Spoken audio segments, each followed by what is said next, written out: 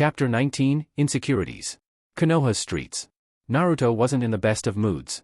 He had been looking everywhere to see if any of his friends could come with him on his mission, and just like yesterday, all his efforts had been a failure. And unlike the day before, he wasn't being accompanied by Katsuchi or Yugao, and looking by himself was far more boring. He frowned with melancholy at being reminded of the pink-eyed girl. Last time he saw her he made her angry, and he had yet to go and apologize as he didn't know what to say to her. She had been pretty mad, and he was afraid that he would only make the situation worse if he didn't properly word his regrets. The Jinchuriki turned the corner of yet another building, hoping that maybe, this time, he would find someone. He groaned in disappointment when he couldn't spot anyone he knew, again. In fact, he didn't see anyone at all. It was an empty street. Not surprising, since that particular area of Konoha was very old and run down, so not many people lived there anymore. He was debating on where to go now, since he had looked almost everywhere, when suddenly, he heard something approaching him from behind, and fast. He turned around and stared in shock as a large white and black tiger leaped at him with his fangs bared. The tiger landed on the blonde, and with a mighty bite he took a good chunk of the boy's torso, only for the wounded boy to disappear and a splintered log took his place. The beast didn't even have time to search for the Jinchuriki as a Fuma shuriken sliced it in half and the bizarre animal dissolved into a black substance. Naruto landed on the ground from the rooftop he had just been standing and proceeded to retrieve the Fuma shuriken he had previously thrown. That was a close one. He just barely managed to pull off a kawarimi substitution with how fast the tiger showed up. He examined his weapon and wondered what was the stuff that the creature had turned into when he slew it. He used 2 fingers to wipe a bit of the dark stuff clinging to the blades of the Fuma shuriken. Is this ink? Thought Naruto as he inspected the liquid. However, he couldn't think on it too much when he noticed several tigers just like the last one rushing at him from the other side of the street. But now that he had his guard up, he wasn't going to let them get the drop on him again. He brought his hands together to make the hand seal for the shadow clone technique, and around the blonde appeared numerous copies of himself. The doppelgangers got to work as soon as they came into existence and gathered in pairs to form Raisengans. When the beasts had almost reached them, the clones lunged at the fake animals with their chakra spheres. The Raisengans clashed with the tigers and tore them to shreds, splattering the surrounding buildings with ink. With that threat taken care of, Naruto hastily started looking around the vicinity. Since someone had to be making these creatures, whoever it was couldn't be far. It just took him a few seconds to notice a guy sitting on the roof of one of the far-off buildings. The boy was very pale and had an open scroll on his lap. Naruto guessed that he had to be the one responsible for these attacks, and along with his clones, he rushed at the pale boy to make him answer for this unprovoked assault. The strange young man saw that Naruto finally noticed his presence. Took him long enough. He took his brush and scribbled on his scroll with impressive speed, then he made a single-hand seal, Ninpo, Choju Giga, ninja art, super beast imitating drawing. With that action, several black and white wolves materialized from the paper in the scroll before sending them after the blondes. Naruto saw the ink canines approaching him fast, and in response, he rapidly made a few more clones who he sent to keep the wolves busy. The doppelgangers and the ink creatures met violently in the middle of the street as clones and beasts were being destroyed left and right, covering the area in smoke and black ink.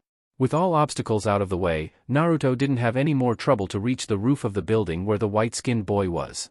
The boy saw Naruto coming, so he put away his scroll immediately and pulled out the tanto on his back, which he used to parry a kunai slash from Naruto.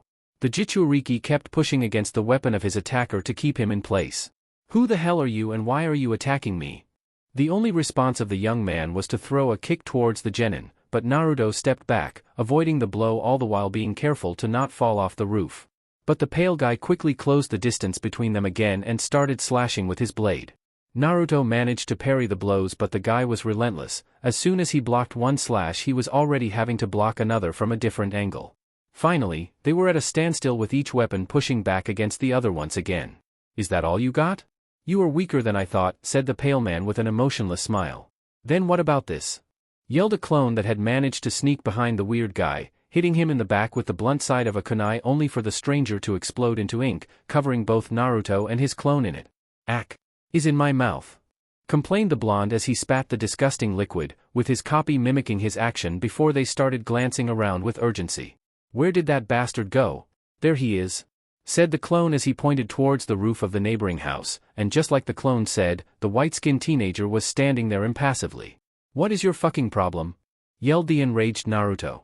He had noticed the Konoha forehead protector on the guy, so at the very least he knew that he wasn't from another village.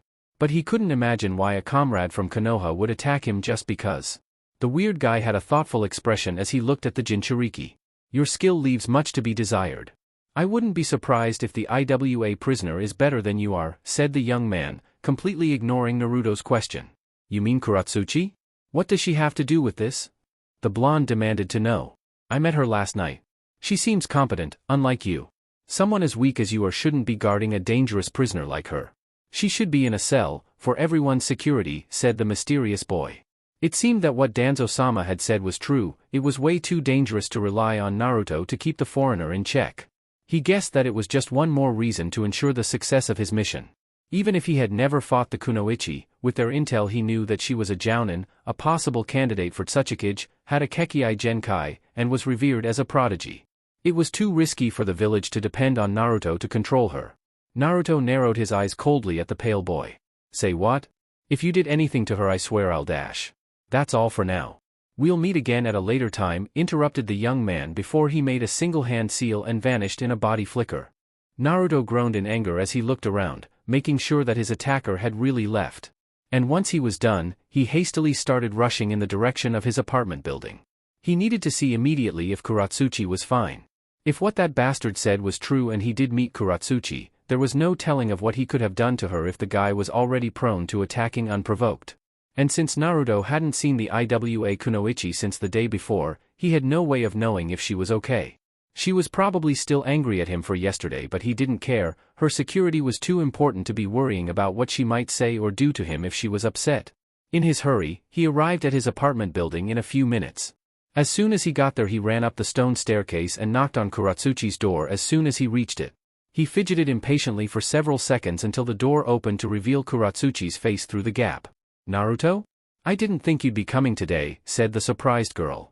Last time they saw each other she told him to leave her alone for a while, and even if she wasn't angry anymore she presumed that the blonde had taken her threat seriously since he hadn't come to visit all day. What's the matter? Asked Katsuchi when she noticed that the Jinchuriki looked disturbed and his clothes were covered in black ink. Katsuchi, are you okay? You are not hurt or anything like that? Asked the altered blonde. I'm fine, why wouldn't I be? Inquired the tomboy with a raised eyebrow. You see, I was walking on the street minding my own business when this crazy guy showed up with ink animals. I fought him and he told me that he saw you, and since I didn't know if you were still angry with me I didn't want to risk it, so I thought that, MMPH. Naruto's ramblings were silenced when Katsuchi put a hand over his mouth. Calm down. I didn't catch anything of that, said the girl. Why don't you come in and then you can take your time explaining to me, whatever the hell you said? Naruto nodded dumbly in affirmation, which made Katsuchi take her hand off his mouth. So, can I come in then? Mumbled the genin. I just said you could, didn't I? And you pay for the place so you are in your right, said Katsuchi as she stood aside with the door open. Right? Thanks for inviting me in, said the blonde as he stepped into her apartment and the tomboy closed the door behind him. Naruto felt a bit weird being in Katsuchi's temporary home as it was the first time actually entering the place, since most times they met at his own apartment. You are acting odd today, noted the tomboy as she took a seat on the sofa beside the coffee table. It's just that, is my first time being here and all.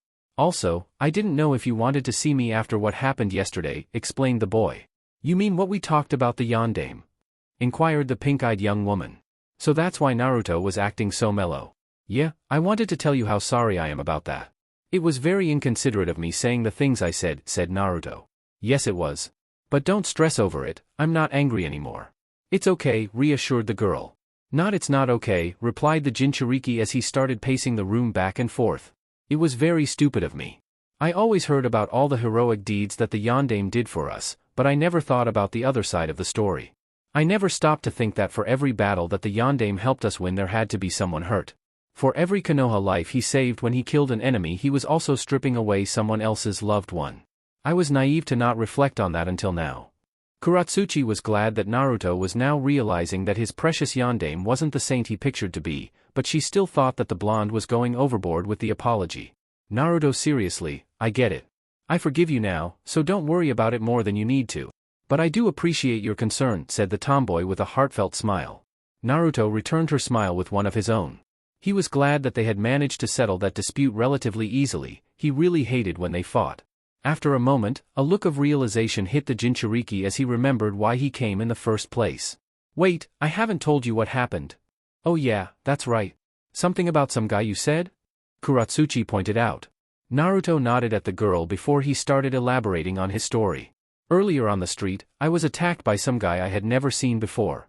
We fought and he ran away, but before he did he said that he met you last night. I came here as fast as I could to make sure he hadn't attacked you too. Kuratsuchi widened her eyes at that. Wait a minute. Was that guy by any chance a pale-skinned smiling weirdo that dressed like a faggot? Yeah, that's him, said Naruto. He wasn't sure about the faggot part, but he guessed that the boy did dress strangely. A bare stomach was a weird style choice for a guy. He didn't hurt you, did he? No, he just said some things to me. Annoying stuff, but he didn't lay a hand on me, explained the pink-eyed girl as her look devolved into one of gloom.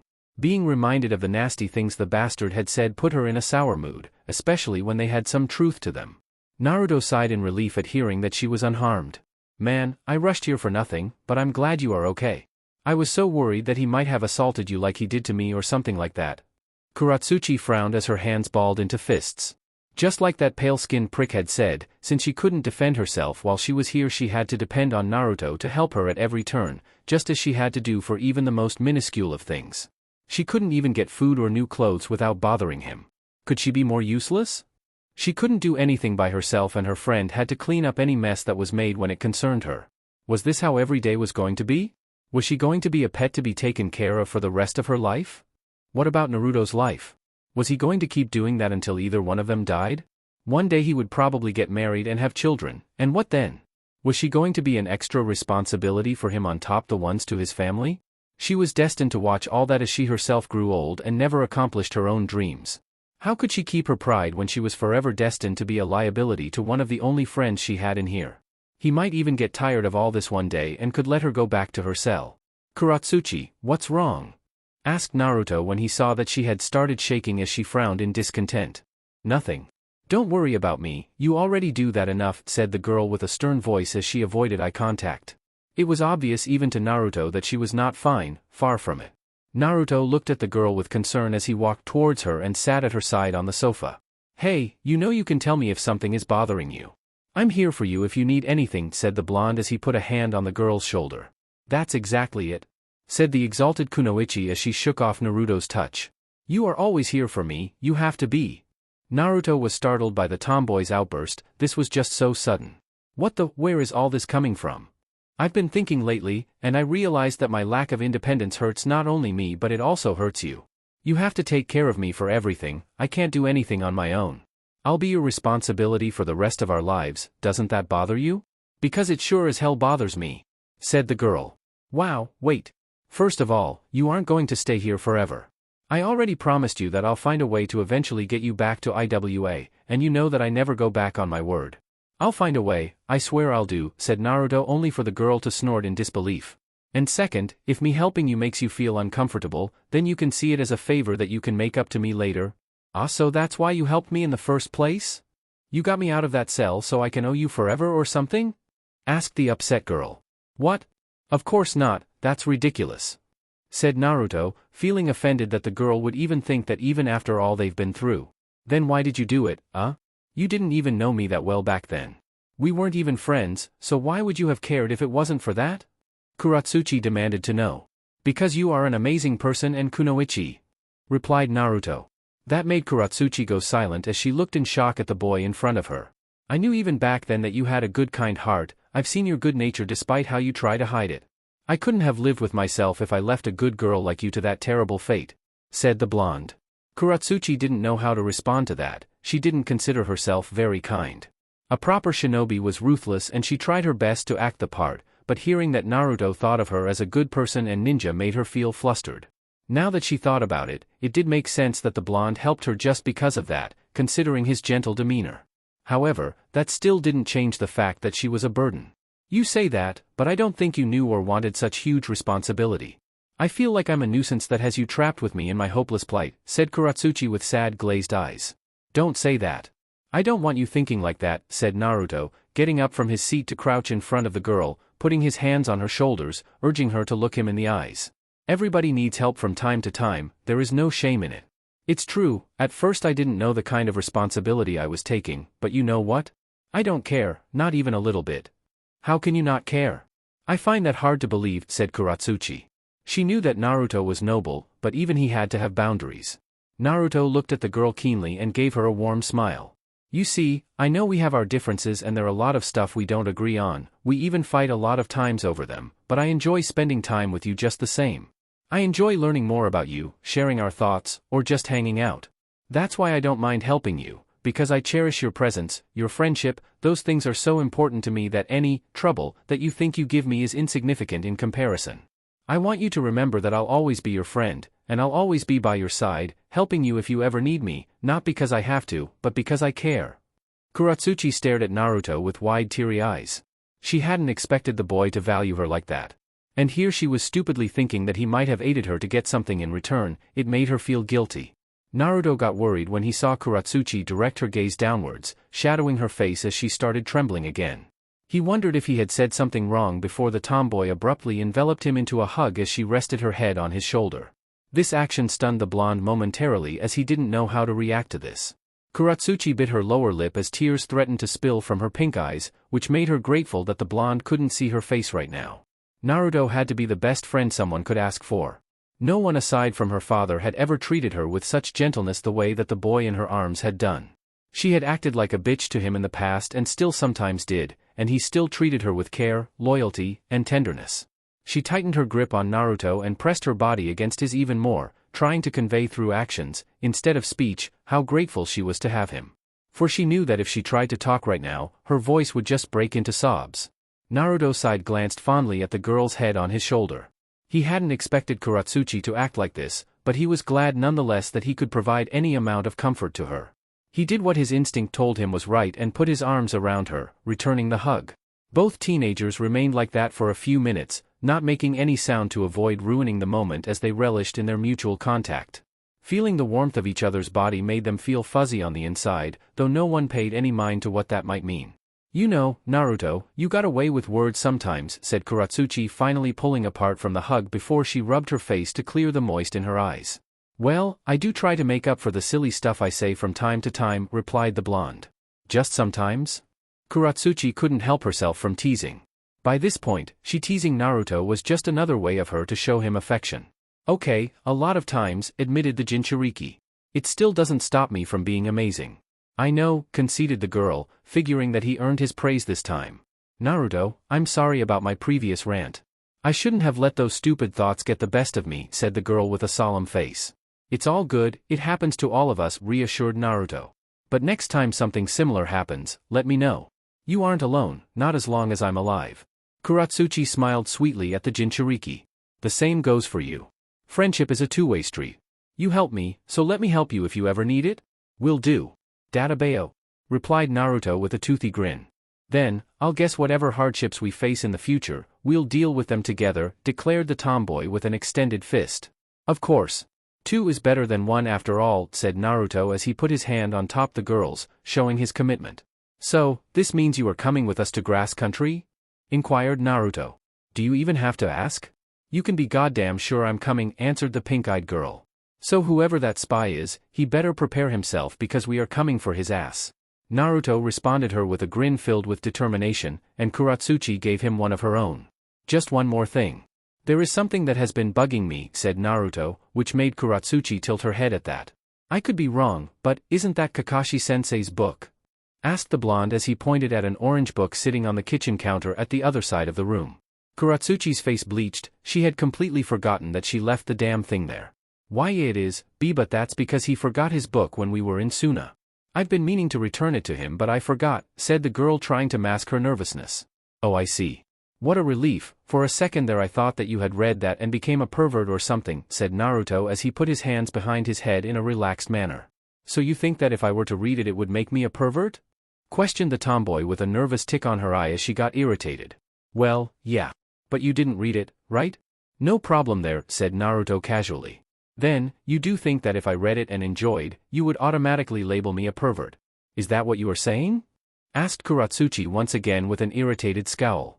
Everyone I know that reads that book is a huge pervert.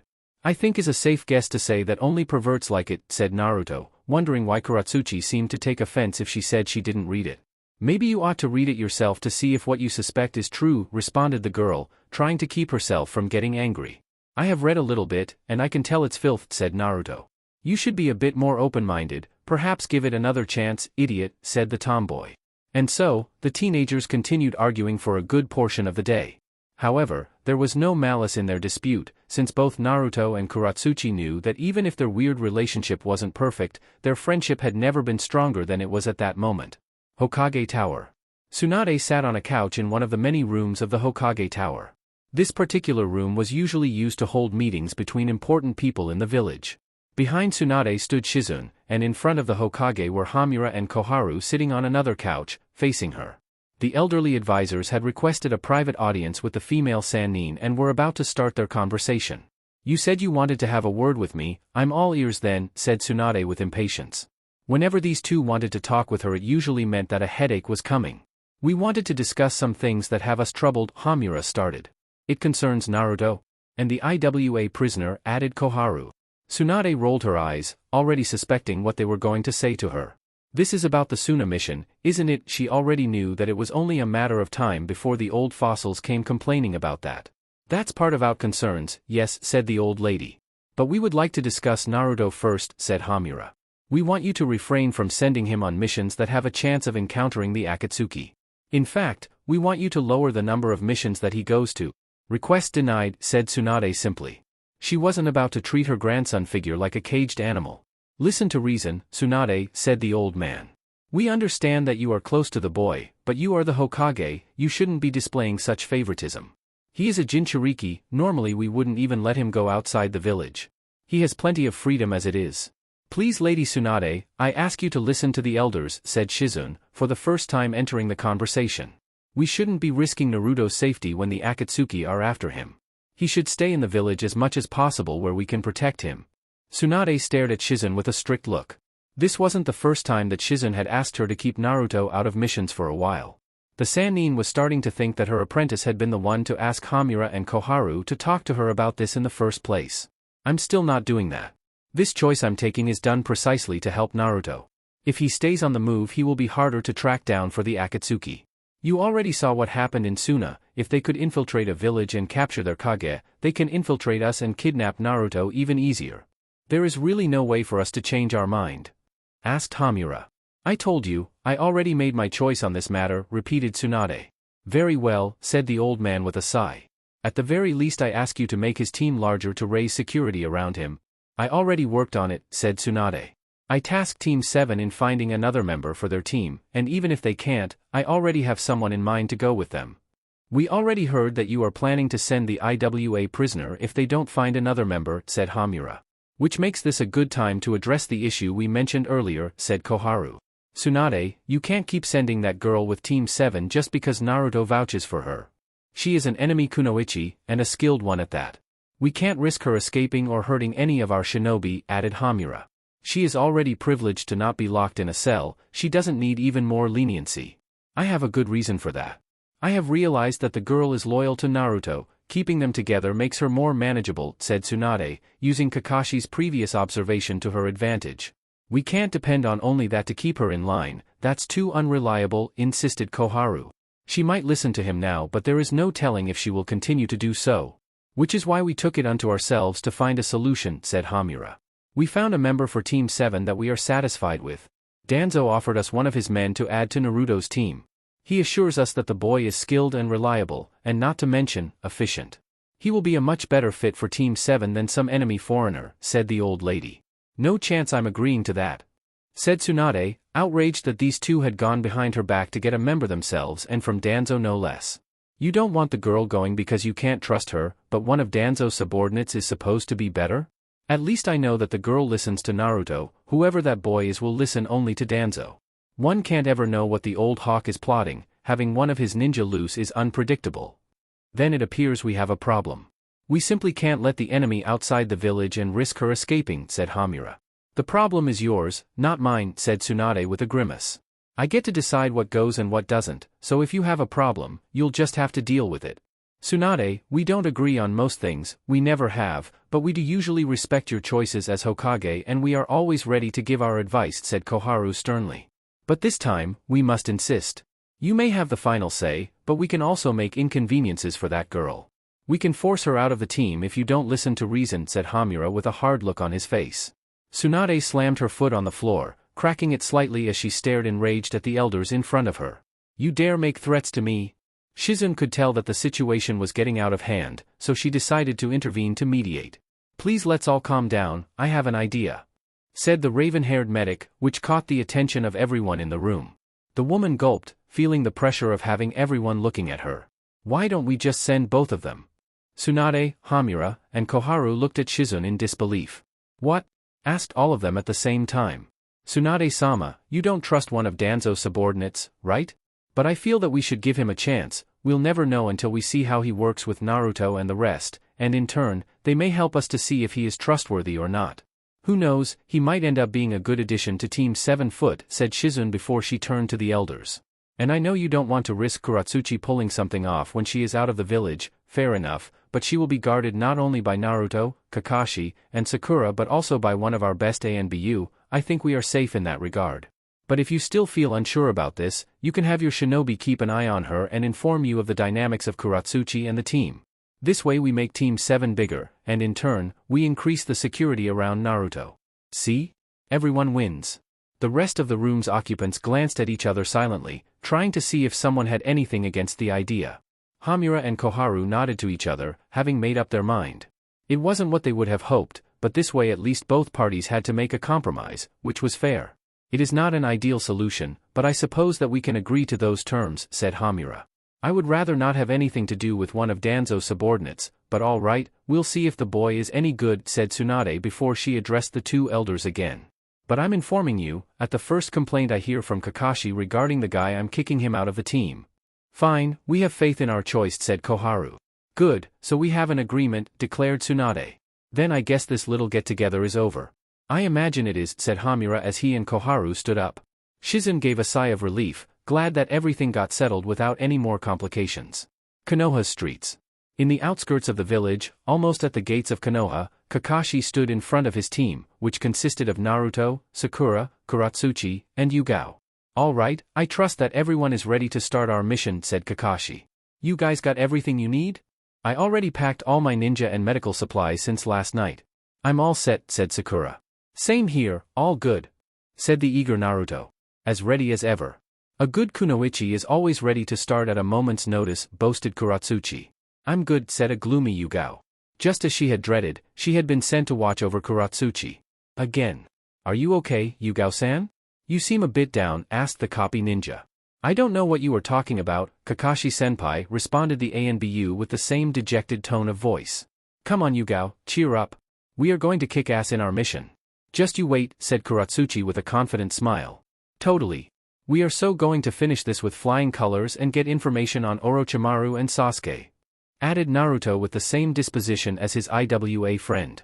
I'm glad to see you both so enthusiastic today, especially you Katsuchi, said Kakashi with an eye smile. Yugao eyed the duo with curiosity.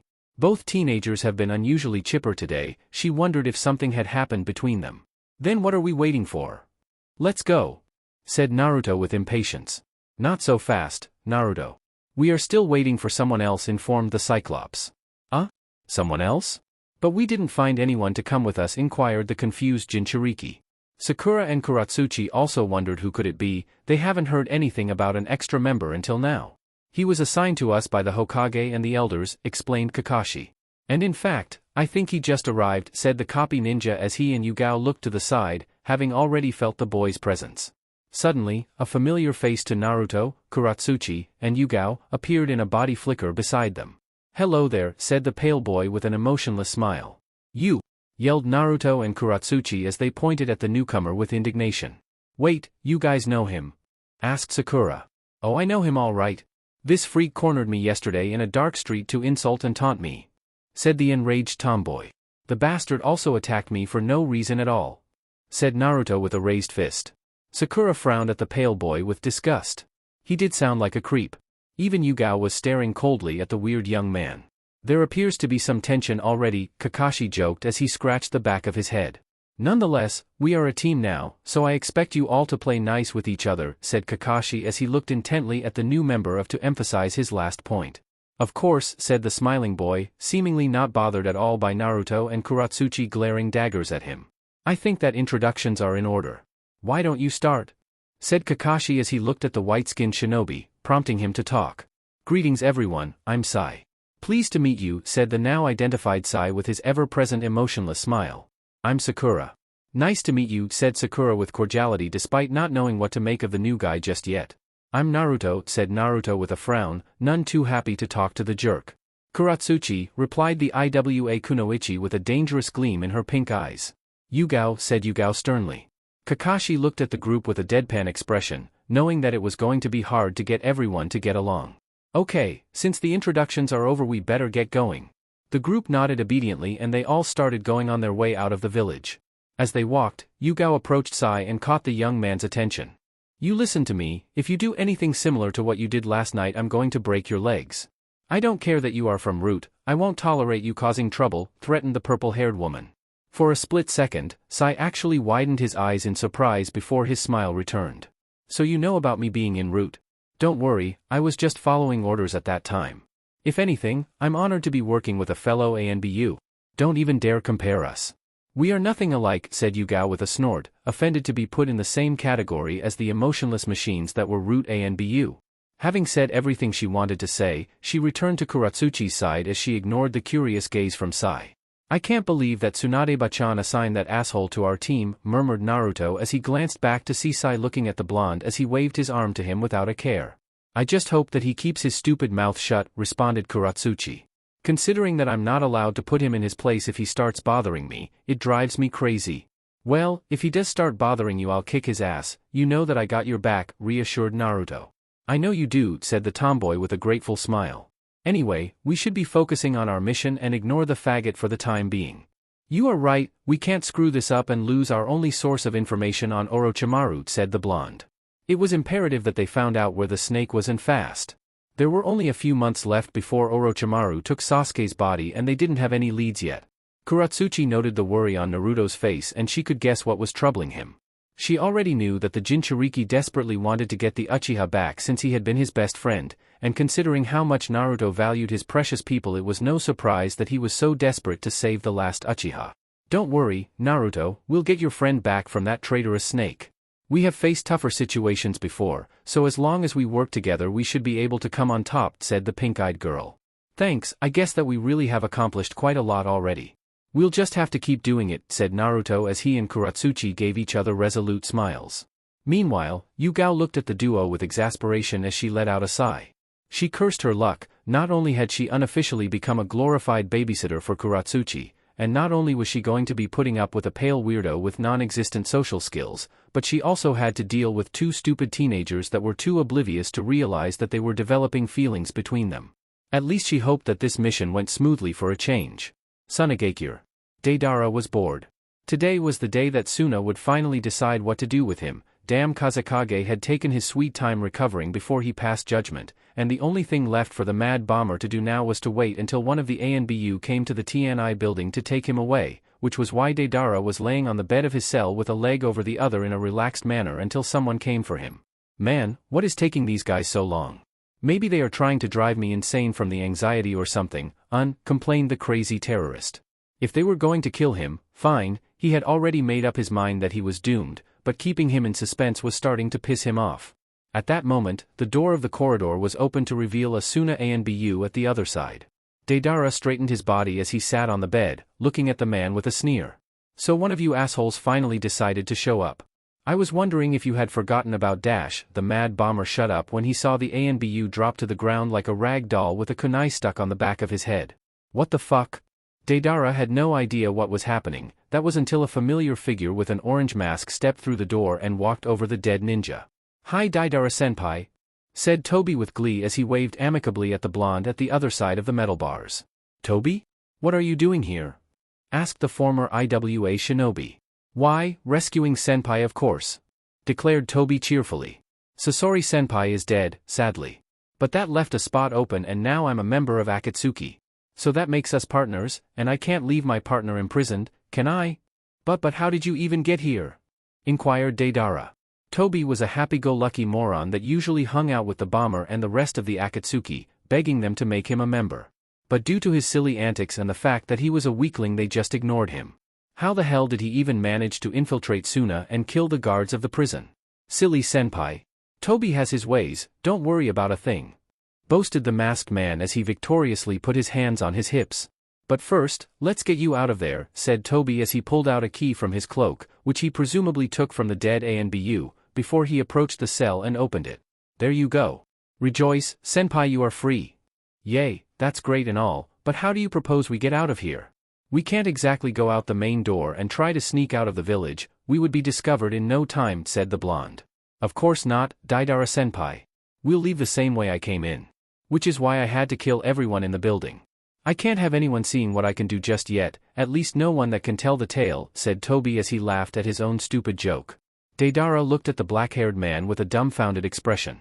He didn't know that Toby had it in him to kill a bunch of people in cold blood and then laugh it off.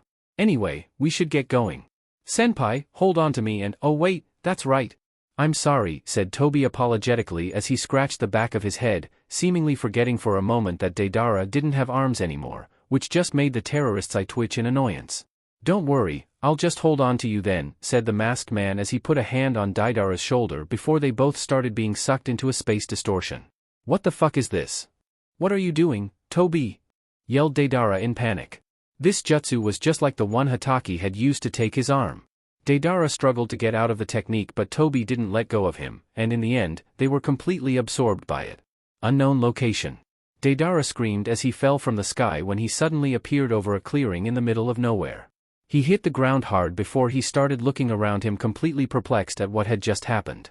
After that, Toby appeared alongside him in the same space distortion from earlier before the cheerful man walked towards Deidara. See? I said you that I would get you out of there, Deidara-senpai. Deidara stood up with urgency as he started taking in his new surroundings. Wherever they were now, they definitely weren't anywhere close to Suna if the grass they were standing on and the numerous trees around them were anything to go by. The bomber turned to the black-haired man to get answers. Toby, what the heck did you just do? And how? Haha. I told you already, I have my ways. Exclaimed the masked man with joy.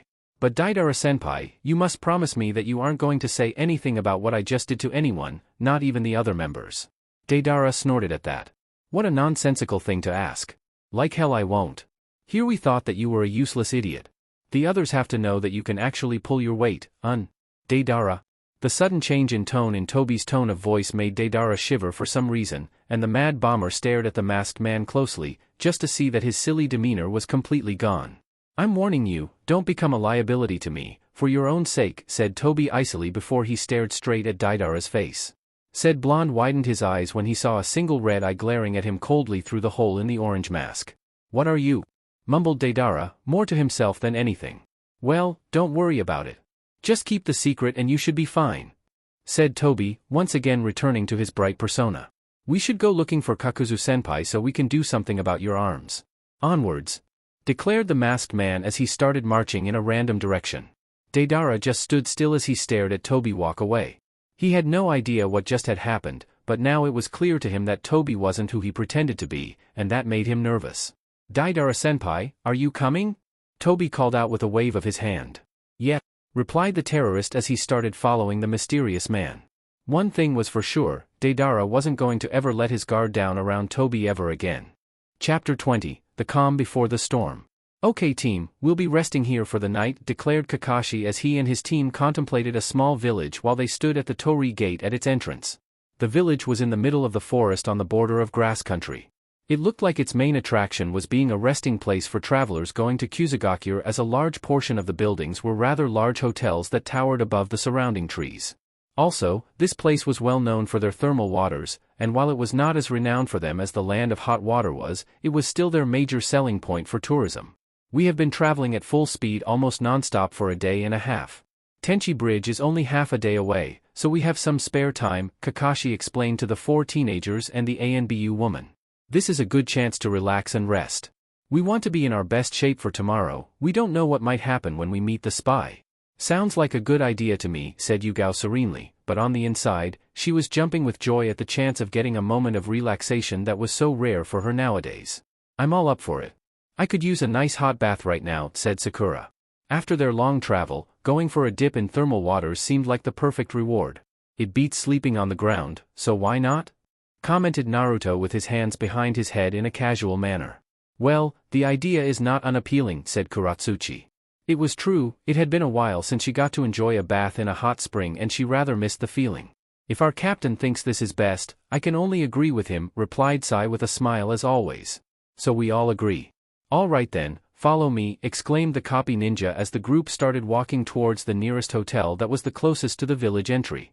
They all took the opportunity to glance around the village to get a feel for the place. Around the hotel were what appeared to be restaurants, souvenir stores, and snack stands. This place was obviously heavily focused on catering to tourists. And even though it was nighttime already, one could still see several people walking the streets buying from the nearby shops. It only took them a few minutes to register on the hotel, and after being assigned their rooms, they proceeded to go further into the large building to look for them and unpack. The rooms were among the many others that were in a wooden hall.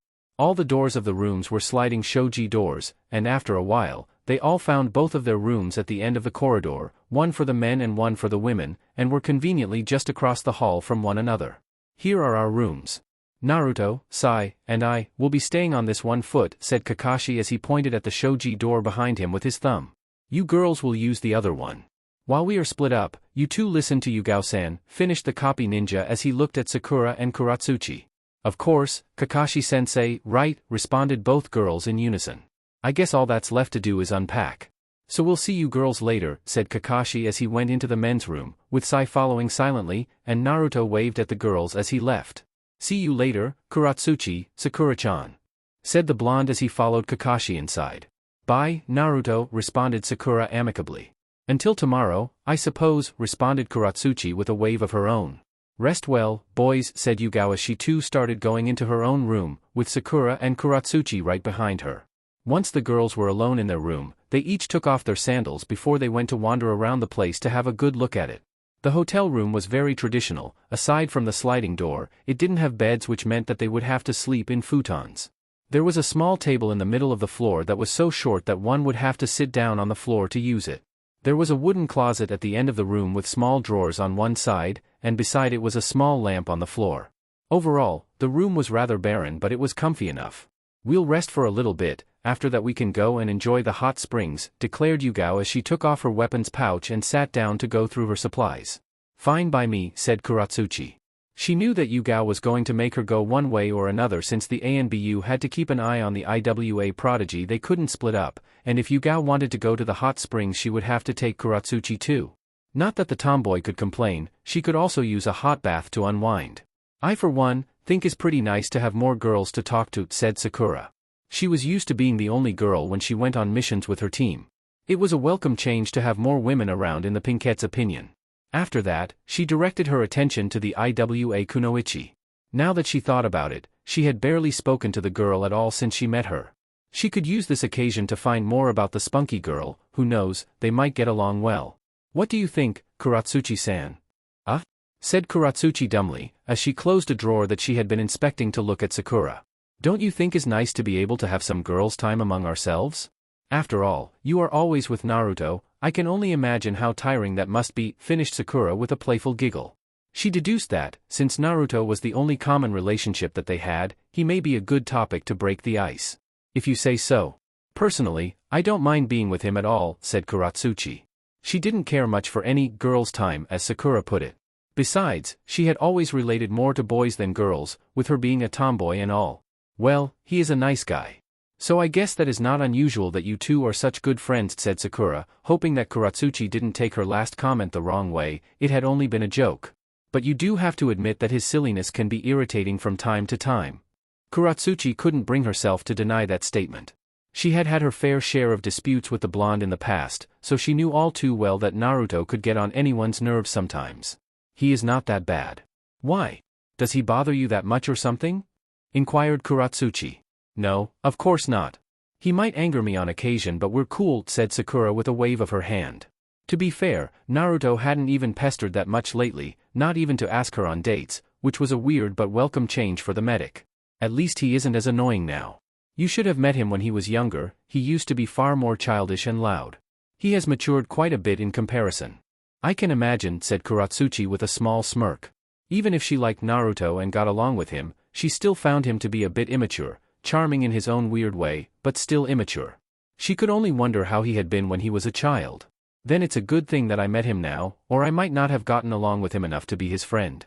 Yeah, it is probably for the best, agreed Sakura with a smile. It wasn't easy being on a team with him. Sasuke-kun used to get so irritated by him and would always be so moody.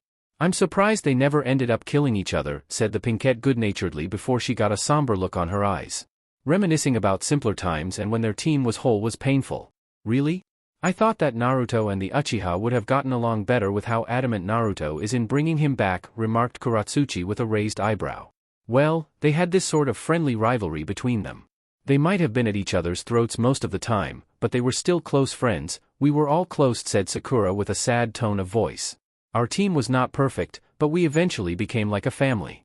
If it hadn't been for Sasuke's brother and Orochimaru's interference, he would have never left us. Naruto hasn't forgiven himself for failing the mission to bring him back, even though he did everything he could. So, he went on a mission to retrieve him and didn't manage to get to the Uchiha fast enough? Asked Katsuchi.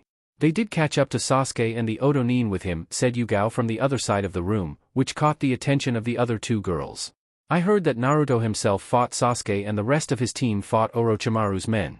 Naruto was the only one to lose his battle and the Uchiha got away. But even though no one died that day, they came pretty close to. If it hadn't been for Suna's support, they all might have perished, said Yugao coldly. The ANBU didn't have a high opinion of the last Uchiha. For a shinobi, there were very few things more important than loyalty to your village, to your comrades. Sasuke left the village. That fact alone would have been enough to label him a missing nin, but on top of that he almost got a bunch of his friends killed. The purple-haired woman was a firm believer of Kakashi's usual phrase, those who don't follow the rules are trash, but those who abandon their friends are worse than trash, and Sasuke had done both. It seemed that Katsuchi shared Yugao's sentiment. What? That is why we are doing this mission, to get info to save that kind of guy? Exclaimed Katsuchi in astonishment and rage.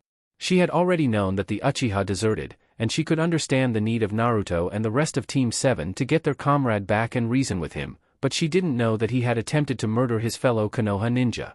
Yes, she might have attempted to kill Naruto in the past, but she hadn't been his friend yet. She had no reason to care at the time, but this Sasuke prick was already Naruto's friend and he knew how desperate his team was to get him back, and he still tried to kill the blonde.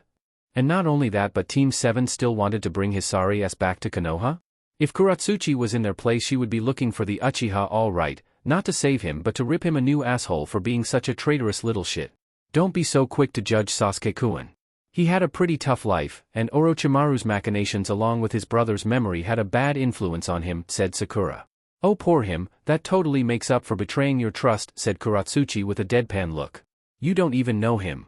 So don't talk about Sasuke-kun like that. You have no right, said Sakura, getting a bit agitated. I don't need to know him to know that he is an asshole, said Katsuchi coldly. Everyone has problems, that doesn't give him a right to treat his comrades like dirt. Yugao saw Sakura clench her fists as her glare towards the tomboy intensified, so the ANBU chose that moment to intervene lest things got out of hand. Okay, that's it for now, you two, said the purple-haired woman as she approached the two girls and put a hand on the shoulder of each one.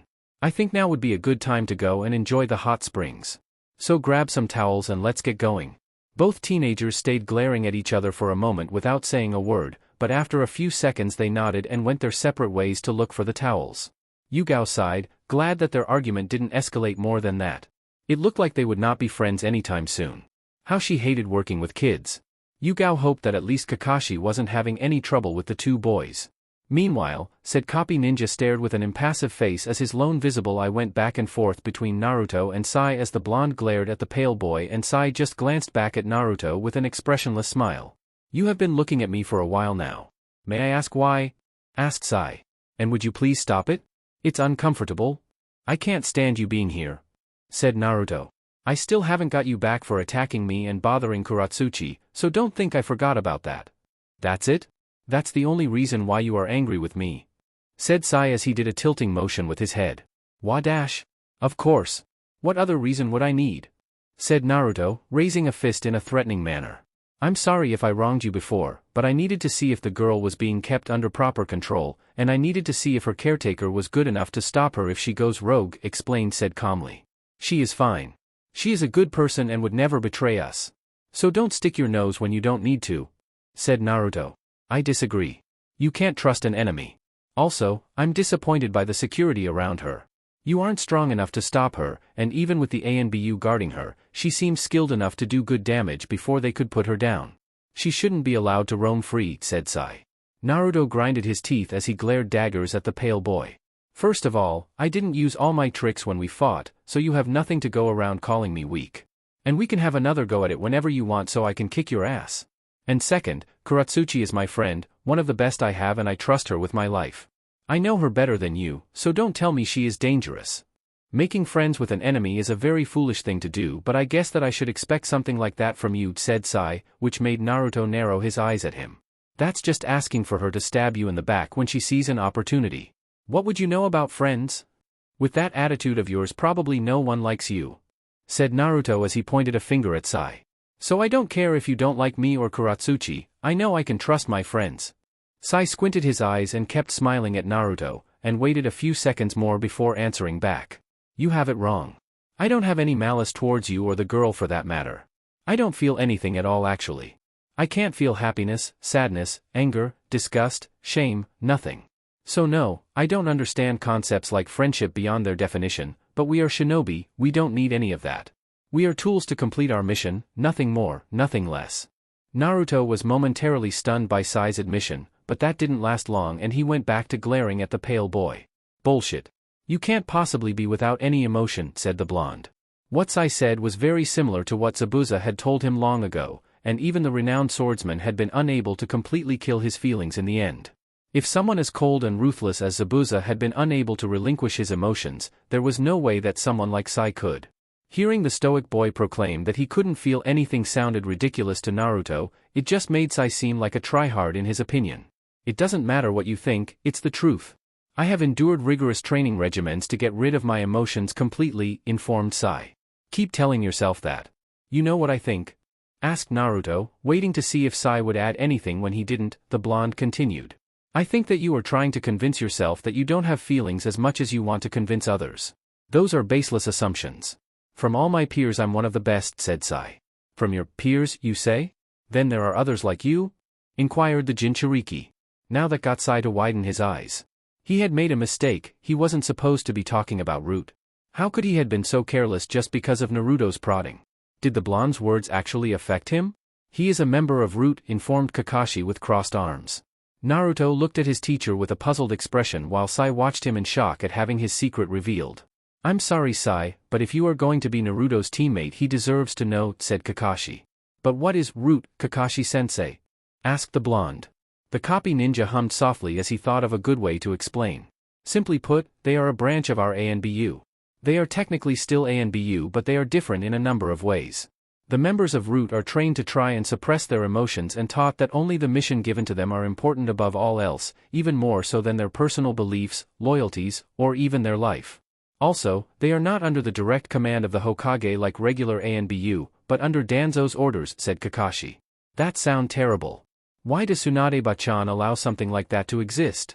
They should be disbanded, exclaimed Naruto as Sai looked at both of them with an unreadable face. Officially, they are disbanded, but they still operate underground. As I said before, their loyalties aren't with the Hokage, they won't disappear just like that even if the Hokage says so, Kakashi pointed out. The Hokage did have the means to completely eradicate the organization, but doing so might risk a skirmish between Konoha shinobi, as that action would cause a divide between both factions of the ANBU. Add that to the fact that Root was unnecessarily evil, there were a lot of less than savory things that had to be done regularly for the village prosperity, and Root took care of those assignments. It wasn't an ideal situation but that was how the world worked. Naruto stared horrified at the copy ninja's explanation before he redirected his gaze to Sai. How can you be okay with being part of such a repulsive organization? They treat you like trash as if you didn't matter. Naruto couldn't comprehend how someone would be fine in working under someone that saw you as less than human. It might seem awful and inhuman to you, but what we do is make us into proper shinobi. Most ninjas have forgotten that we are meant to be weapons for our people's benefit. In Root we just strive to continue to uphold the true meaning of a shinobi, explained Sai, still as calm as ever. Naruto was about to give another rebuttal when Kakashi interrupted him. Sai, I get what you say. I used to be the same way, said the copy ninja softly. I was once a member of ANBU, and I was one of its best members, mainly because I did my best to kill my emotions and become the image of the perfect shinobi I had in my mind. Just like Root Ninja, I only thought of the mission and the mission only. The only times I would stray from my objectives is if I had to help my comrades, but aside from that I did only what was best for the completion of the assignment, and always with a cold and stoic disposition. I fail to see what the problem is if you always completed your missions with flying colors, said Sai. The problem is that I was losing myself, said Kakashi eerily. I was starting to become detached to everything and everyone around me. A shinobi that feels strongly that the cause he is fighting for is worth all the struggle, is a shinobi that performs at the best of his ability, even more so than an emotionless killing machine. Now I'm grateful that the Sande made me get out of the ANBU, or I might have ended up worse. Emotions are the cause of every conflict in history. Emotions breed hatred, which in turn breeds war. It's better to be a machine than incite war, replied Sai stubbornly. Naruto had had enough of hearing Sai's ridiculous logic and decided to really give him a piece of his mind. Emotions are what shape people in the first place. Naruto's outburst actually startled Sai and made him stagger a little bit. Yes, without emotion there would be no wars, but there would be nothing else either. Naruto continued. What we feel for other people is what makes them worth protecting in the first place.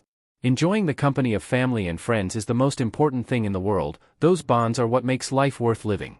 And even when we feel bad, like when we are sad, or angry, or whatever, that is still fine too, because that is how you know you are alive, and as long as you live you can always find something to enjoy in life. If we didn't feel anything we might as well be dead. Sai was speechless, he didn't know how to respond to what Naruto had said. The blonde did have a point. If people didn't care about other people, then what sense did it make to have ninja to protect their friends and family? A good example was Kirigakure when they started making academy students kill their classmates in an attempt to make them kill their emotions, which resulted in an entire generation of sociopathic killers.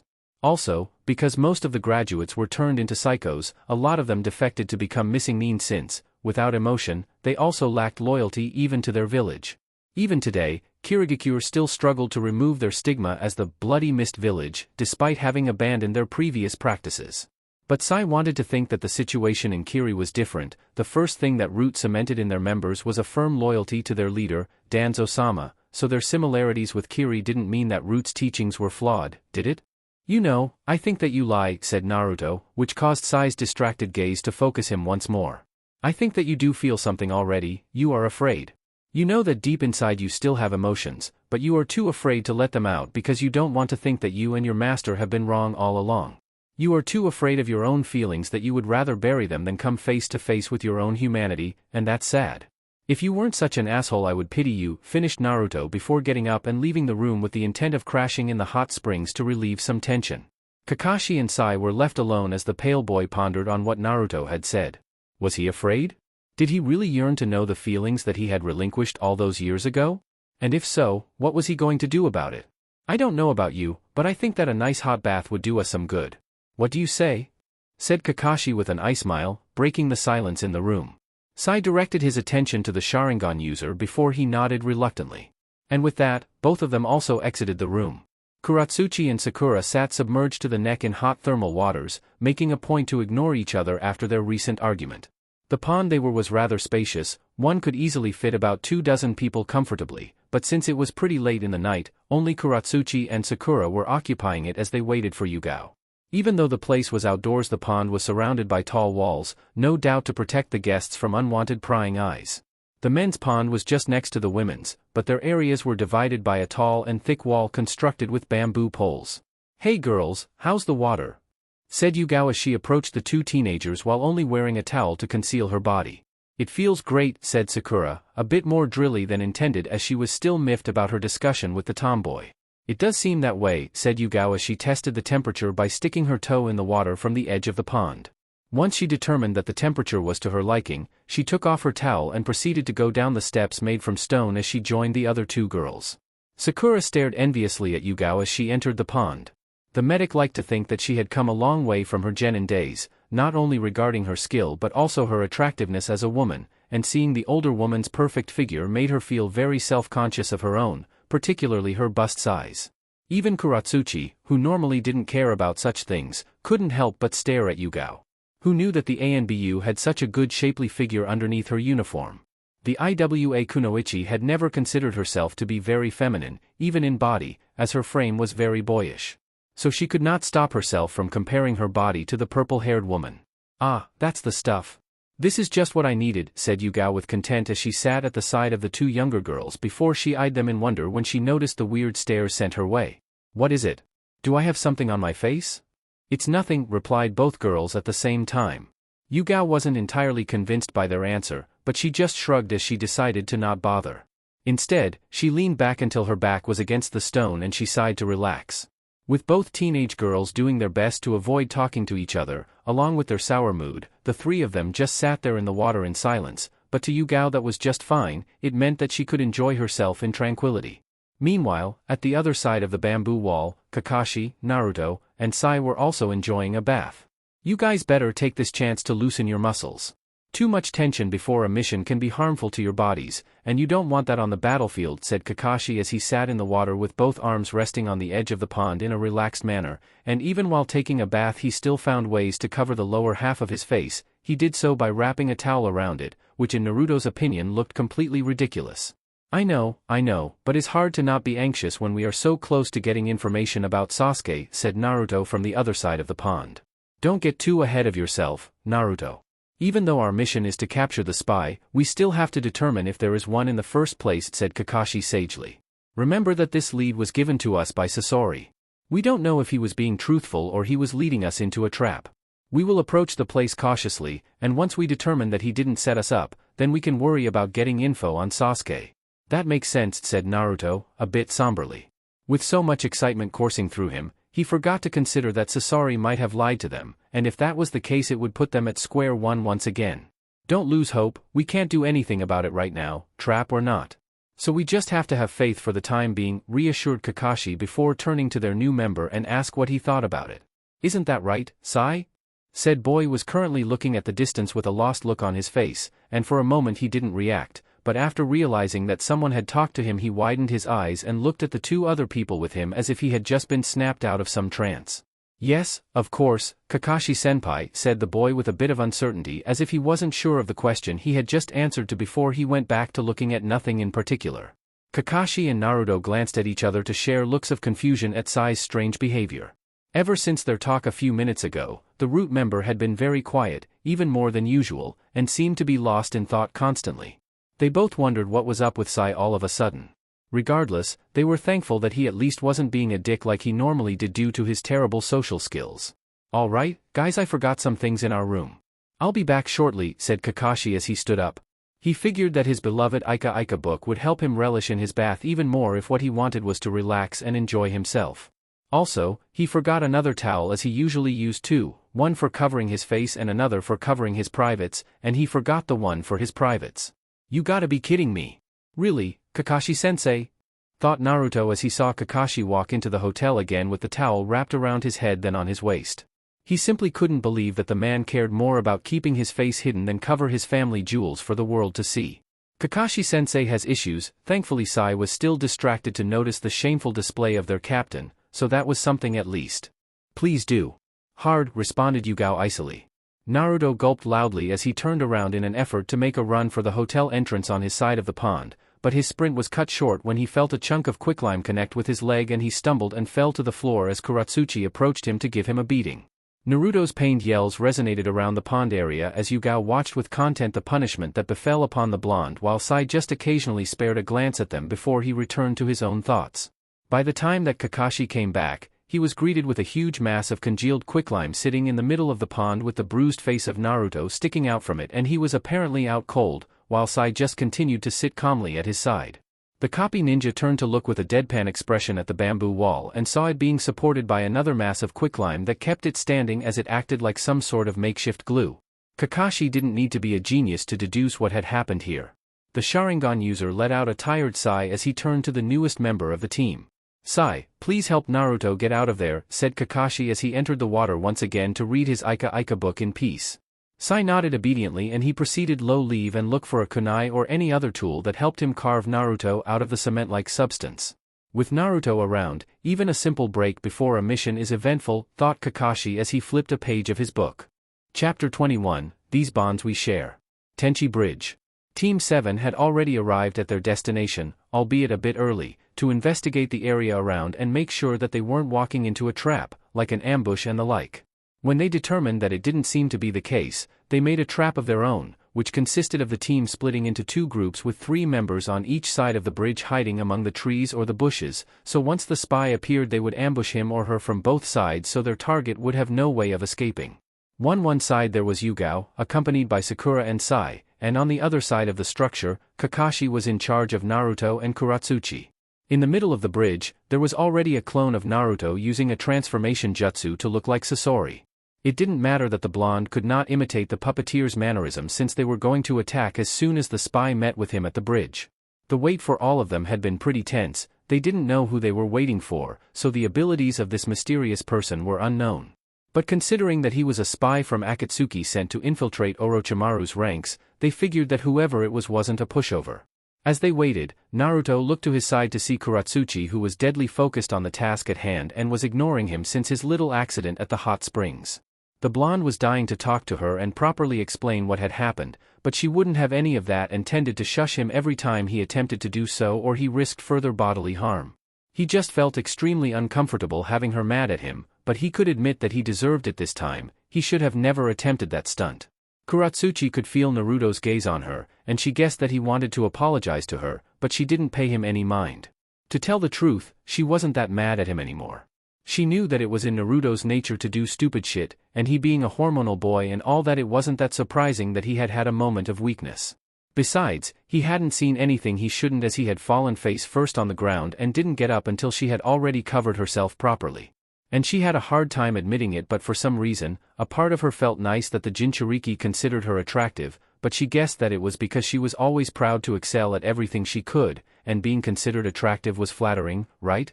Because what else could be making her feel like that?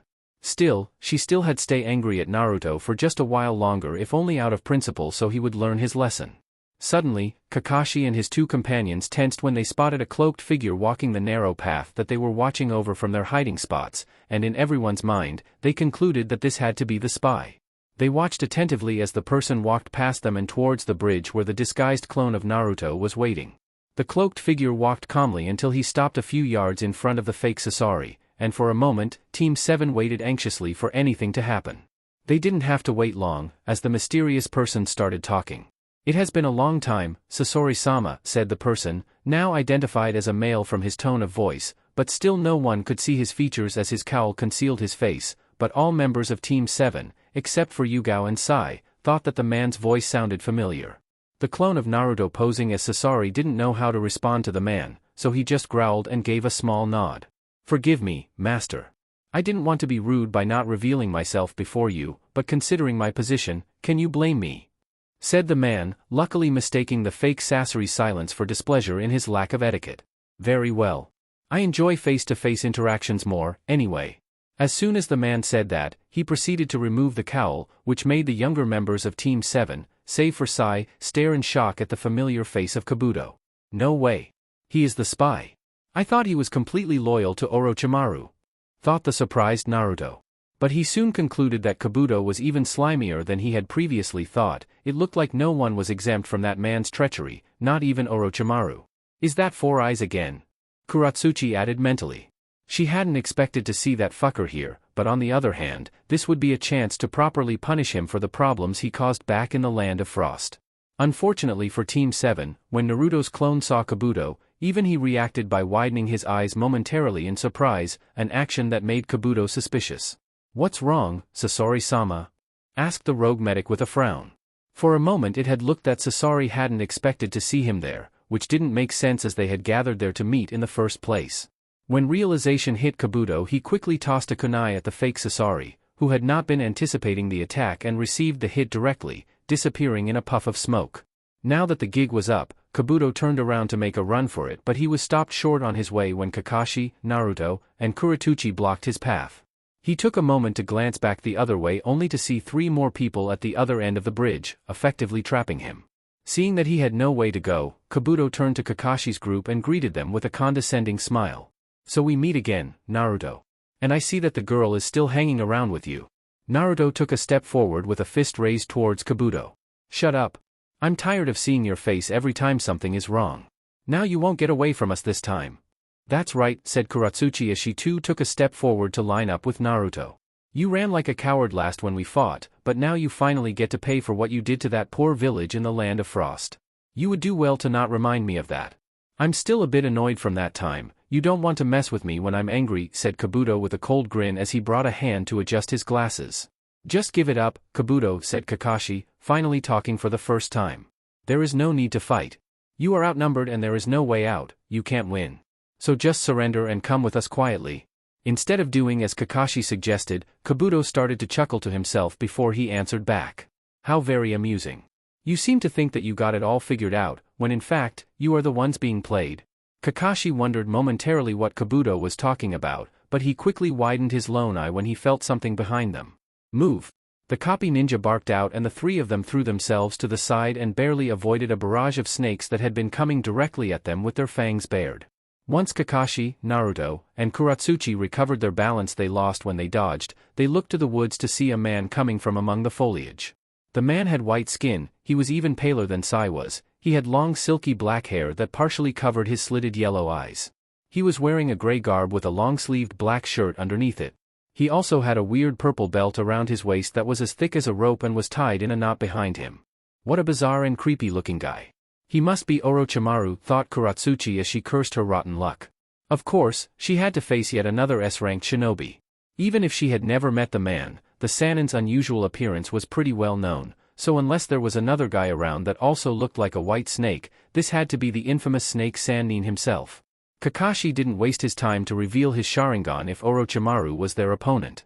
He narrowed both of his eyes when he now realized that Kabuto had been acting like a spy, but he was actually planning on turning on Sasori and had brought Orochimaru to help him deal with the Akatsuki member. What do we have here? We were expecting to find Sasori-kun, but this is fine too, said the pale man in a raspy voice before he chuckled eerily to himself. Hello Naruto-kun, long time no see.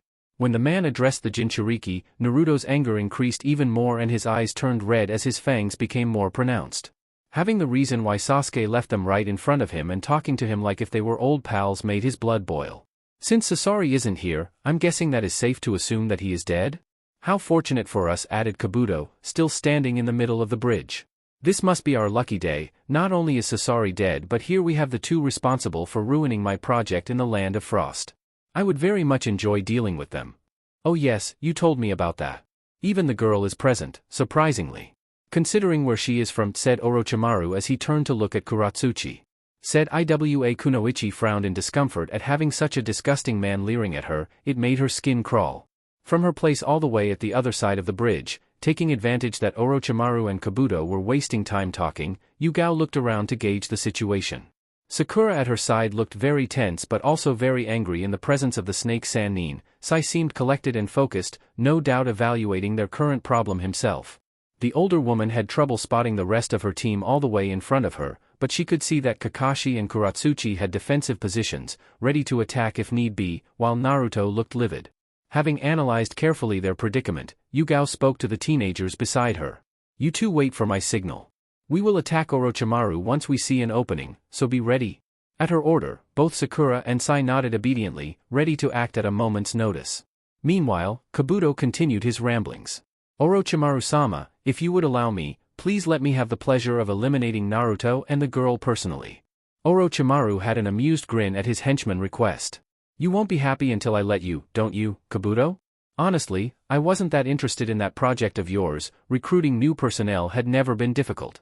But I guess I can understand your frustration, you were the one who worked the hardest on our branch in the Land of Frost after all, commented the Sannin flamboyantly. However, I would advise against killing Naruto-kun and his friends. They have already dealt with Sasori, so letting them take care of a few more members of Akatsuki for us isn't a bad idea. Regardless, if you really feel the need to get revenge on them, I suppose letting you have the girl is fine. As soon as Orochimaru's words left his mouth, Naruto was in front of him with a clawed hand swiping at his face as a red chakra cloak with two tails enveloped him. The force of the blow was such that the trees around the Sannin were unrooted and the pale man was sent flying through the woods. Don't you dare touch her! Yelled an enraged Naruto. Orochimaru had already taken Sasuke from him, he would not let him take Katsuchi too. He would tear Orochimaru piece by piece for even mentioning it. Katsuchi and Kakashi stood stunned by the display of raw power that Naruto used to repel the Sannin with. Kabuto took their distraction as a good opportunity to attack Katsuchi now that she had her guard down. He started rushing at her with his hand surrounded by a chakra blade with the intent of striking a vital organ.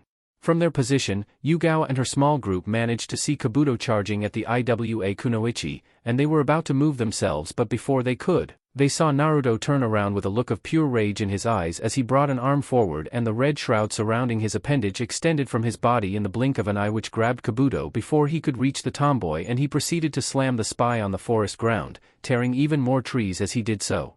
Sweat rolled down Katsuchi's brow at seeing Naruto's brutality. She knew that the blonde might have killed Kabuto with that last attack. It wasn't like the good-natured boy to be so savage in battle. She had forgotten how bad the effects of the Kyuubi's chakra was on Naruto's psyche. Meanwhile, Kakashi hastily scrambled through his weapons pouch to find a certain seal tag that Jiraiya had given to him in case that Naruto lost control of the Kyuubi. He was supposed to place it on the boy's skin and it would suppress the malevolent aura. And seeing that Naruto wasn't getting any calmer, he would do well to use it now that the blonde was still somewhat reasonable. Their attention was diverted from Naruto when they heard someone snickering from the forest. "That's it? After all these years I expected more from you, Naruto-kun," said Orochimaru with a derogatory smirk as he came to view in the distance. Naruto's eyes got even sharper when he heard the Sannin's voice again, and with that last taunt, a third tail manifested itself on his chakra cloak. With his power boosted even further and his control thinning, Naruto gave a deafening roar that produced a shockwave directed at Orochimaru, so strong it was that it even made Katsuchi and Kakashi stumble back despite being a few yards of distance between them and the Jinchuriki. Orochimaru saw the attack coming from a mile away and he easily dodged to the side by slithering across the ground, contorting his body unnaturally as he moved like a snake around the trees. However, Naruto didn't miss a beat and pressed his attack by rushing to Orochimaru with amazing speed and using a barrage of slashing attacks with his claws, but the Sannin used his abnormal dexterity to continuously dodge the swipes as the Jinchuriki tore through the landscape even more with each missed blow. Kakashi cursed under his breath. He had been too late to put the tag on Naruto. It was obvious that the boy had lost control by this point. He wouldn't have used that last attack with no reward for his comrade's safety if he was still sane. He knew from Jiraiya that while Naruto could technically keep his control with 3 tails, he had to have a clear head to do so. With his anger right now, that simply wasn't going to happen. Now getting close to the boy to apply the tag would not be easy, not when he was berserk and fighting a dangerous S-ranked missing nin. "Kakashi-sensei, are you alright?" said Sakura with urgency as she arrived at her teacher's location with Yugao and Sai in tow. "I'm fine, instead we should worry about doing something about Naruto," replied the copy ninja. "God, I can't believe I'm looking at Naruto right now. The Kyuubi's chakra is such a terrifying thing," thought Sakura with worry as she redirected her attention to the Jinchuriki. She could barely see her blonde teammate from her position as he engaged Orochimaru, but the dust from his rampage could be seen clearly. The fox's chakra felt so foul that she wasn't sure if they were safe either. "What do you propose we do, Captain?" asked Sai, still keeping his cool even with everything that happened. "We have to suppress the Biju's chakra. At this pace, Naruto will become a threat to everyone here, even himself. We can't allow this to continue," said Kakashi with authority. "Suppress it? How do we do that?" inquired Yugao. "I have something that Jiraiya-sama gave me that will do the trick, but I need to get close to Naruto for it to work. We'll have to follow him at a safe distance until an opportunity presents itself," said Kakashi. "Remember, stay far from Naruto or you might end up in the crossfire. Is that understood?" Everyone nodded in understanding at Kakashi's warning, and with a plan of action decided, they all got moving. By the time they caught up with Naruto, he had just gotten another tail and had just started going through changes that they had never seen Naruto undergo before, even under the effects of the Kyuubi. "What the hell is happening to Naruto?" thought Katsuchi as she and her companions looked in horror at the Jinchuriki. Naruto gave a thundering yell of both anger and pain as his skin started tearing off his body and the blood gushing out from the resulting wounds mixed with his chakra cloak, tainting the entirety of his body as it enveloped him in a crimson shade that served to make the appearance of fur, but the consistency looked almost liquid in nature. Then his eyes became completely white and they almost seemed low glow. By the end of the transformation, the boy looked like a miniature demon fox. "Oh my, now that's more like it," said Orochimaru with anticipation. "Show me how much you've grown, boy." As soon as Orochimaru muttered those words, Naruto was upon him with renewed energy. Orochimaru widened his eyes in shock when Naruto closed the distance with him so fast that he couldn't dodge his next swipe and it tore his body in two. Team 7 gasped in astonishment when they saw Naruto deliver a seemingly fatal blow to the Sannin only for snakes to come out of the wounds which weaved into each other to reconnect the body of the man as if he had never even taken a scratch. When the feral boy realized that his attack didn't work, he roared at Orochimaru before lunging at him again with his claws, but this time, when he connected with the snake-like man, he turned to mud as the real one emerged from the ground below, head first with a blade coming through his mouth, and took the Jinchuriki with him, pinning the boy's back against a rock as he held him in place with the sword. However, to Orochimaru's dismay, his blade, despite being one of the sharpest in the world, failed to pierce Naruto's skin, and the miniature Kyuubi just took the sword with his bare hand and pulled Orochimaru towards him, and in one quick motion, he bisected the Sannin again and sent his upper half soaring through the air a considerable distance away. The mangled body of Orochimaru stood motionless for a moment before two hands stuck out from the mouth of the man and pushed the way aside for another Orochimaru to come out, effectively resembling a snake changing his skin. "You have turned into a fine Jinchuriki," Naruto-kun praised Orochimaru after having regenerated from all the damage done to him. "But you still have ways to go before you reach Sasuke's level, or mine for that matter." Naruto, instead of attacking again like Orochimaru had estimated, let out yet another savage roar, but this time as he did so, several orbs of what appeared to be chakra separated from his body and melded into a gigantic dark sphere in the sky. Team 7 and even Orochimaru stared agape at the ball floating above them. The chakra orb was so dense that it was even casting a shadow on all the people below. "This is just insane. What kind of battle is this turning into?" thought Yugao in alarm, and by the looks of her comrades, they all must have had similar concerns.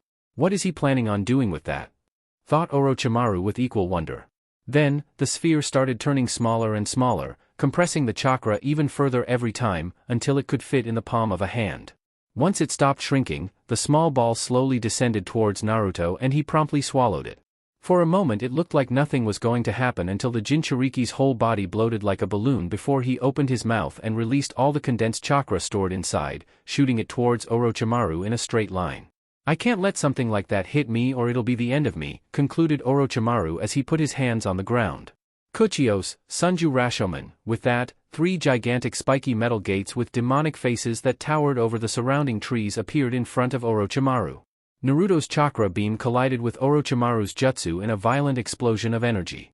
A good portion of the forest was immediately obliterated as the surrounding trees outright disintegrated. Team 7 covered their eyes as the blinding light made it impossible to look at the scene directly. By the time the light and the smoke cleared out, all 3 of Orochimaru's gates were completely gone and a large smoking crater was left of the area. Even the Sannin himself was sprawled on the ground with his body bent in weird angles, as his jutsu had obviously not been enough to stop all the force of the chakra. Orochimaru groaned in pain as he twisted his body to set his dislocated limbs in their proper place. "This is bad, this body can't take much more and is starting to shut down." His current vessel had already run its course and it could be better if he didn't continue to push himself too hard until the day to take over Sasuke's body arrived. So with much disappointment, he would have to retreat. Kuratsuchi's concern for her blonde friend increased by the minute. She could not understand how Naruto could still be standing after his skin had peeled off and he had bloated like a blowfish. It was then that she brought a hand to her mouth in horror as she finally understood that the only thing that kept Naruto alive was the Kyuubi's regeneration. It was constantly damaging and healing his body in an awful cycle. This transformation had to be shortening the boy's lifespan, it could even kill him. She had had enough, she wasn't going to keep standing on the sidelines as the friend that had helped her time and again needed her. "Wait, Kuratsuchi, come back." Yugao yelled after the tomboy when she saw the girl suddenly make a run for the crazed Jinchuriki. "Kuratsuchi, stay with the team, it's dangerous," ordered Kakashi, but the girl just ignored her leader's words. "Damn it. Everyone, stay close to me, we have to stop her," finished the copy ninja as his worried team followed his lead and chased Kuratsuchi. However, Team 7's efforts were in vain as Kuratsuchi already had a big lead on them and she arrived much sooner at the clearing that Naruto was currently in. "Naruto, stop." Kuratsuchi desperately called her friend and the blood-red Jinchuriki turned to her with his sharp crimson teeth bared at her and his white, almost shining eyes, seemed to bore into her soul. Kuratsuchi stopped in front of Naruto and she gulped as she stared into his pale eyes. It was hard to believe that this creature was the fun-loving blonde that she had come to care for.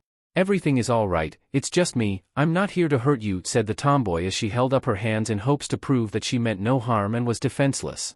In this situation, it was like dealing with a very dangerous wild animal.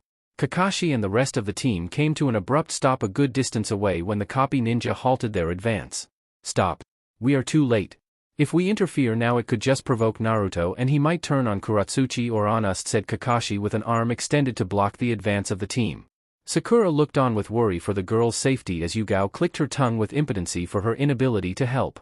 Sai, on the other hand, had a dilemma. This was the perfect chance to ditch the team and start the real assignment that Danzo-sama had given him. But the words of Naruto and Kakashi from the day before were still fresh in his mind. To tell the truth, he was very curious to see how this all turned out after Naruto had passionately defended the strength of personal bonds. This was a good chance to see what those bonds were really made of. So with much uncertainty, he decided to stay put and watch. The Jinchuriki stood motionless on all fours, staring at the Iwa Kunoichi and breathing heavily, but thankfully he hadn't attacked yet. Katsuchi made her best effort to keep a straight face, and she tested the waters by taking a step forward. This action made the Jinchuriki give a low threatening growl, but Katsuchi still kept her cool. Easy there, Naruto.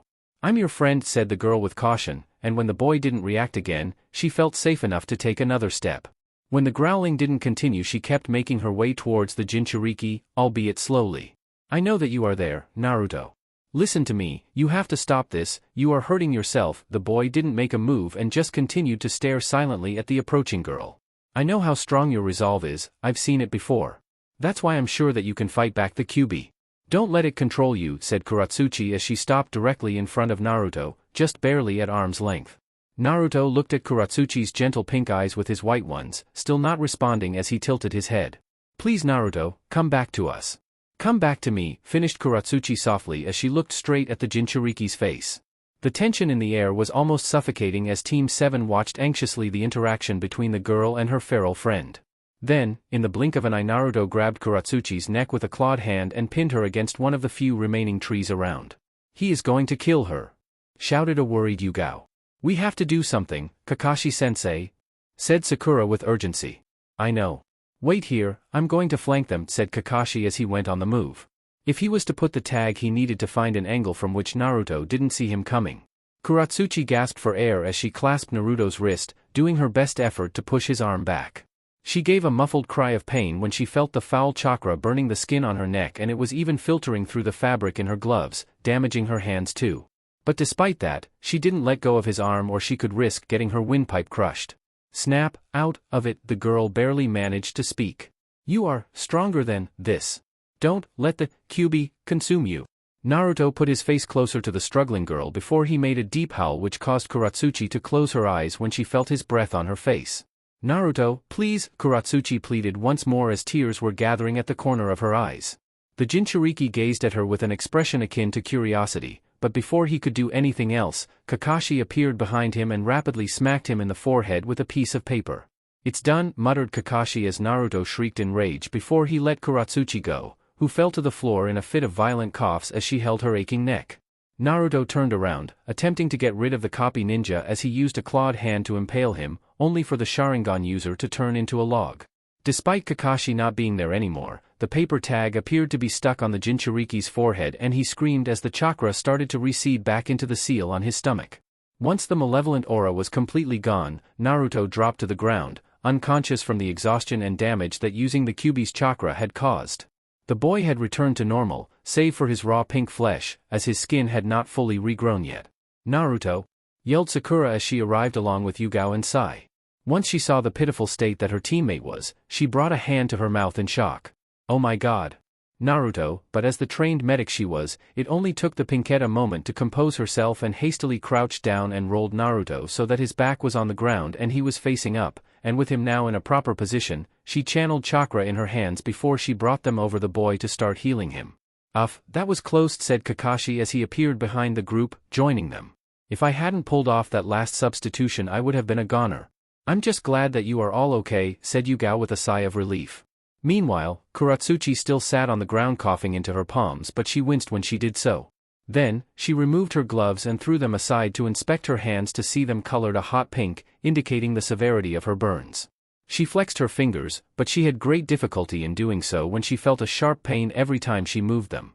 Sakura, you might want to check on Katsuchi first, suggested Kakashi.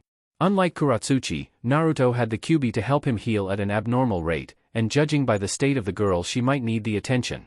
Forget about me, tend to him first. said Katsuchi in a strained voice as she held her throat.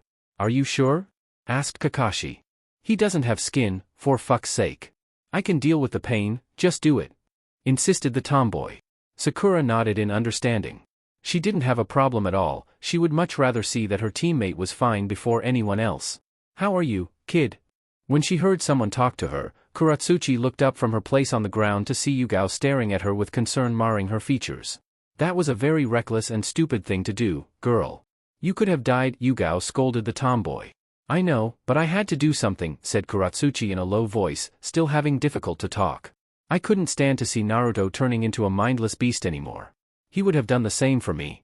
Maybe, but he is always getting himself into dangerous situations, you know that as well. And if I remember correctly, you are always scolding him for it, Yugao pointed out. I didn't expect you to rush in like that. You are usually calculating in your actions except when it comes to Naruto. He must be rubbing off on me, replied the Iwa Kunoichi, still moving her hand to get used to the stinging sensation. Yugao rolled her eyes at that. Katsuchi could be as dense as Naruto sometimes. However, Yugao frowned when she saw the terrible burns in the shape of a hand around the tomboy's neck.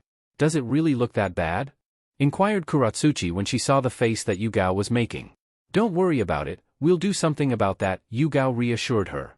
The tomboy nodded in understanding as she gently traced the burnt mark on her neck. Anyway, let me take a look at your hands, requested Yugao. Katsuchi hesitated for a moment before she extended her hands towards the ANBU for her to see. Yugao took the girl's hands gently, but she could still feel her flinch at her touch. This doesn't look good, but luckily is pretty superficial. You will be fine. Still, we should treat them properly, said Yugao as she pulled some bandages from her weapons pouch. I'll wrap them for you, so just stay put. Katsuchi didn't turn down Yugao's offer. With her wounds she would have trouble handling the bandages by herself. Seeing that the girl liked the idea, Yugao started wrapping the cloth around the tomboy's petite hands. She carefully passed the bandages over the palm, as well as between and around each finger. The two women stayed like that for a couple of minutes, but even while she was treated, Katsuchi couldn't help but gaze at Naruto with concern in her narrowed eyes. Sakura was still healing him and good portions of his skin had regenerated, but he was still not looking too good. While she bandaged the tomboy, Yugao noted the look with which Katsuchi was staring at the blonde Jinchuriki, and if she hadn't been certain about the girl's affections by now she sure was at this moment. The ANBU knew the face of a woman in love, and Katsuchi's current look definitely fit the description. The tender warm look in the worried eyes of the girl was unmistakable. The thought made the older woman sigh once again. She just knew that the feelings that those two were developing were going to bring them trouble in the future, but she tried to focus on her task. It wasn't the moment to be pondering on the teenager's forbidden love. Naruto will be fine, Katsuchi, said the purple-haired woman. You should worry about your own wounds. I just saw him turn into a monster while his body was breaking down from it. I couldn't possibly care about my own injuries after that, replied Katsuchi, still keeping her eyes on the still form of Naruto. Yugao decided to drop the issue and just continue what she was doing, for she knew that Katsuchi wasn't going to listen to her. Sai, for his part, just looked at the whole scene in total confusion. He had refrained from saying or doing anything so far, but that was because he couldn't understand what he just saw. And no, his concern wasn't Naruto's transformation, he was well informed about Jinchuriki for that to be a surprise. No, what he could not understand were Katsuchi's actions. She was supposed to be an enemy, and before he hadn't believed that the friendship that Naruto had with her was genuine. The only logical possibility was that she was fooling the idiot into thinking she was his ally to stab him in the back when it was most convenient to her, but when the boy had gone mad, Sai saw the Iwa Kunoichi run straight into danger to save Naruto. She had risked her life in the effort to return him to normal. And not only that, but when things had finally calmed down she denied help in favor of getting assistance for Naruto first. Sai could not comprehend how this was possible. It didn't make any sense for the girl to go so far for Naruto. She was either the best actor that had ever lived, or she was completely honest in her relationship with Naruto. Was this what bonds were supposed to be? Was this the reason why Naruto defended the concept so much? For Sai, this all seemed incredibly nonsensical, but he was oddly fascinated by it. He could not deny that he would like to see more of what these bonds were made of. After a few minutes, Naruto finally started opening his eyes again. He blinked slowly, trying to clear his vision, and he grunted as he sat up. Ouch, my head hurts, complained the boy as he rubbed the back of his head. Naruto, I'm so happy you are okay, said a teary-eyed Sakura. Sakura-chan? Asked Naruto in confusion before he noticed the poor state that the forest was in. Hey, what the hell happened? He was cut off when Katsuchi came up to him and threw herself into a hug. "You are an idiot. You had us all worried about you, dumbass," said the girl as she hugged him tightly, glad to finally hear the blonde's voice again instead of the awful beastly growls of the Kyuubi. "Katsuchi? What's up?" asked Naruto, not understanding what was going on. "Does this mean you forgive me for the hot springs mess?" Katsuchi broke the embrace to look at him incredulously. Was he seriously concerned about that still after what just had happened? "Wait. Katsuchi, what happened to you?" asked Naruto in alarm when he noticed the bandages around the girl's neck and hands. Was the only thing that the girl could say. Did he not remember anything? "It seems that he is experiencing some sort of short-term memory loss," added Kakashi. Jiraiya-sama had been right, every time Naruto lost himself to the fox he lost all memory of when he did so. "Naruto, what's the last thing you remember?" Naruto crossed his legs and his arms as he sat trying to recall the previous events. "We were waiting for a spy, which turned out to be Kabuto. After that, Orochimaru showed up and, wait, that's right. What happened to those bastards? Orochimaru taunted you and you lost control of the Kyuubi, then you fought him," explained Yugao. "As for Kabuto, Kakashi-senpai, do you know what became of him?" "I just checked the place where Naruto beat him. He was gone, along with Orochimaru," said the copy ninja. "He must have survived, and with Orochimaru busy fighting Naruto, I don't think he liked the odds of facing the rest of us by himself. And Orochimaru Muse have used our distraction to flee too." "Makes sense," added Sai. "Then, Orochimaru is the one that hurt Katsuchi?" asked Naruto, angry at the thought of the snake Sannin putting yet another one of his friends' lives at risk. The group went eerily quiet. They didn't know what to say to the blonde in a way that didn't upset him. "Yes, that asshole is the one that did this," said Katsuchi, which made everyone look at her with surprise. "I tried to take him on, but I got careless. Thankfully, you got him off my back before he could do more harm." Naruto, finished the girl, giving the blonde a toothy smile. "That bastard. Just wait until I find him, I'll make him regret ever messing with us," proclaimed Naruto in anger. No one dared correct Katsuchi's story. If this is what the girl wanted Naruto to think, so be it. "Well then, we should go after Orochimaru now that we have the chance," said Kakashi. "His scent is still fresh, I can track him down with my hounds. If his base is nearby there is a good chance that Sasuke is with him." Orochimaru would never stray too far from Sasuke, not when he was training him to become his next vessel. That last part made Naruto and Sakura look up to the man with hope in their eyes. "What are we waiting for? Let's get going!" exclaimed Naruto as he stood up, but that only lasted a moment as he lost his strength once more and started to fall. "Naruto," said a troubled Katsuchi, catching Naruto and grunting in pain as she grabbed him with her burned hands as the boy put an arm around her shoulder to support himself. "What is wrong with him? It appears that his body is still hurt." "I don't think that he will be able to move for a while," said Yugao. "In that case, we'll be resting for a bit until Naruto feels better," said Kakashi. "No. I can go on, trust me. We can't let Orochimaru get away," pleaded Naruto as he let go of Katsuchi and stood firmly by himself. Kakashi took a deep breath, and he thought for a little bit before he reluctantly decided to trust Naruto on his word. "Fine, but if you start feeling unwell don't hesitate to tell us." "I promised," said Naruto with resolution.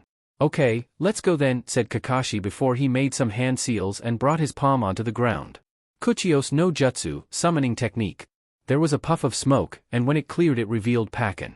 "Yo," saluted the small dog. "I didn't expect to see you guys again so soon." "Hi again, Pakken," said Yugao. "Hello again," added Sakura. "Hi," said Katsuchi. "Pleased to meet you." "I'm Sai," said the pale boy. "Same to you." "I'm Pakken," responded the dog before he addressed Kakashi again. "Anyway, what do you need me for, Kakashi?" "We are tracking down Orochimaru and we need your help," answered Kakashi. "Orochimaru, you say?" asked the surprised summon. "Why are you guys always calling me for such dangerous tasks? I'm not the best option for fighting those kinds of threats." "You are my best tracker dog," said the copy ninja as he pulled a piece of cloth from his pouch. After the Sannin's battle with Naruto, the man had left several pieces of torn clothing all around the place, lucky for them since it was a good source of scent to get a trail. "Please, Pakken." Fine, let me take a good sniff of that," said the dog as Kakashi put the cloth in front of him and the dog proceeded to smell it for a moment. "I got his scent. The trail is very strong, so we should get moving while it still is." "Right," said Kakashi and he turned to the team. "Let's go."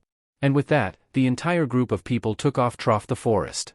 Kakashi worried that Naruto could not keep up, but when the boy didn't slow down even after several minutes of traveling, that served to give the copy ninja some peace of mind. After a while, they left the forest and reached a rocky and arid plain. There were almost no trees around, and the few that were had all dried up. They came to a stop when they saw a body of rocks at the distance. There were plenty of tall rocks all around, but that one caught their attention as it was the only one where there were several put together. There it is. The scent is all over that place, informed Pakin. I'm guessing that the rocks are covering some kind of underground cavern or base. Nice job, Pakin, praised Kakashi. You can go now if you want. That's all for now. Good luck against Orochimaru. Don't let yourselves get killed, said the small pug before he vanished in a puff of smoke. Looks like we found Orochimaru's main base of operations in the region, said Kakashi as he addressed every single member of the team. We have to formulate a plan of action on how to approach the situation. We are talking about Orochimaru here, who knows what we could find in there. I propose we infiltrate underground using Doton Jutsu, suggested Yugao. With Katsuchi here, that should not be a dash. The woman was cut off when they heard a thud, and they turned to said tomboy so see here on the ground and holding her head. Katsuchi, are you okay?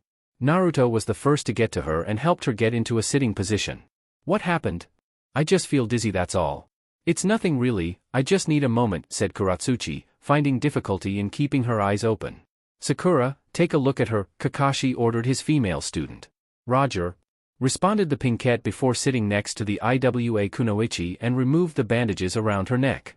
She widened her eyes when she saw that the burn mark on the girl's skin was emitting some sort of faintly red smoke. The medic quickly got to work and put her chakra-coated hand over the burned flesh, but to her dismay, the wound was barely reacting to the medical chakra. There seems to be a residue of the Kyuubi's chakra still in the wound, is not letting me heal it properly. Is that a handprint? Thought Naruto. Did Orochimaru really do that? It didn't seem like the kind of wound that the Sannin would give. I see, pondered Sai when he realized what was happening. The remainder of the Kyuubi's chakra was entering Katsuchi's body through her wound, and it contaminated her own chakra, acting like poison. It was the first time he got to see firsthand how a Bijuu's chakra could affect someone else, but he knew of the phenomenon. Yugao watched intently as Sakura attempted to treat Katsuchi, and in that moment the ANBU decided that something had to be done. Naruto, please come with me for a moment, said the woman as she turned, preparing to leave. Eh? What for? Asked Naruto, preferring to stay by Katsuchi's side. And even Kakashi and Sai turned to look curiously at the purple-haired woman. You were also low on energy before, right? I don't want what happened to Katsuchi to happen to you too, not when we are about to enter Orochimaru's base, explained Yugao. I know a few seals, and I just happen to have one that will help you with your exhaustion. Why can't you just use the seal here? Wondered Naruto. Because I will need you to strip? So unless you want to do that in front of Sakura and Katsuchi, you better follow me, said Yugao in exasperation. Naruto bleached at the thought of such humiliation, so he complied. Okay, I'm coming, said the boy as he stood up. Yugao nodded before she turned to Kakashi.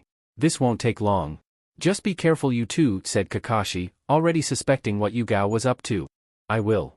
Come, Naruto, finished Yugao as she walked away with Naruto right behind her.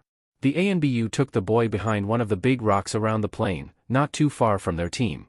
If they were to run they could reach Kakashi in less than a minute, but it was still far enough to have some privacy. Okay, let's get this done so I can go back and see how Katsuchi is doing, said the Jinchuriki as he started pulling off his shirt. Stop that, said Yugao, halting Naruto and covering her eyes. It was a lie, there is no such seal. I didn't take you here for that, but I didn't want Katsuchi to suspect anything. Suspect? Suspect what? And why did you bring me here for if that was just an excuse? Asked Naruto, not understanding why the need for such secrecy. Still, seeing that he wasn't stripping down anymore, Yugao unblocked her eyes again. I wanted to talk to you about Katsuchi, said Yugao as she crossed her arms over her chest. What about her? Asked Naruto. Those wounds she has, she lied about how she got them, said Yugao, and she could see Naruto's look starting to show a hint of fear. Apparently he was starting to catch up. Orochimaru didn't do that to her. You are the one who hurt her. Naruto looked agape at the woman in front of him before he looked down and stared at his hands in horror and disgust. I did that? Was he the cause of those ugly burn marks on the girl's neck and hands? He had done it again. First, he almost killed Ero Sennin, and now he had been so close to ending the life of his best friend. He knew that he wasn't the Kyuubi, but at times like this, it was hard to not feel like the monster he jailed. I'm not telling you this so you can mope around feeling bad about yourself, said Yugao harshly. I just want you to be more careful. That girl cares about you, more than you can imagine. She almost died in vain trying to calm you down. Naruto couldn't feel worse right now.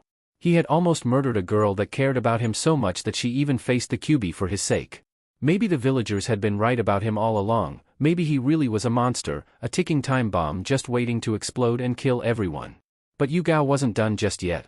Remember that Katsuchi is not just your friend, she is also next in line for the position of Tsuchikage and also the granddaughter of the current one.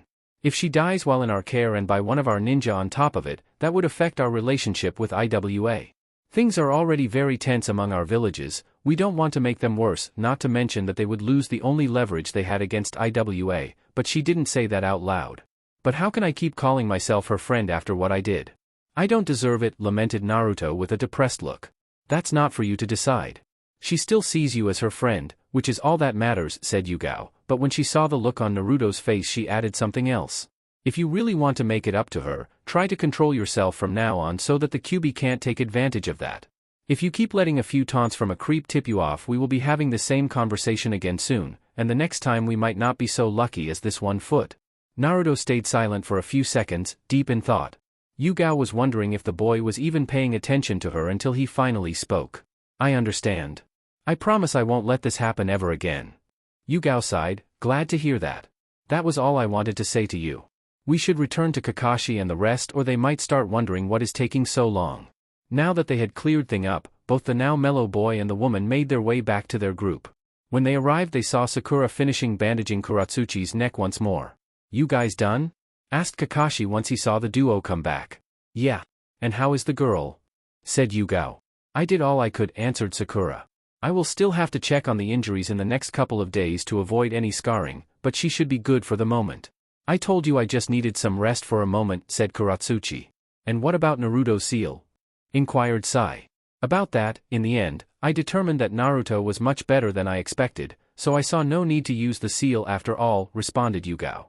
Don't underestimate Naruto and me, we aren't so easy to put down. Right, Naruto? Katsuchi asked her blonde friend. Why yeah, that's right, said Naruto in a low voice, and it made the girl frown when she also noticed the somber look in his eyes as he avoided making eye contact with her. Seeing as everyone is ready, we shall resume our mission, said Kakashi, catching everyone's attention. Have you decided on how are we going to sneak our way in?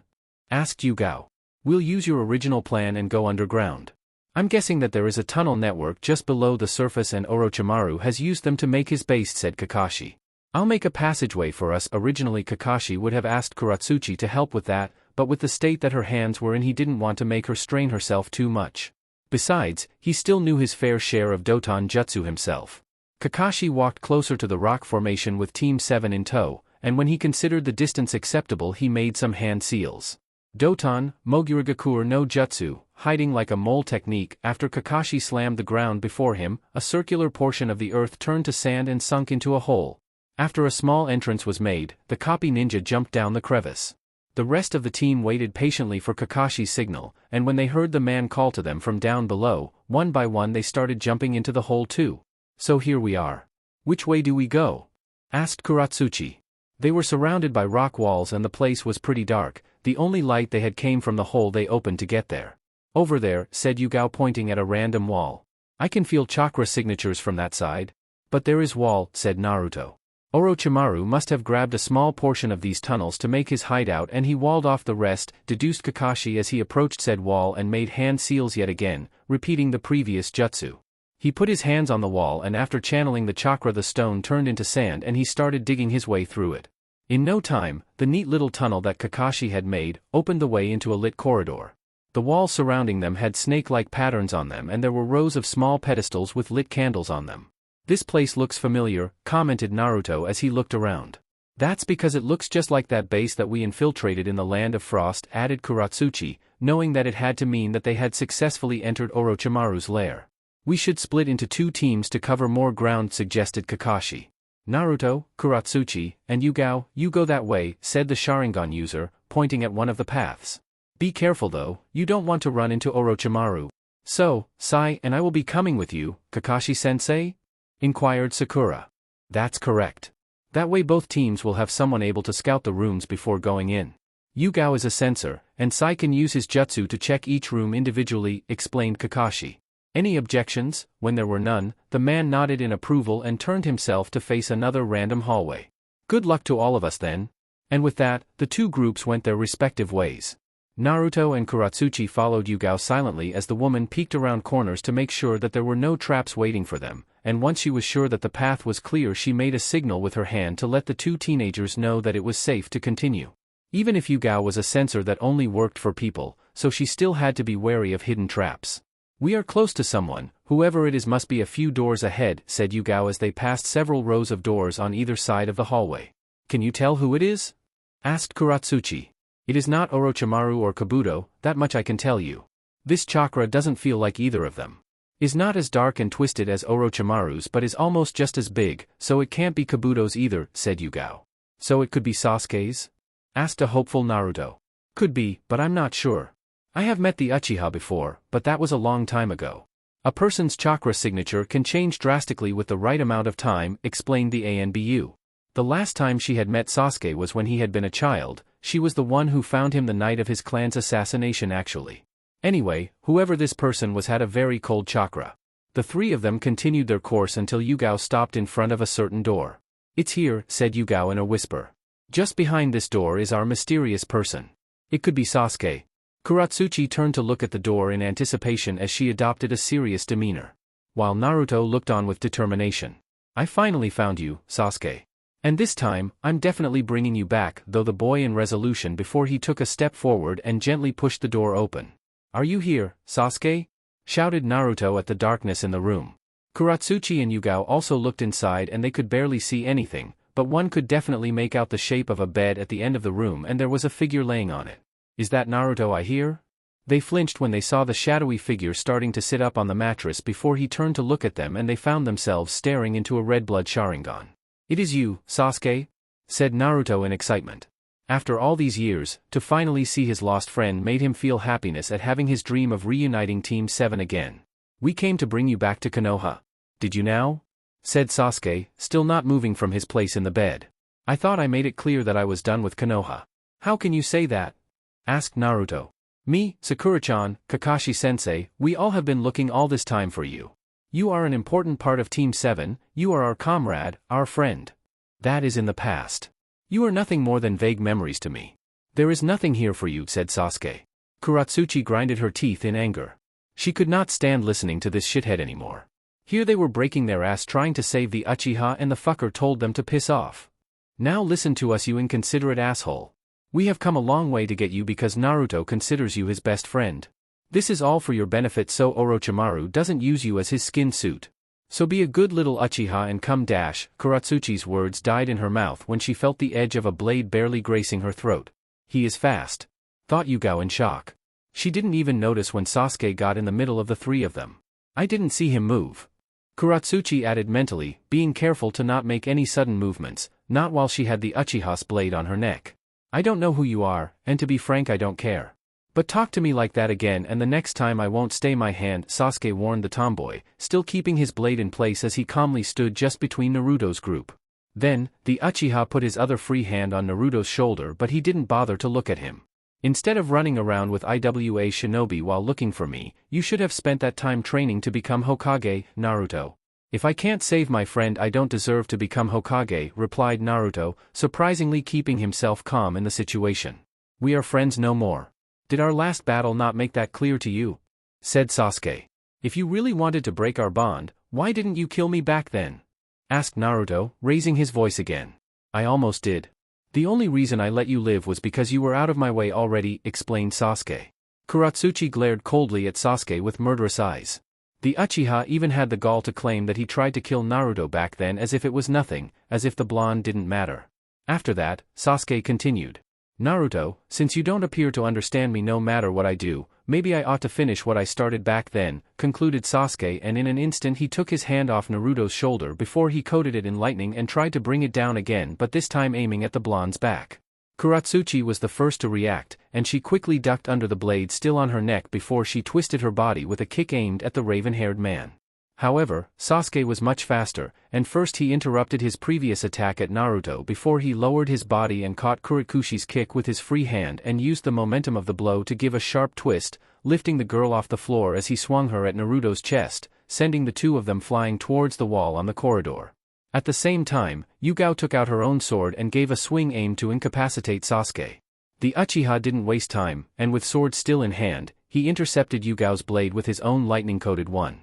Yugao widened her eyes in shock when she saw her blade being sliced like butter when it clashed against Sasuke's. As the woman staggered in her surprise, the boy took the chance to give a mighty side kick at the stomach of the Anbu. Yugao felt her breath leave her lungs as she was hurled back and was slammed against Katsuchi and Naruto in the far wall. The power of the blow was such that when Yugao collided with them, they all went trough the concrete and ended up in another room. Kakashi stood before the other two could, as Yugao was still coughing due to the lack of oxygen and Naruto was squirming on the floor since he was the one to take most of the brunt force. Katsuchi glanced around and she noticed that the room they were in was vastly bigger than the rest they had seen until now. The room was gigantic, it was easily the size of a stadium. She saw numerous pillars serving as support all around, and in the distance, resting against another wall, was a giant snake made of stone. It was obvious that this room was some kind of training grounds in the facility. "You are weak." Katsuchi looked at the hole that they had made in the wall and saw Sasuke following after them in a reserved stride. "If this is the caliber of ninja that the hidden villages have to offer, I'm glad that I left when I did," said Sasuke, finally stopping at the distance to regard them once more. Finally, Katsuchi had a good look of the Uchiha. Before she had just been able to see the silhouette of his dark unruly hair. But now she could make out his features much better. Aside from the black hair and black eyes, he also had fair skin and was fairly tall. He was wearing a long-sleeved shirt that was open at the chest, had dark pants with a piece of purple cloth covering him from the waist to the knees that he kept in place with a thick purple rope-like belt just like the one Orochimaru used. "You cocksucking piece of shit. Don't you see that we are not your enemies here? You bastard!" yelled Katsuchi before she was forced to dodge a stream of concentrated lightning that Sasuke wielded on his hand like a spear. "I warned you about your tone," said Sasuke coldly before he ducked to avoid a punch from Yugao who had managed to sneak up on him. But Sasuke didn't falter and turned around throwing kicks and punches of his own. Yugao did her best to dodge as she gracefully moved from side to side with the occasional ducking, but taijutsu wasn't her forte and without her sword it didn't take long for her to receive a kick in the chin that sent her soaring. When Sasuke felt his kick connect, he vanished from sight before he reappeared in the air just behind the airborne Anbu. He spun around in the air, landing 3 consecutive kicks to Yugao's stomach which sent her pummeling towards Katsuchi and Naruto once more, but this time, he didn't leave it at that and promptly made some hand seals. Katan, Hozenka no Jutsu, Fire Release, Phoenix Sage Fire Technique. With that, the Uchiha spat a volley of fireballs all directed towards the falling Anbu and her 2 companions on the floor. Katsuchi acted fast, and she gave a small jump to catch Yugao in the air before she put her down on the floor next to Naruto. With her comrades in position, the tomboy slammed her hands on the ground, erecting a dome of stone that caged them inside to protect them from the fireballs, and she did so successfully when the fire attack failed to even make a dent. Katsuchi sighed in relief at having avoided being scorched alive and tried to think of a strategy now that they had some respite with the dome acting like a barrier. But that was not to be when the tomboy heard what sounded like 1,000 birds chirping at the same time. It was then that Naruto finally got up. Knowing the sound of that particular jutsu, he pushed Katsuchi to the floor, but when he did so a blade covered in lightning pierced the rock dome and went directly into the blonde's shoulder, making him yell in agony as the current of electricity entered his body. Katsuchi looked up in dread at the tip of the metal blade staring right at her through Naruto's shoulder as the blonde continued his pain screams and the droplets of blood leaking from the wound stained her face. That only lasted a few seconds before the blade retracted from the dome, leaving a gaping wound on Naruto as he fell over the tomboy in exhaustion. "Hang in there, Naruto. Don't you dare die on me or I'll never forgive you, I swear," shouted the upset girl as she shook the boy on top of her to get any kind of response, but to no avail, as he had apparently passed out due to the shock from the lightning chakra. She hoped that the bastard of the Uchiha had finally left them alone, but it didn't take long until she heard Sasuke's voice muttering something else from outside their stone shelter. "Katan, Goryuka no Jutsu, Fire Release, Great Dragon Fire Technique." An instant later, something big and powerful struck the earth dome and shattered in a million pieces as the occupants were sent flying again while they felt the uncomfortable heat from whatever technique Sasuke had used, but thankfully they were mostly unharmed as the shelter had protected them one last time since it took almost all the blow from the jutsu. Yugao pushed herself up from her position on the ground before she turned to the Uchiha in the distance who was currently looking at them uncaringly. The Anbu took a moment to glance at her teammates just to see them still struggling to stand up again. "This is bad, the Uchiha is much better than we had anticipated," not to mention that Naruto and Katsuchi had already been tired and sore even before they arrived. Fighting against someone so skilled when they were already weakened put them in a bad position. It's time to put an end to this pitiful fight, Chidori, 1,000 birds, said Sasuke as he started rushing at them with amazing speed, aiming at the downed Naruto and Katsuchi. Yugao saw Sasuke coming for the two teenagers and she swiftly got up and put herself in front of the duo. As an ANBU, she would protect her team even if she had to be their shield. The woman narrowed her eyes in anticipation for the blow when she saw Sasuke almost upon them, but in a moment she noticed a blur from the corner of her eye and found herself staring at the form of Kakashi, with his Sharingan uncovered, holding Sasuke by his Chidori arm and keeping him from advancing any further. Sasuke didn't show any emotion, not even surprise, as he eyed his former teacher in a relaxed manner. Kakashi. So you were here too after all, was the only comment of the Uchiha as he kept locking eyes with the copy ninja. Nice to see you again, Sasuke, replied Kakashi, still keeping a firm grip on the raven-haired boy's arm. Sasuke-kun? Sakura yelled after her former teammate as she entered the large room with Sai right behind her.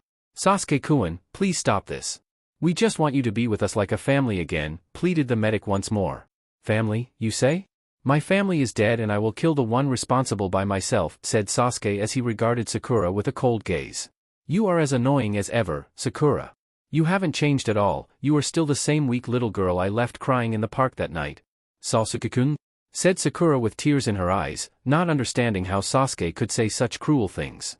Sasuke, when I taught you the Chidori I told you that it was meant to be a weapon to defend your comrades and was never to be used against them, said Kakashi with a glare and a dangerous tone of voice. You disappoint me. I don't have comrades anymore, that's what you all don't seem to get? Shouted Sasuke, getting progressively more irritated as he grabbed his sword with his other hand and tried to slash the copy ninja, but Kakashi managed to catch the other hand too by the wrist. This is a good thing. I've been wondering for a while if your Sharingan can keep up with mine, Kakashi. So let's find out.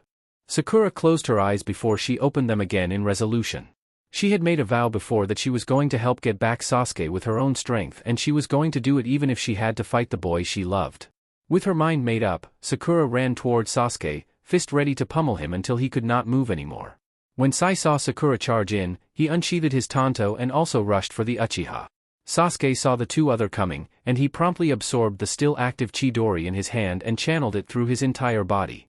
Chidori Nagashi, Chidori current, lighting started coming out from every side of the Uchiha, catching the approaching Sakura and Sai and sending them flying back.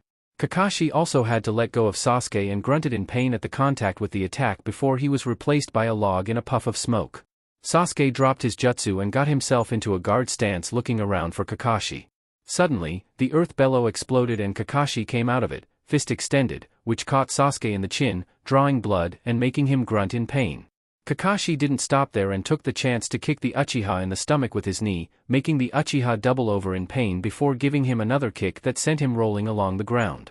We are going to take you back one way or another, Sasuke, said Kakashi, positioning himself in a fighting stance. You can come with us the easy way or the hard way. Your choice. Don't get carried away just because you got one solid hit on me, said Sasuke as he began to stand up, his hair shadowing his face. I'll show my power, the power of my hatred. Let's see you underestimate me then, finished the Uchiha as he lifted his head and they could see that a portion of his face had turned gray while one of his eyes Skara got black. The reactions of Team 7 at Sasuke's aspect were varied. Kakashi narrowed his eyes, disgusted at how low his student was willing to fall for power. Sakura covered her mouth with one hand, horrified at what she was seeing, while Yugao, Katsuchi, and Sai looked in shock at the bizarre form. I think that's far enough for now, Sasuke-kun. Everyone turned around to look at the source of the voice to find Orochimaru standing at the entrance of the room alongside Kabuto. Orochimaru, don't get in my way, said Sasuke in anger, but nonetheless, he still allowed himself to return to normal. Don't forget proper etiquette, Sasuke-kun. This is not the way to treat guests, responded Orochimaru with a sly smirk. Guests? Hardly. These are pests, insisted the irate Uchiha. And I would normally agree with you, but I'm afraid I have to insist that you stand down, said Orochimaru as he and Kabuto slowly joined Sasuke at his side of the room. They already managed to eliminate Sasori for us, added Kabuto. Killing them would be a waste, especially if they could continue to get rid of a few more members of Akatsuki. Think about it, Sasuke-kun, elaborated Orochimaru.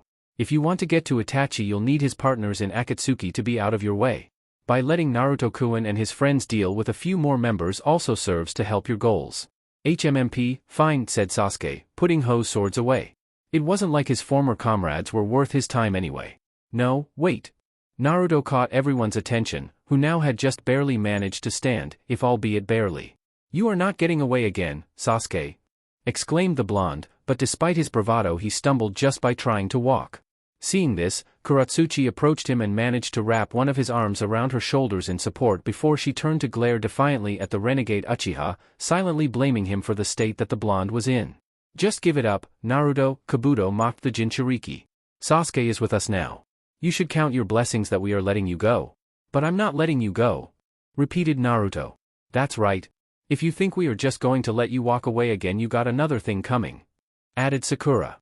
"How amusing it is that you actually think that you can stop us. Still, as much as I would love to stay to keep talking nonsense with you all, I'm afraid that it's time for Sasuke-kun and I to go," said the snake Sannin before everyone in the room heard a series of thundering noises somewhere in the base as the ground began to shake violently. Team 7 looked around perplexed, and Kakashi widened his eyes in alarm. "He is going blow up the place," informed the copy ninja. "Indeed. This base has been compromised, there is no use to keep it around any longer," said Orochimaru with a wicked smirk as the sounds grew louder. "But please do make it out alive, I need you to keep killing Akatsuki for me." "So long," added Kabuto before he, Orochimaru, and Sasuke vanished into thin air just as a large chunk of rock fell from the ceiling to where they had been standing. "Everyone, get out of here, now!" yelled Yugao at the rest of her team. "Yugao-san, help me with Katsuchi, I'll carry Naruto," said Kakashi, noticing that the two teenagers were the ones in the worst shape out of all of them. Kakashi picked up the blonde and Yugao didn't waste time to do the same with the tomboy. And with that, all of Team 7 rushed out of the enormous room as pieces of concrete continued to fall all around them. They backtracked as fast as they could, dodging debris left and right until they saw the same hole in the wall from where they entered the base in the first place. Once they all came out of the hole they used to infiltrate the underground facility and were all out in the open, the group collapsed to the ground in exhaustion, taking solace that they could breathe fresh air again, but they still could not help themselves from watching the rocky formation in the distance that used to cover the entrance to Orochimaru's base. They saw the structure sank underground, crumbling over the tunnels below along with their efforts to save Sasuke. By the time the explosions had stopped, the great rocks hiding the base from the world were no more than a big pile of rubble. "We made it out," commented Yugao with a sigh of relief. "Still, with Kabuto and the Uchiha free from our grasp, we could consider the mission a failure." "There was not much we could have done," added Kakashi. "I'm just glad that my team is safe." Then, a loud smash was heard and they saw Naruto punching the ground in impotence. "Again. I failed again. Sasuke's strength is so above mine that I couldn't do anything," said the blonde as he doubled over the ground as he stained the soil with his tears. "Why did I train so hard for? Sasuke is right, I'm just a loser, a weakling." Sakura joined her teammate in his despair as she too started to cry in silence when their failure had fully dawned on her, and even Kakashi was staring in melancholy at the distance with a lost look in his eye. Even the usually stoic Sai seemed to be gloomy. Katsuchi eyed Naruto with concern in her eyes, feeling powerless when she could not think of anything to say or do to make the blonde feel better. However, after a moment she clenched her fists, angry that Naruto had to spill tears for someone that didn't deserve them. Finally, Kakashi approached Naruto and put a comforting hand on the boy's shoulder. "Don't give up just yet. We'll get Sasuke next time," said the copy ninja with an eye smile. "We'll save Sasuke, even if it is from himself." Sakura rubbed off the tears in her eyes before she followed her teacher's example and put on a strong face. "As Kakashi-sensei says, there will be another chance to get Sasuke-kun. As long as we work together I'm sure that we'll make him return to us." Naruto lifted his head to look at his team, gratitude present in his blue gaze. "Guys? Count me in," said Sai as he came over to them, garnering him surprised stares from everyone. "I want to help you, and I think you have a better chance with more people," finished the root member with a genuine smile. "Thank you, Sai," said Sakura, giving a grateful smile of her own to the pale boy. Naruto didn't expect Sai to volunteer in helping them bring back Sasuke, but he could not complain and he too shot the odd shinobi a grin. Maybe Sai wasn't so bad after all. He didn't understand what brought this change in the stoic boy's personality, but he didn't mind. "Well, I'm technically not part of Team 7, said Yugao, taking everyone's attention. "But if I'm around by the time you face the Uchiha again I'll give you a hand." This all served to lift Naruto's spirits again. Maybe they hadn't been successful this time, but having everyone's support gave him hope for a more positive result in the future. "If we are all done here we should make our way back," said Katsuchi sternly, interrupting the rest of the group. "Orochimaru is gone, along with Four Eyes and the Uchiha. We have nothing more to do here, so let's go." Why are you angry? Asked Naruto with concern, noting the scowl and the harshness in the girl's face. I just want to get out of here, said Katsuchi, sounding just as upset as before. In her opinion, she had all the right to be furious. They had almost died trying to retrieve a piece of shit that didn't even want their help in the first place. They were forced to retreat with their tails between their legs, all while wounded, bruised, and battered, and they still were vowing to try to save the Uchiha again. They could try if they wanted, but Katsuchi wasn't going to participate, and if she ever had any say in it, she wouldn't let Naruto go after that asshole either. Naruto and company silently watched the Iwa Kunoichi, trying to figure out what was wrong with her. That was until Kakashi spoke again. Katsuchi has a point, said the copy ninja. We are done here. We should return at once. No one could disagree with their leader, and they proceeded to follow the Sharingan user as he led them in the direction to grass country from where they had come from. Some having more difficulty than others in keeping up due to their injuries, namely Naruto and Katsuchi. But despite that, both teenagers managed to follow everyone's pace, even if they ended up in the back of the unit. As they moved, Naruto glanced at the girl running beside him, pondering on what had her so thoughtful and mad. She didn't even look at him or try to start a conversation. He wondered if this was because of what he did to her when he lost control of the Kyuubi, which he could not blame her if she did. Heck, even Naruto was never going to forgive himself for that, and he still needed to apologize to the girl, not because it would help him feel better, it wouldn't, but because it was the very least he could do. He would think about other things to do later to keep making amends, but right now apologizing was a start. One thing was for sure though, he was going to have to talk with her and find out what was wrong. Chapter 22, Together We Improve. Naruto, along with Katsuchi, Yugao, and Sakura were currently waiting for Kakashi in the lobby of the same hotel near Grass Country that they had stayed previously 2 days ago. After their failed mission, Kakashi insisted that the team needed a bit of time to regain their full strength, especially when they had not totally recovered from their injuries. Naruto glanced at Katsuchi, who was sitting on a couch beside him alongside Sakura and Yugao. The girl looked calm enough as she made small talk with her ANBU guardian, but Naruto was sure that she was still upset since she had yet to talk to him, and he would sometimes catch her looking at him with a frown before dodging his gaze and pretend she hadn't been doing anything. He suspected that she was avoiding him, and that perplexed him as he didn't know why. His best guess was that she could not see him the same way after the Kyuubi incident, but she had talked to him just fine after that. Maybe she had been trying to make herself get over it, but she could not help but resent him deep down? That was a very real possibility. What he had done to her was unforgivable. But if that was the case, that was more of a reason to try and speak to her to see how he could make it up to her. Naruto's thoughts were interrupted when Kakashi approached the group after just finishing talking to the hotel manager. Sorry to keep you waiting, guys, said the copy ninja, getting the attention of the team as the man held 2 keys in his hand. Got our rooms. I didn't think that the manager would let us stay again after the damage that the hot springs sustained last time. I'm glad I was wrong. Naruto coughed in his hand, trying to hide his shame at the mention of the hot springs incident. Finally, we were starting to consider just going somewhere else, said Katsuchi, getting up from her seat while Sakura, Naruto, and Yugao mimicked her action. Tell me about it, Sakura agreed with the tomboy. Wait a minute, where is Sai? Inquired the copy ninja when he didn't see the root member among them. He said he wanted to check out the local library and would return later, or something like that, explained Yugao. The copy ninja gave a shrug. Well, I'm sure he can catch up with us later. In the meantime, you should all go to your rooms, said Kakashi as he handed a key to Naruto and Sakura. But aren't you coming, Kakashi-sensei? Wondered Sakura after she noticed how Kakashi didn't include himself. I have something to discuss with Yugao. You guys can go ahead, explained the Sharingan user. The rooms are close to the ones we got last time, so they should be easy to find. The teenagers looked intently at Kakashi, feeling curious on what the older ninjas were going to talk about. Still, they complied and went away, leaving the 2 adults alone. So why did you need me for, Kakashi-senpai? Asked Yugao, also wondering why the Sharingan user needed to talk to her alone. There is something else that I must do, said Kakashi. I have to leave for most of the day, so I want you to be in charge while I'm gone. This I did not expect, said Yugao. I don't mean to pry, Kakashi-senpai, but what is it so important that you have to go separated from us and be so secretive about it on top of it? Kakashi looked around them, making sure that no one was within earshot. This was supposed to be classified, but Yugao had a right to know, at least the gist of it. I have to complete a task that Tsunade-sama gave me. It regards our little problem with IWA, explained Kakashi with seriousness, and that made Yugao widen her eyes in comprehension.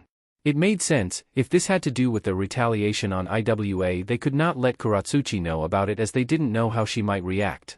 So the only option left was for one of their group to take care of it discreetly. In this case, it was Kakashi since he had been the one entrusted with it. I see, said Yugao somberly. So it was almost time to get IWA to answer for their attempt on Naruto's life. She wanted justice for the boy and all, but she also hoped that things didn't get out of hand. The last thing she wanted was another war. I'm sorry, Yugao-san. I know that you already have your hands full keeping watch on Katsuchi, but this needs to be done, said Kakashi. Besides, I doubt that she will give you trouble. She is a good girl. Yugao took a deep breath, accepting that responsibility. Very well, I'll look over the team in your absence. Just try to not take too long. I should be back before the day is over, replied Kakashi, already turning to leave as he didn't want to waste any time. See you soon, Yugao-san. Good luck, Kakashi-senpai, finished Yugao. Kakashi gave her one last look before he exited the hotel and went on his way. He didn't expect to take long, he just had to take the special kunai that the Hokage had given to him and place it around Kanabi Outpost, and the place wasn't far from there. However, getting so close to the area where he lost Obito in the last war was sure to bring back painful memories. He was a ninja and he had to leave aside such thoughts while on a mission, but that didn't mean that he was looking forward to it. After Yugao saw Kakashi take off, she let out another sigh before she went to find her room and see what the girls were up to. Naruto was laying on the floor, resting his head on a small pillow and staring at the ceiling of his room, bored out of his mind. Without Sai and Kakashi with him, there was no one to talk to considering that the girls' room was kept separate. Without nothing to do, he found himself reflecting back to his encounter with Sasuke. The blonde still had trouble accepting the fact that Sasuke had attacked Team 7 so uncaringly, which once had been like a second family to him. He had been ready to kill them if they got in his way. Sasuke had always been cold and distant, but he had never been him like that, not to that degree. He acted even worse than when he fought Naruto in the Valley of the End. At least in their battle 3 years ago he had almost managed to reach Sasuke's feelings, but in the end, the Uchiha swallowed his reservations and fought Naruto with a heavy heart. But this time Sasuke barely even reacted when he saw his old team, like they didn't matter. What happened to you, Sasuke? Thought Naruto with melancholy. Could he catch up to Sasuke before it was too late? He frowned when another thought came to his head. What if Sasuke ended up killing him? The idea was morbid, but Naruto couldn't deny that the possibility was there. Sasuke had not held back at all against them, and he had been about to use the same bizarre form of the cursed seal that he used to fight the one-tailed chakra cloak until Orochimaru stopped him. Even Katsuchi had almost taken a Chidori-infused sword to the chest if Naruto hadn't taken the blow for her. That was another thing. Now what he was thinking about Katsuchi, he went back to visualizing the horrible burn marks on her neck.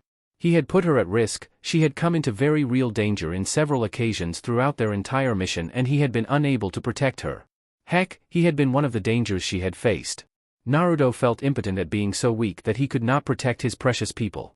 He had a long way to catch up to Sasuke. In fact, he was starting to believe that Sai had been right about Katsuchi being stronger than him. If he didn't take the Kyuubi into account, she could probably beat him no problem.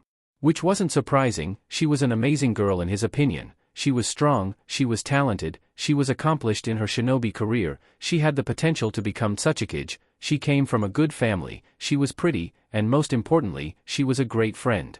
Naruto frowned, realizing how different Katsuchi and he were. He was still a genin, was a dead last, he had no talent whatsoever, and was a nobody, just a random orphan. How could they be friends? He wasn't in her league, not even close.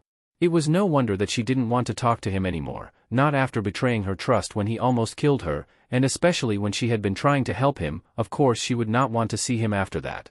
Naruto rubbed his face, wondering why things had to be so complicated.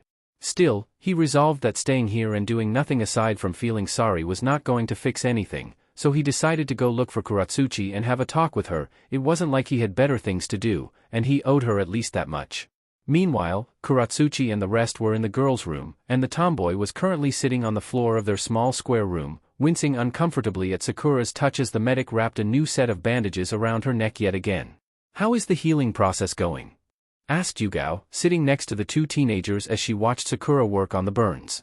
"She is looking much better," said Sakura, adding an extra layer of cloth to the wound.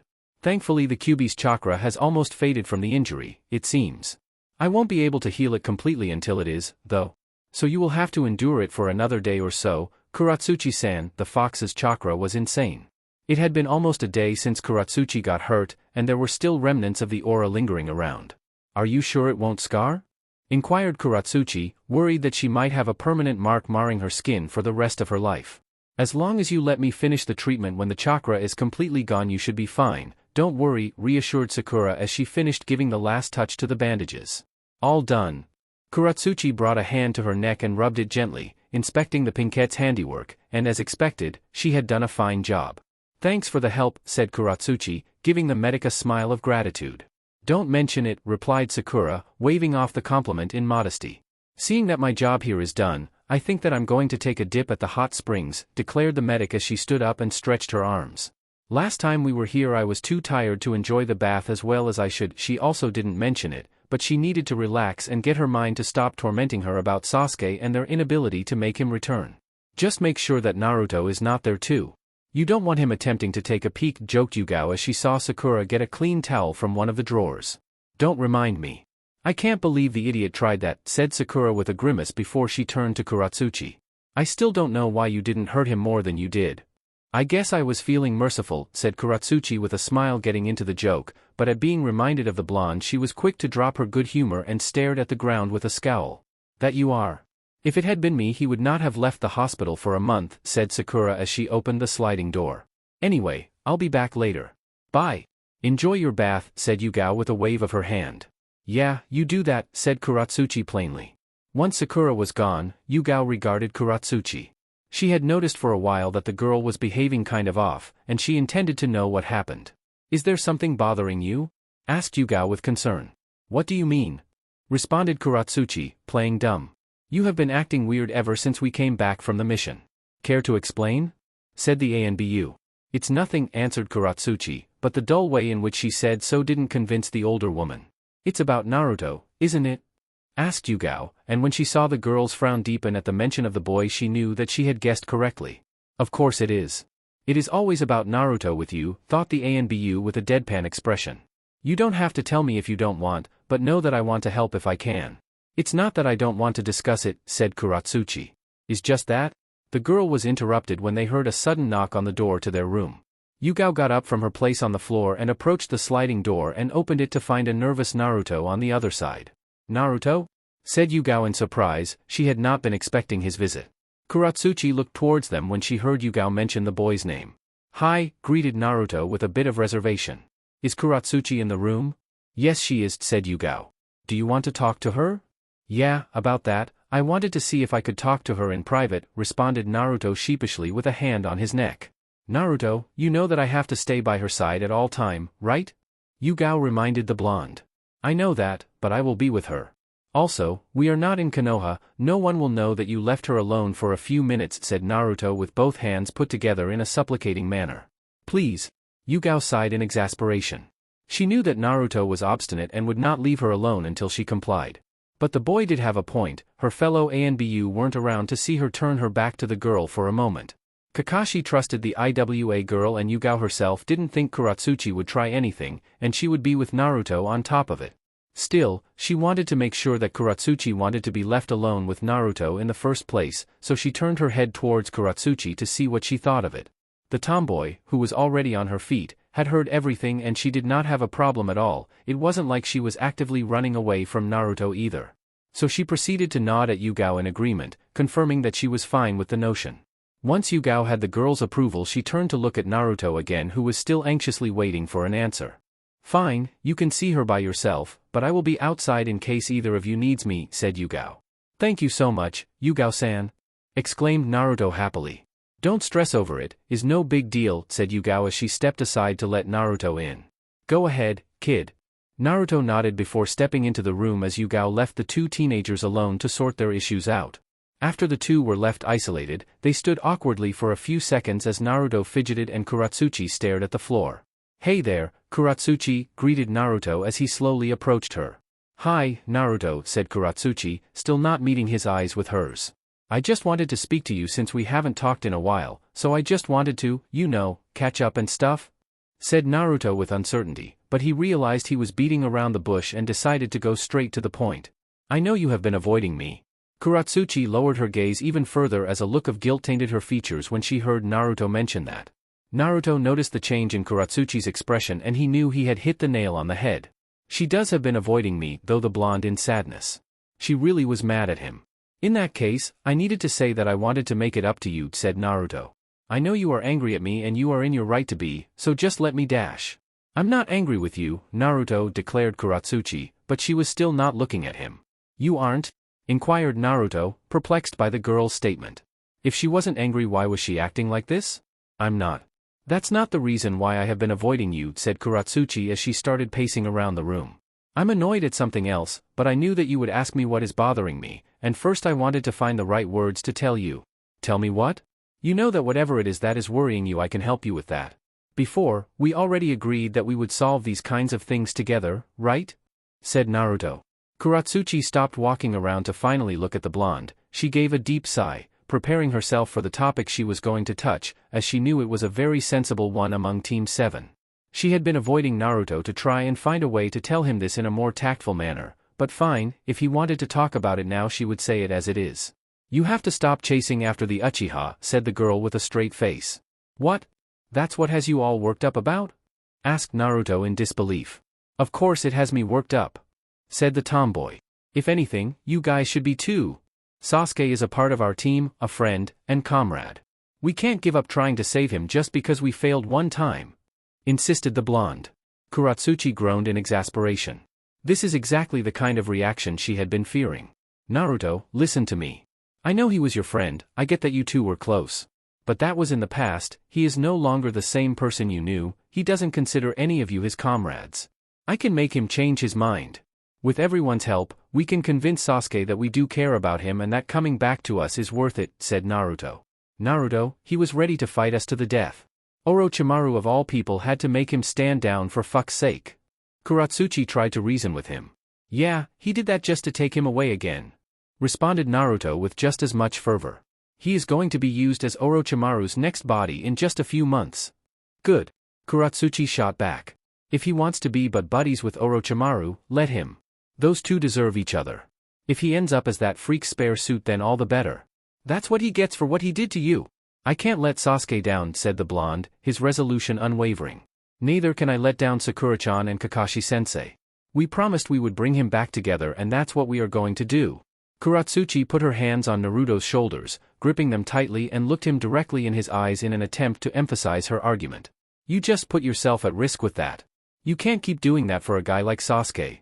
It is my role as his friend to make him straighten his path, said Naruto, still not convinced. I know it will be hard, but is not impossible. You are not listening to reason, Kuratsuchi continued. He didn't care if you died by his hand. That's not the kind of guy that deserves the effort you put into saving him. Despite all that, I can't just abandon him. He might want to break our bonds but I won't let him, insisted Naruto before he was slightly shaken by Kuratsuchi. You are going to die, you moron. Kuratsuchi shouted at him almost in desperation and with tears in her pink eyes. Seeing her reaction left Naruto stunned as he looked startled and agape at the girl in front of him. This obsession you have with him is going to kill you, Kuratsuchi kept her rant going, trying to keep her voice from cracking. She softened her hold on his shoulders, she looked at him with moist eyes and a worried look, pleading him, no, begging him to listen to her. I don't want to see you lose your life for someone that doesn't deserve it. I don't want to see you die, period. I can't bear the thought of you going to your doom with me not being able to do anything to stop it. So please, don't do that to me. Naruto stared speechless at the crying girl in front of him. He now realized that she had been distant not because she was angry at him, but because she was worried for his safety and felt powerless to do anything. Not only is chasing after Sasuke killing you but is affecting your mind too. You could lose yourself, the girl continued. When Orochimaru appeared it only took you a moment of seeing Sasuke's captor to make you lose your mind. I don't want to see that ever again. Kuratsuchi broke eye contact with the blonde as she unconsciously brought a hand to her neck, remembering the terrible encounter with a cubified Naruto. The blonde frowned with guilt when he saw the girl reach for her wounded neck. It appeared that the event left a big impact on her just like he feared it had. I didn't mean to do that, said Naruto suddenly, getting back Kuratsuchi's attention. Those wounds, I didn't mean for anything of that to happen. I realized later that I was the one that hurt you. Kuratsuchi stared at him in shock, she didn't know that Naruto had figured that out. However, Naruto continued. All my life I've heard people say that I'm a monster, that I should be locked away and all that. And I didn't believe that until now. Maybe I should be put away so I can't do something like this to you or anyone else again. As soon as he finished saying that, Katsuchi let go of him and slapped him across the face, earning the girl a stunned look from the blonde. Don't say that. I know that you are not the Kyuubi and so do you. So don't give me that crap, said the enraged tomboy. You losing control doesn't mean that you are a monster, it means that you are letting the loss of Sasuke get to you too much. That's what I mean when I say that you are losing your mind over him. Naruto didn't know what to say to that. Was he really obsessing with Sasuke to the point when he was losing himself? Could he end up hurting more of his precious people in the future if he stayed this way? Sasuke had been ready to kill him, and Naruto accepted that. He would risk his life to help his friends in need, but Sasuke had also been trying to kill Team 7, Yugao, and even Katsuchi in cold blood. Naruto could not deny that thinking about Sasuke killing any of them made him feel resentment towards the Uchiha. They had got lucky in the last mission. Naruto had felt too weak to fight properly after using the Kyuubi's chakra. Katsuchi had been wounded and barely able to make hand seals for her jutsu. Things could have gone much worse all things considered. The blonde pictured Katsuchi dead at Sasuke's feet as the Uchiha just sneered uncaringly at the girl's corpse. In that scenario, Naruto didn't know if he could forgive his former comrade. Was it prudent to keep chasing Sasuke if any of Naruto's friends were at the risk of dying to save the Uchiha? And the raven-haired boy might not even come back with them in the end. Katsuchi realized that Naruto was deep in thought, no doubt pondering about what she just said. So she just decided to wait patiently to see what the blonde concluded. I understand, Naruto finally muttered, which made Katsuchi perk up, expecting the boy to elaborate. I get what you were saying and I can see that I was wrong. So, I'm going to consider doing some changes. Some changes? Asked Katsuchi. What did Naruto mean? Was he going to keep going after the bastard or not? I'm going to get stronger. Strong enough to defend my precious people of all the threats we will face in the future, declared Naruto. The Akatsuki, Orochimaru, and maybe even Sasuke. I need to be able to defeat all of them before I can even think of getting Sasuke back. After I get strong, then and only then will I go after Sasuke, only when I know that I won't put any of you at risk if I can beat him before he can even think about it, finished Naruto with hot determination in his blue eyes. Katsuchi felt relieved, at least somewhat, at hearing that Naruto was going to take a break from chasing the Uchiha prick. Getting the time to improve his abilities and increase his strength was something that Katsuchi could get behind. I know I have a long way to go, Naruto continued as he looked at his palm and clenched it into a fist. And whenever I push myself too hard I carry the risk of losing control to the stupid fox. But I'll find a way. Katsuchi once again put a hand on Naruto's shoulder, urging the boy to look her in the eye. I know you can do it. You want to become Hokage, right? Well, I want to become Hokage too. Let's help each other, we can train together and get stronger faster as a result. If you are worried about the Kyuubi, just remember what happened before and use it to drive you to not let it happen again. Naruto gazed at Katsuchi with a look of gratitude. Helping each other sounded like a great idea. Nevertheless, he could not shake the fear that his lack of control over the Kyuubi instilled in him, but Katsuchi had a point. He could use this experience to strengthen his will against the fox's influence, so with that in mind he gently took Katsuchi's bandaged hand which was still on his shoulder. Katsuchi looked curiously at the blonde's odd action but didn't stop him, wondering what he was going to do. Naruto looked down at the girl's palm as he held it delicately in his own. He wanted to remember these wounds, he wanted to burn in his brain the image of the pain he had caused Katsuchi. If he ever felt like he was going to lose control of the fox in the future he would remember these injuries to help him fight back its influence. Naruto closed his eyes as he made a silent vow, a vow to never let what happened to his friend happen again. I promise the fox won't beat me again, said Naruto firmly. Katsuchi smiled warmly at the blonde at hearing his promise and she used her free hand to clasp Naruto's own between the one he had already been holding, ignoring the stinging sensation of her injuries as she did so. Then, let's get stronger. Together, said the girl tenderly. Right? Said Naruto as he shot the girl a heartfelt smile. After both teenagers reached an agreement they stood still silently enjoying their closeness before they heard a knock on the door which broke the focus they had on each other and turned their attention to it.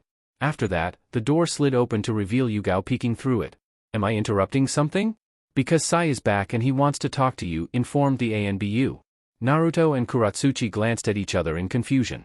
Sai wanted to talk to them? That was new, the guy barely said anything at all and when he did he usually only did it to annoy them.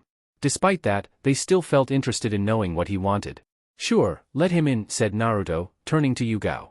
The older woman nodded and she looked outside the door to make a gesture with her head, letting the boy know he could enter. Seconds later, Sai entered the room, excusing himself as he did so, and Yugao entered right behind him just in case he tried anything. Once the root member and Yugao stood in front of Naruto and Katsuchi, the pale boy started to fidget nervously. Yes? Inquired Katsuchi, urging the boy to tell them what he wanted. Sorry to bother you. I didn't mean to intrude, I didn't know you were busy, said Sai politely. We weren't, not anymore, remarked Naruto, still just as confused as his friend. Zul. What do you want? Katsuchi completed the blonde's question. Are you here to bother and insult us again or what? Sai scratched his cheek in embarrassment at the accusation since he could not blame them for thinking that. I'm sorry for that. I wanted to apologize for my previous actions towards you both. I know I have offended you and I wanted to start over if you don't mind. Naruto didn't know what was going on or what prompted this change on Sai. After all, the odd boy had already offered his help to bring Sasuke back in the future, which had already been weird in the first place. All in all, Naruto didn't have a problem with giving the guy a chance, especially if he was asking nicely. Katsuchi on the other hand. I don't buy for a second that you want to make amends, not after how much of an asshole you were, said the girl as she crossed her arms over her chest. So excuse me if I'm not jumping at the chance to start over with you.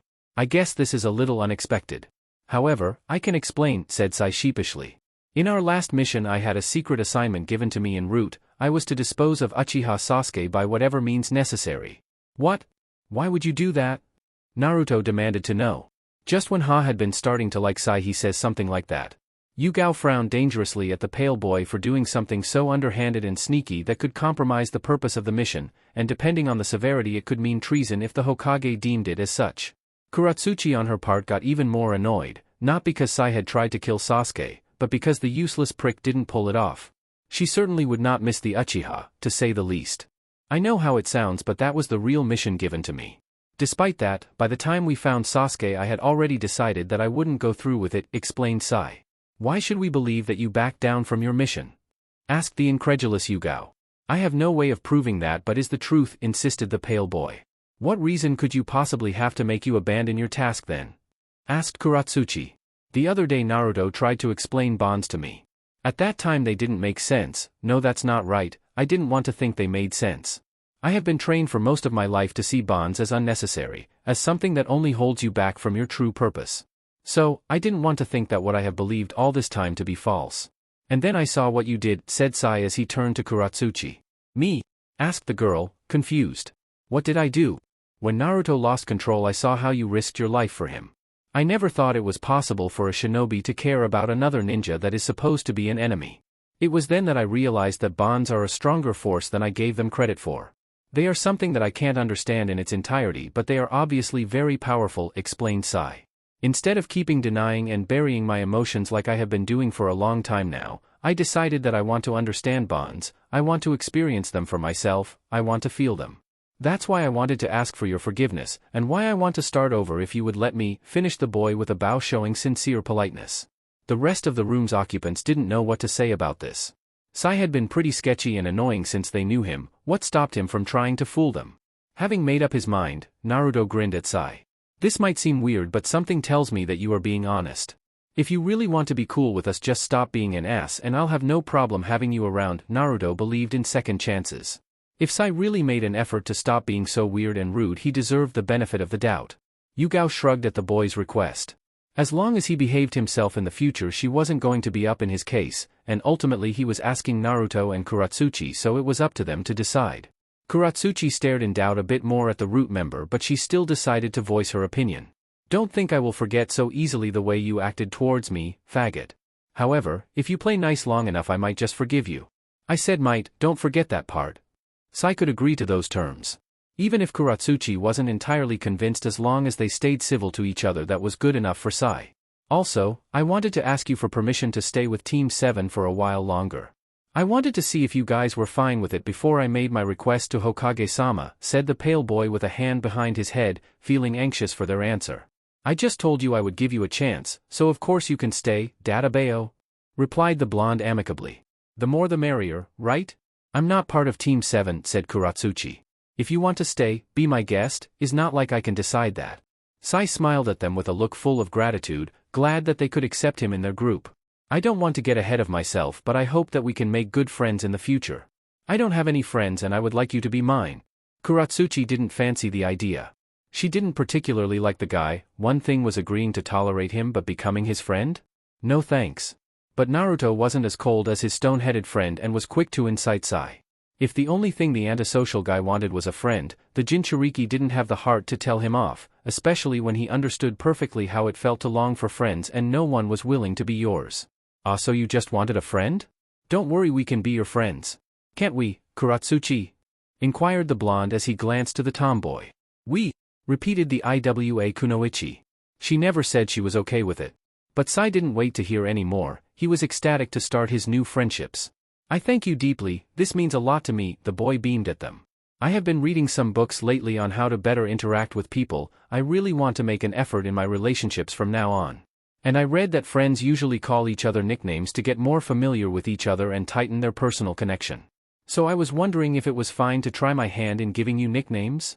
Katsuchi raised her eyebrow at the unusual request. This guy really was socially retarded. Yugao had similar opinions to the tomboy. She knew that Root was very adamant in killing off all the feelings and relationships of their members, but this was on another level.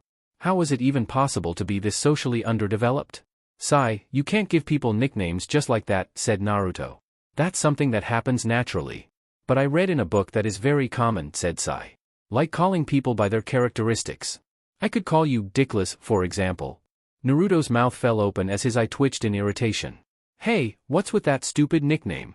Meanwhile, Katsuchi put her hand over her mouth, trying to muffle her laughter.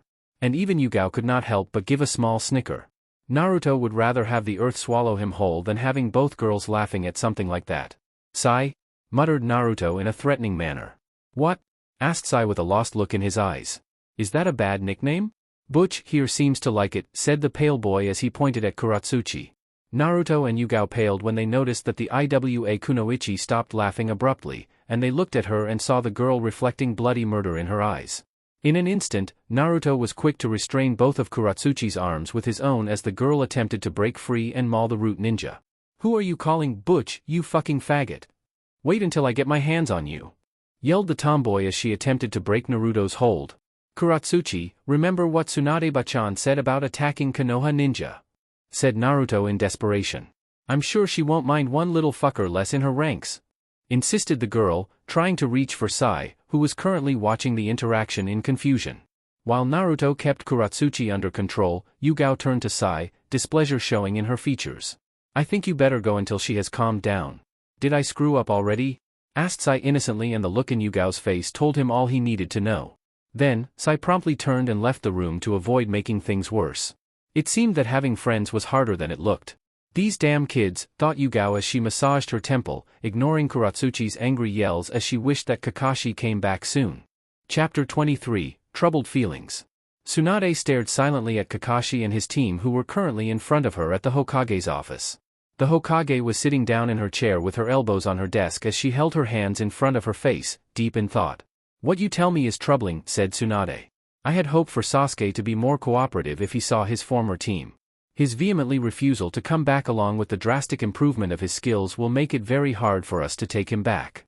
Not to mention that Orochimaru will be more careful in his movements for the next few months after he was just discovered. It will be challenging indeed, agreed Kakashi. According to Jiraiya-sama's reports, we have around 6 more months until Orochimaru is ready to take another vessel. And another thing, said Tsunade, glancing at Katsuchi sternly, making the Iwa Kunoichi gulp. Girl, are you stupid or what? Getting close to a rampaging Jinchuriki is one of the most moronic things one can do. You are lucky you got away with only a few burns. The girl was their best leverage against Anoki. If the girl got herself killed in her stupidity just before Tsunade was about to meet with the Tsuchikage, it would make things even more difficult. Please forgive me, Hokage-sama, said Katsuchi with a bow. I know it was a very foolish thing to do. It won't happen again. Despite what she said, Katsuchi didn't care for what Tsunade thought of her actions. If the situation presented itself where Naruto would need her help again, she would risk her life for the blonde without a second thought. She knew that Naruto would do the same for her. Naruto on his part diverted his gaze towards the floor in shame. His rampage wasn't something he felt proud of, and being reminded of it didn't do his mood any favors. I also would like to apologize, Hokage-sama, said Yugao, kneeling in front of her leader. It is my duty to watch over Katsuchi both as a security measure and to keep her safe. I should have been quicker in my reaction to stop her before she could reach Naruto. I will accept any punishment you wish to give me. That won't be necessary, said Tsunade with a wave of her hand. You have been performing your duties splendidly so far and the girl wasn't hurt in any permanent manner. Also, I can't fault the girl too much if her intent was to help Naruto. However, this better not be repeated, that goes for both of you. Of course, Roger, responded Kuratsuchi and Yugao at the same time. And you, Naruto, said Tsunade, turning her attention to the blonde boy. We have to do something about the fox. If you are having trouble keeping it under control, that puts us all in a very dangerous situation. I know, Tsunade-bachan, said Naruto. But from now on I won't depend on the Kyuubi to make me strong. I'll train hard to improve my own strength so what happened with Orochimaru doesn't happen again. Tsunade smiled at the boy. She knew that Naruto wasn't one to make empty promises, but as a leader, she still had to take the necessary precautions. I like your determination, but I'm afraid that depending on your will alone is not a viable option for keeping the Kyuubi in check. Luckily, I have an idea on how to control it, but I'll let you know what it is later. Don't worry, it won't bother you or get in the middle of your daily activities, I promise, added Tsunade when she noticed the worried look that Naruto was giving her. Naruto nodded somberly at the Hokage, resigning himself to it. He understood where Tsunade was coming from. The Kyuubi wasn't something to take lightly and it was only natural to make sure that the fox wouldn't break loose, but that didn't mean that Naruto felt comfortable knowing that the Sannin didn't trust his resolution enough to keep himself under control. Hokage-sama, I was wondering if I could make a request, said Sai as he stepped forward timidly. Tsunade eyed curiously the root agent. She hadn't trusted the boy since it was assigned to Team 7 and she still didn't like him, but he was being polite enough and he had a right to voice his thoughts. However, whether Tsunade agreed to whatever he had to say was another matter entirely. Regardless, she was still willing to hear him out first. Go ahead, commanded the Sannin. Thank you for hearing me out, Hokage-sama, said Sai, proceeding with his request. I was wondering if I could stay with Team 7 a while longer. I have enjoyed my time spent with the team and I wish to keep calling them my comrades. Tsunade could only stare in skepticism at the odd boy. She would not put it past a root member to use emotional manipulation tactics to get their way, but they usually sucked at it with their stunned social development and all, and Sai seemed sincere as strange as it was. In her doubt, Tsunade glanced at Kakashi, silently asking for his opinion since he had to have a better feel of Sai's character by now. She was surprised to see the copy ninja nod at her, agreeing with Sai. The female Sannin still had her reservations about letting one of Danzo's subordinates stay with Kakashi's team. However, she had promised that she would only get rid of the boy if he caused trouble, and if Kakashi was fine with having the young man on his team, Tsunade had no valid reason to tell the boy to get lost. Fine, you can stay, declared the Hokage. Sai bowed deeply at Tsunade. I appreciate your understanding, Hokage-sama. The boy felt so relieved that he could continue nurturing his newfound bonds with his comrades. Also, he was particularly interested in watching some more the relationship Naruto and Kuratsuchi had with each other, as he was still fascinated by it for some reason. With that matter dealt with, Tsunade turned to her pink-haired student. And another thing, Sakura, you should finish treating Kuratsuchi's injuries as soon as you can. Sakura was taken aback by her master's order. She was already going to tend to Kuratsuchi's wounds anyway, but she didn't expect the Sannin to care about that since the Hokage didn't even like the IWA girl in the first place. Of course, Tsunade Shirsho. I was going to go to Kuratsuchi's place later to do exactly that, actually. Kuratsuchi frowned with suspicion at that.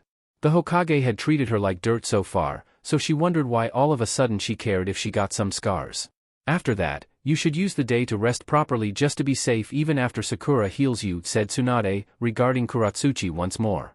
But Tsunade-bachan, I wanted to start training right away and Kuratsuchi was going to help me, complained Naruto. Help you train, you say? Asked Tsunade in bewilderment. It was then that Naruto and Kuratsuchi widened their eyes in realization. It never occurred to them that Kuratsuchi might not even have permission to train. Am I not allowed to train with Naruto? Inquired Kuratsuchi with a bit of reluctance, fearing that the woman would say no. Tsunade seemed to think it over for a moment, frowning in concentration. If you want to train with Naruto, that's his choice to make if he doesn't mind you around. However, my previous rules still stand. Don't do anything that might hurt Naruto or any of my ninja or you'll pay for it, remarked Tsunade with seriousness. Thanks, Hokage-sama, replied Kuratsuchi with a small bow. I promise I won't put anyone at risk. You better not, said Tsunade. Anyway, I still advise that you postpone your training session until tomorrow and take it easy for today. And no, Naruto, this is not up for debate, added the Hokage when he saw the blonde ready to argue back and stopped him dead in his tracks before he could. After that, Tsunade looked at Kakashi intently. Kakashi, I trust that you finished that little task I asked you to do. I did. Don't worry about it, Tsunade-sama, responded the copy ninja with one of his eye smiles, while the rest of the team, save for Yugao, who already knew about it, wondered what were the Hokage and the Sharingan user talking about. Task? As always, Naruto could not keep his curiosity to himself. What task did you give Kakashi-sensei, Tsunade-bachan? It is of no importance and I don't think it's any of your business, Naruto, Tsunade scolded the blonde. That will be all for now, you are dismissed. Naruto, you will be able to train to your heart's content tomorrow if you so wish, but I would like that you take a proper breather for once. Naruto was disappointed to not being able to jump straight into training like he would have hoped, but he resolved to use the day to at least think of ways to help him in his training. And with that, Naruto and company left the office and the Hokage tower. This sucks. I don't understand Tsunade-bachan sometimes. Why won't she let me go train right now? Complained Naruto once he and the rest exited the building and went into the streets. I know how you feel, I also would have liked to train as soon as possible, added Katsuchi. At least it's just one day, that won't make much difference. Katsuchi is right, Naruto. You could learn patience from her when you are training together, said Kakashi. Well, I'm taking my leave. I have things to do, see you guys later, finished the copy ninja with a salute before he vanished in a puff of smoke. I'll have to leave too. I want to go read some books at the library, farewell guys, said Sai, also leaving the group with the intent on doing more research on personal relationships. The remaining members looked at Saigo until Naruto suddenly got upset. Oh crap. I forgot to ask Kakashi-sensei something. Exclaimed the blonde. Sakura sighed at the blonde's absent-mindedness. If you hurry up, you might still be able to catch up to him, suggested the pinkette. I'll do just that. Thanks, Sakura-chan, said Naruto before he started speeding off. I'll see you later. And with that, the three girls were left alone. Katsuchi couldn't help herself from feeling a bit disappointed that Naruto had left so soon. She would have at least hoped to discuss with him their training regime, but no matter, they were neighbors, so she could always go to his place later when he came back. So Katsuchi-san, said Sakura, catching the attention of the IWA girl. Yes, responded Katsuchi. I think it would be best that I treat your injury right now, said Sakura. I mean, I'm free at the moment and Tsunade sure shows stressed that I do it right away, so? The medic finished awkwardly. Sure, now is as good time as any I guessed, said the tomboy. Also, she was getting tired of constantly changing her bandages. Will it take long? The medic bit her lip as she thought about the procedure. At least several minutes, yes. Katsuchi gave a sigh in resignation. I guess there is no helping it then. Let's go to my apartment, I would rather not being on full display in the middle of the street while you heal me. I have no problem with it, said Sakura. You kids go on ahead, said Yugao, who had stayed silent until now. I want to go crash at my place myself. That last mission left me pretty tired. Of course, you go and rest, said Katsuchi. She knew that the ANBU deserved some time to herself, she was always on duty most of the time. Then we'll see each other later. Take care, said the older woman with a wave before she turned around and calmly walked away. She knew that the rest of her ANBU squad was already watching over Katsuchi ever since they entered Konoha, so there was no problem if she wasn't present at the moment. See you later, Yugao-san. Thanks for your help in the mission, said Sakura amicably with a wave of her own. Same. See ya, replied Katsuchi. With Yugao gone, Katsuchi turned to Sakura to resume their previous topic. Okay, let's get going. Right, answered Sakura as she started following Katsuchi as she walked along the street. The walk towards the apartment complex was silent save for a casual comment here and there on trivial matters like the weather and the like, as the girls didn't think or have any particular topic that they would like to talk about, they just seemed to have trouble connecting with each other. Not to mention, that their last disagreement over Sasuke was still fresh in their minds. However, as they walked, Sakura was just now taking note that this was the same path she would usually take to get to Naruto's place. She had forgotten for a moment that Katsuchi and the blonde lived just next door to each other, and this was the first time that the pinkette had ever gone to Naruto's building without the intent of seeing her orange-loving teammate. Now that she thought about it, Naruto and Katsuchi's relationship was so weird. They had started as enemies, and now they were close friends it seemed, but Katsuchi was pretty much dependent on Naruto while she was here in Konoha. That was a very weird thought now that Sakura really pondered on it. Katsuchi was a prisoner, but it was easy to forget it with the way those two behaved around each other. Sakura had a feeling that there had to be more to their relationship but the medic could not put her finger on what it could be. Hey! Sakura was taken out of her focused state and she barely stopped before she walked right into Katsuchi, who had already stopped. Are you alright? You look distracted, inquired Katsuchi with a confused look. Everything is fine, I was just thinking about something else, Sakura excused herself. Thanks for asking, though. Kuratsuchi gave the pink-haired girl an odd look before she sighed. Whatever. I just wanted to say that we are here.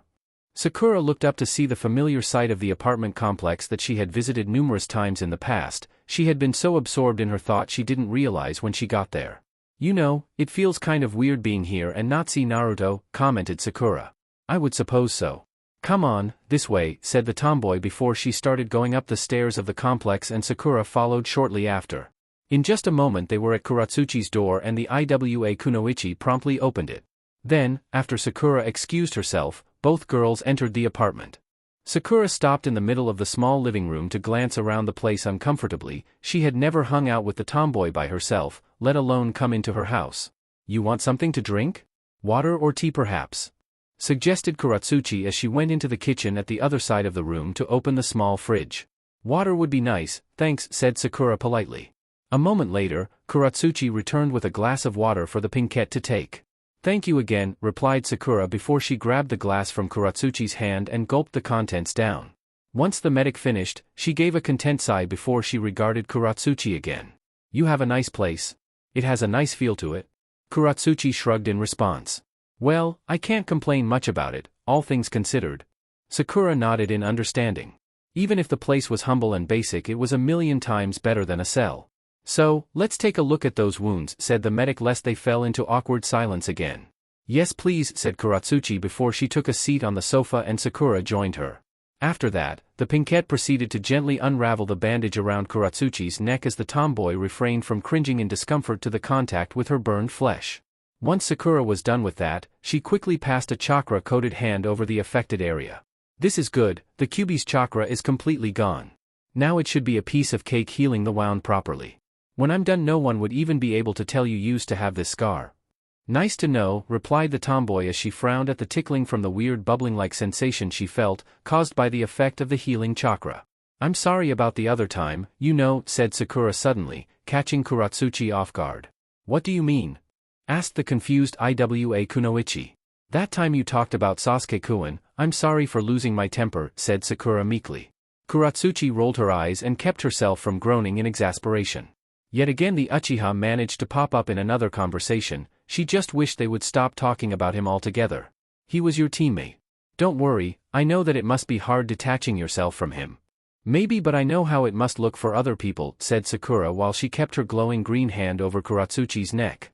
It must seem like a lost cause, to keep chasing after Sasuke-kun when he has done everything possible to cut his ties with us but is not so simple.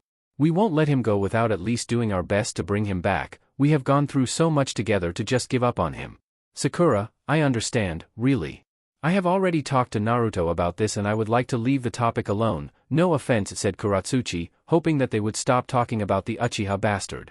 Sakura could tell that Kuratsuchi wasn't fond of the topic at hand, so she decided to drop it and without making a scene like last time. For a moment, it seemed like the two girls were going to spend the rest of their time together in silence, but the pinkette resolved to make an effort to not let things get more awkward between them. And speaking of Naruto, he really did a number on you. I rarely take this long to treat these kinds of injuries, said Sakura as she did the finishing touches on Kuratsuchi's neck. It was the Kyuubi, not Naruto, Kuratsuchi reminded the medic with a harsh edge in her voice. I know that. You get what I mean. It just took us all by surprise at the time, you just went running all of a sudden, we could do nothing to stop you, said Sakura. I had to do something. Naruto has been a good friend to me, what kind of friend would I be if I don't do the same? Responded Kuratsuchi. Sakura didn't answer for a few seconds as she examined the other girl's now smooth skin, signaling a job well done. There you go, as good as new, exclaimed the pinkette with a smile as she took off her hands.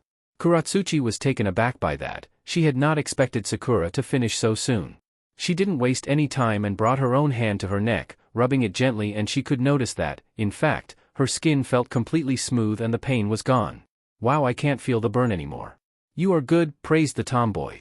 It was nothing, but thank you, said Sakura with modesty. Now let me take care of your hands. Kuratsuchi nodded and extended her bandaged palms forward, eager to get treated as soon as possible now that she knew that Sakura could really get rid of the scars completely. Sakura took the tomboy's hands in her own and started taking off the pieces of cloth covering them. So, does Naruto come here often? Asked Sakura, trying to keep the conversation going, but she knew that it was an obvious question. Of course Naruto would visit Kuratsuchi regularly. If the IWA girl was willing to risk her life to help Naruto, then their relationship was strong, stronger than Sakura had first assumed at least. Yes, he does. And I'm grateful for that. He keeps things from getting boring honestly, Katsuchi said casually. At that, Sakura narrowed her eyes with a somber look as she finished tending to one of Katsuchi's hands and went to take the other. I'm a bit jealous, you know? Admitted the medic. Jealous? Repeated the bewildered IWA girl. Sakura nodded, all the while kept her focus on her task. Yes, I mean, Naruto has been my teammate for a long time and I feel that you two are closer than I've ever been with him. I know it sounds silly but that's how I feel, said the pinkette. What are you talking about? Asked the perplexed tomboy. He likes you, I've seen him ask you on dates before. How much closer than that do you want to be? He asking me out is not the same as being close, especially if I always reject him, said Sakura with sadness. I didn't realize until recently how little I truly know about Naruto. When we were kids I mostly avoided him, even when we became a team I didn't start to truly appreciate him until much later. Now we barely hang out since he came back after 3 years of not seeing each other. Not to mention that I didn't learn that he was a Jinchuriki until our mission to Suna. It makes me feel like I have failed Naruto as a teammate. All this time knowing him and we are still so far apart. Katsuchi tilted her head slightly, not understanding why Sakura was so hung up about this. The solution seemed pretty clear to the IWA Kunoichi. If you really feel that way, why don't you just accept to go on a date with him? That would certainly help your relationship with him, even if it doesn't become anything more. As soon as those words left her mouth, Katsuchi immediately regretted them. For some reason, the thought of Naruto and Sakura together displeased her greatly. I don't want to lead him on, responded Sakura with a heavy heart. I know he has certainly earned a chance. He has been a good friend and teammate for years now and has always been there to me when I needed him. But if I accept one of his date offers I would just make him hopeful for nothing. He deserves better than that. Even after all this time my heart is with Sasuke-kun. I know that I must sound like a madwoman to you for that. Sasuke-kun has never expressed any interest in me but I can't help my feelings for him. I feel like an idiot, I just can't stop loving him. Sakura didn't know why she was telling Katsuchi all of this, she guessed that she had to let it all out. Her conflicted feelings about Sasuke tormented her every day, even more so recently after their last mission, and she just wanted someone to confide in. Now everything made sense to Katsuchi. So Sakura was completely head over heels for the Uchiha. The tomboy thought that the pinkette had terrible tastes if that was the guy she had fallen in love with, just the thought made her icky. But you are right. Maybe I really should give Naruto a chance. Who knows, perhaps I can be truly happy with him and I won't know until I try, said Sakura. I know he is a good person, and he certainly would try his best to make me happy. Katsuchi widened her eyes in panic, she had screwed up. She had to make Sakura avoid entertaining the idea of accepting Naruto's dates at all cost. The blonde already liked her, the only thing that he needed for the two of them to be together was a simple yes from Sakura. Katsuchi had no doubt that if the pinkette gave Naruto a single chance the boy could very well end up winning her over. Don't give up on your true love so easily, Sakura. The matters of the heart are complicated, we can't help who we fall in love with. If who you really love is Sasuke, don't let him go. The best you can do is to keep giving it your all and hope for the best. If you do that I'm sure that your feelings will reach Sasuke sooner or later, said Katsuchi with the best fake friendly smile she could muster. She didn't like encouraging anyone to pursue the Uchiha asshole, but if Sakura kept chasing after him she would never consider Naruto as a romantic partner. She felt guilty in her attempt to manipulate the pink-haired girl but she had no choice, she was the one who put the idea in Sakura's mind in the first place and she would do well to squash it while it was still new. Sakura beamed at Katsuchi with glee, glad to hear some much-needed words of encouragement and completely missing the tomboy's hidden intentions. I didn't know you could be so deep, Katsuchi-san, praised the medic. I'm just trying to help, you are already aiding me with my injuries, said Katsuchi amicably, keeping up her charade. I don't want to see you give up on your true love even when you face obstacles. In my opinion, those very same obstacles that you worry so much about are going to make the feelings you and Sasuke have for each other stronger when you overcome them, and I'm sure that you will. This time, Sakura didn't say anything and just went back to focus on the healing process, but she did so with a smile full of gratitude as she pondered on what her current patient had told her. Katsuchi kept a sly grin from forming on her lips. She could tell that her plan had worked, Sakura's spirit seemed to be renewed and no doubt her obsession with the Uchiha along with it. She sighed internally in relief, that had been close. They both stayed like that for a couple of minutes until Sakura broke the silence again. All done, said the medic cheerfully before she stood up with a proud smile. At Sakura's declaration, Katsuchi started flexing her fingers and rubbing her hands against each other, and just like her neck, they were completely smooth with no signs of having ever been damaged. You aren't the Hokage's apprentice for nothing, that's for sure. Thanks, I have trained hard to reach this level and I still have a long way to go, but it feels nice to see my effort pay off, said Sakura. You don't feel any pain at all? No, it's just perfect, replied the tomboy as she kept flexing her hand. That's good, said Sakura before she got a sheepish look on her face. If everything is fine now, I think I should be going. I have a schedule to keep at the hospital and I don't want to be late. Sure, don't let me keep you, said Katsuchi cordially as she stood up just before Sakura did the same. Still, I wanted you to know that I really appreciate your kind words. After what happened in Grass Country, I really needed them, said Sakura with a smile. I can see why Naruto likes you so much. It was nothing, don't worry about it, said the tomboy as she walked towards the entrance door and opened it. We can talk some more at another time, I don't want to be the cause that you are late for your duties. I would love that, to talk I mean, said Sakura as she went to stand at the entrance of the apartment. Sure. Take care, Sakura, said Katsuchi in farewell. See you later, Katsuchi-san, replied Sakura with a wave as she exited the place with a grin, all while having a completely new perspective of the rough girl. Maybe this would mean that she and Katsuchi could be friends too. As soon as Sakura was out of sight, Katsuchi entered the apartment again and closed the door before leaning her back against it. As she rested her torso on the wooden surface, she stared at the inside of her apartment, looking at nothing in particular before she brought up a hand to rub her face. What had she done? It was to her knowledge that Naruto had been in love with Sakura for a long time. He had probably tried numerous times to get Sakura to give him a chance, only to suffer rejection after rejection, and here Katsuchi had had the chance to do a favor to her best friend. She almost convinced Sakura to make one of Naruto's most yearned wishes come true, and she ruined it, on purpose too on top of it. Katsuchi slowly slid down the door until she was sitting on the floor. She still didn't know why she had done that. Naruto's life had been hard, he deserved happiness, and what better way to do it than being with the girl of his dreams? And Katsuchi had gone out of her way to kill that dream. What a friend she was. It wasn't like Sakura was a bad girl either. Sure, she had a temper and could be bossy, but she wasn't an awful match for the blonde. Naruto could definitely do much worse than her. But the mere thought of Naruto being intimate with Sakura made Katsuchi inexplicably angry and sad at the same time, as soon as she envisioned that she just had to make Sakura reconsider. What the hell is wrong with me? Thought the girl before she rested her head against the door as she stared at the ceiling with unfocused eyes. How ironic that just a few minutes ago she had advised Sakura about feelings like she was an expert on such matters. Meanwhile, Katsuchi was here trying to sort out her own emotions. It must be the exhaustion from the trip. Yes, that's it, concluded the pink-eyed girl. She should better lay down on her bed for a while, maybe even read a bit of the book that Kakashi lent her. That would help her take her mind off from this. With that in mind, the girl resolved to go and do just that. So, the tomboy proceeded to stand up before she walked towards her room with the intent of getting some rest. Hokage Tower. Tsunade sat on her chair with her brow furrowed with anxiety.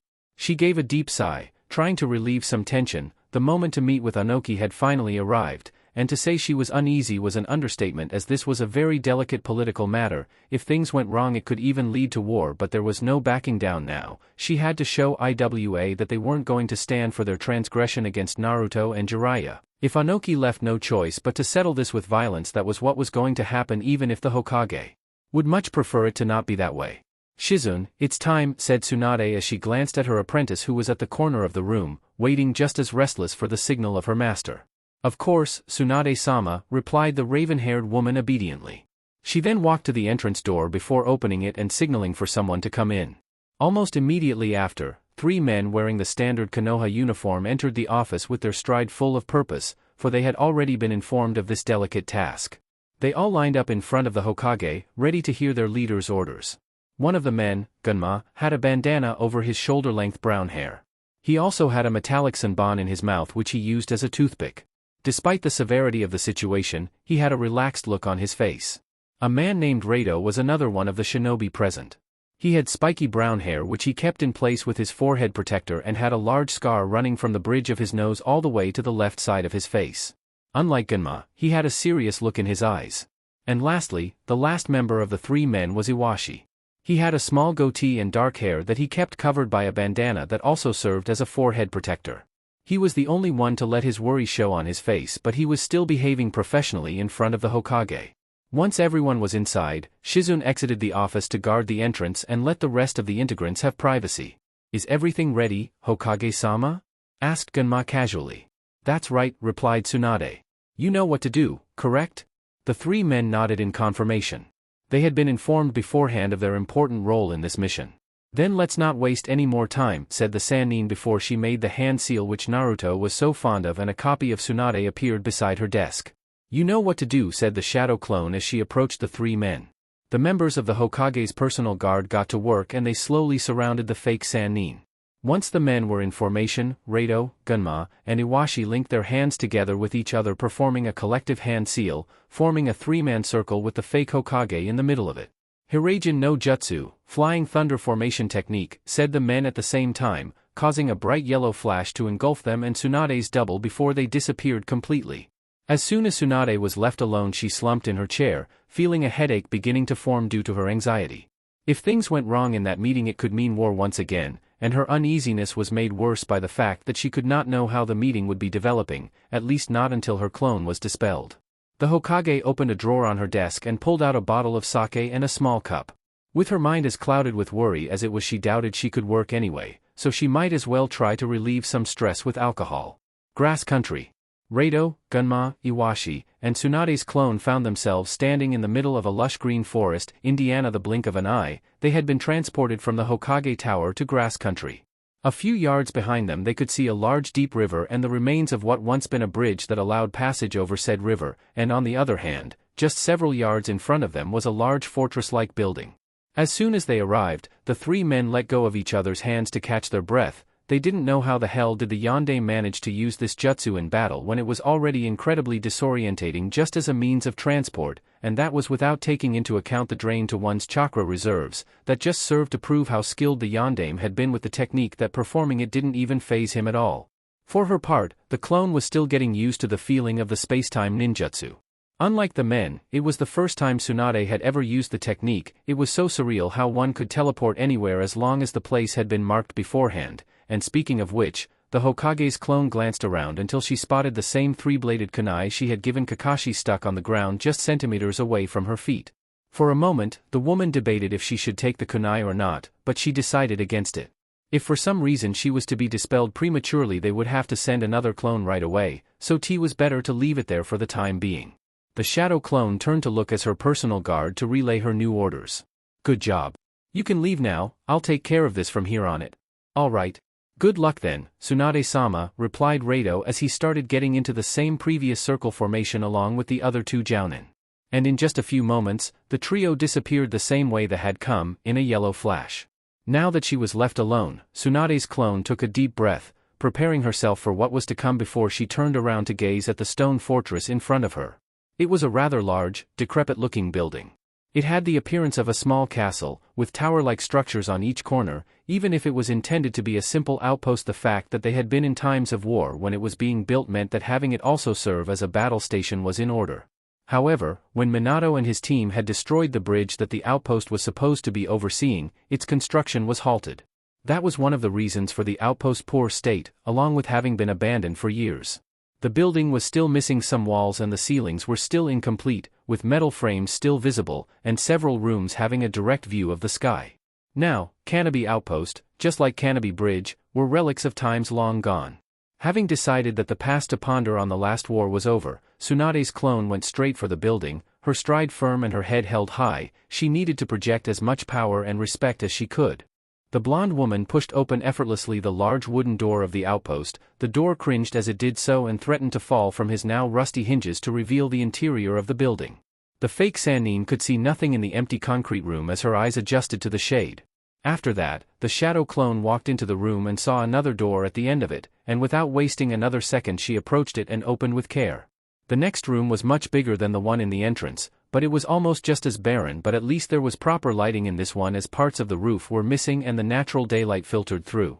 Fake Tsunade noticed that in the middle of the room was a large rectangular rock table with chairs made of stone all around it, but the most important thing was that she spotted the diminutive figure of the Tsuchikage sitting on the head of the table with another man standing beside him with his arms crossed, a rather famous IWA jounin named Katsuchi.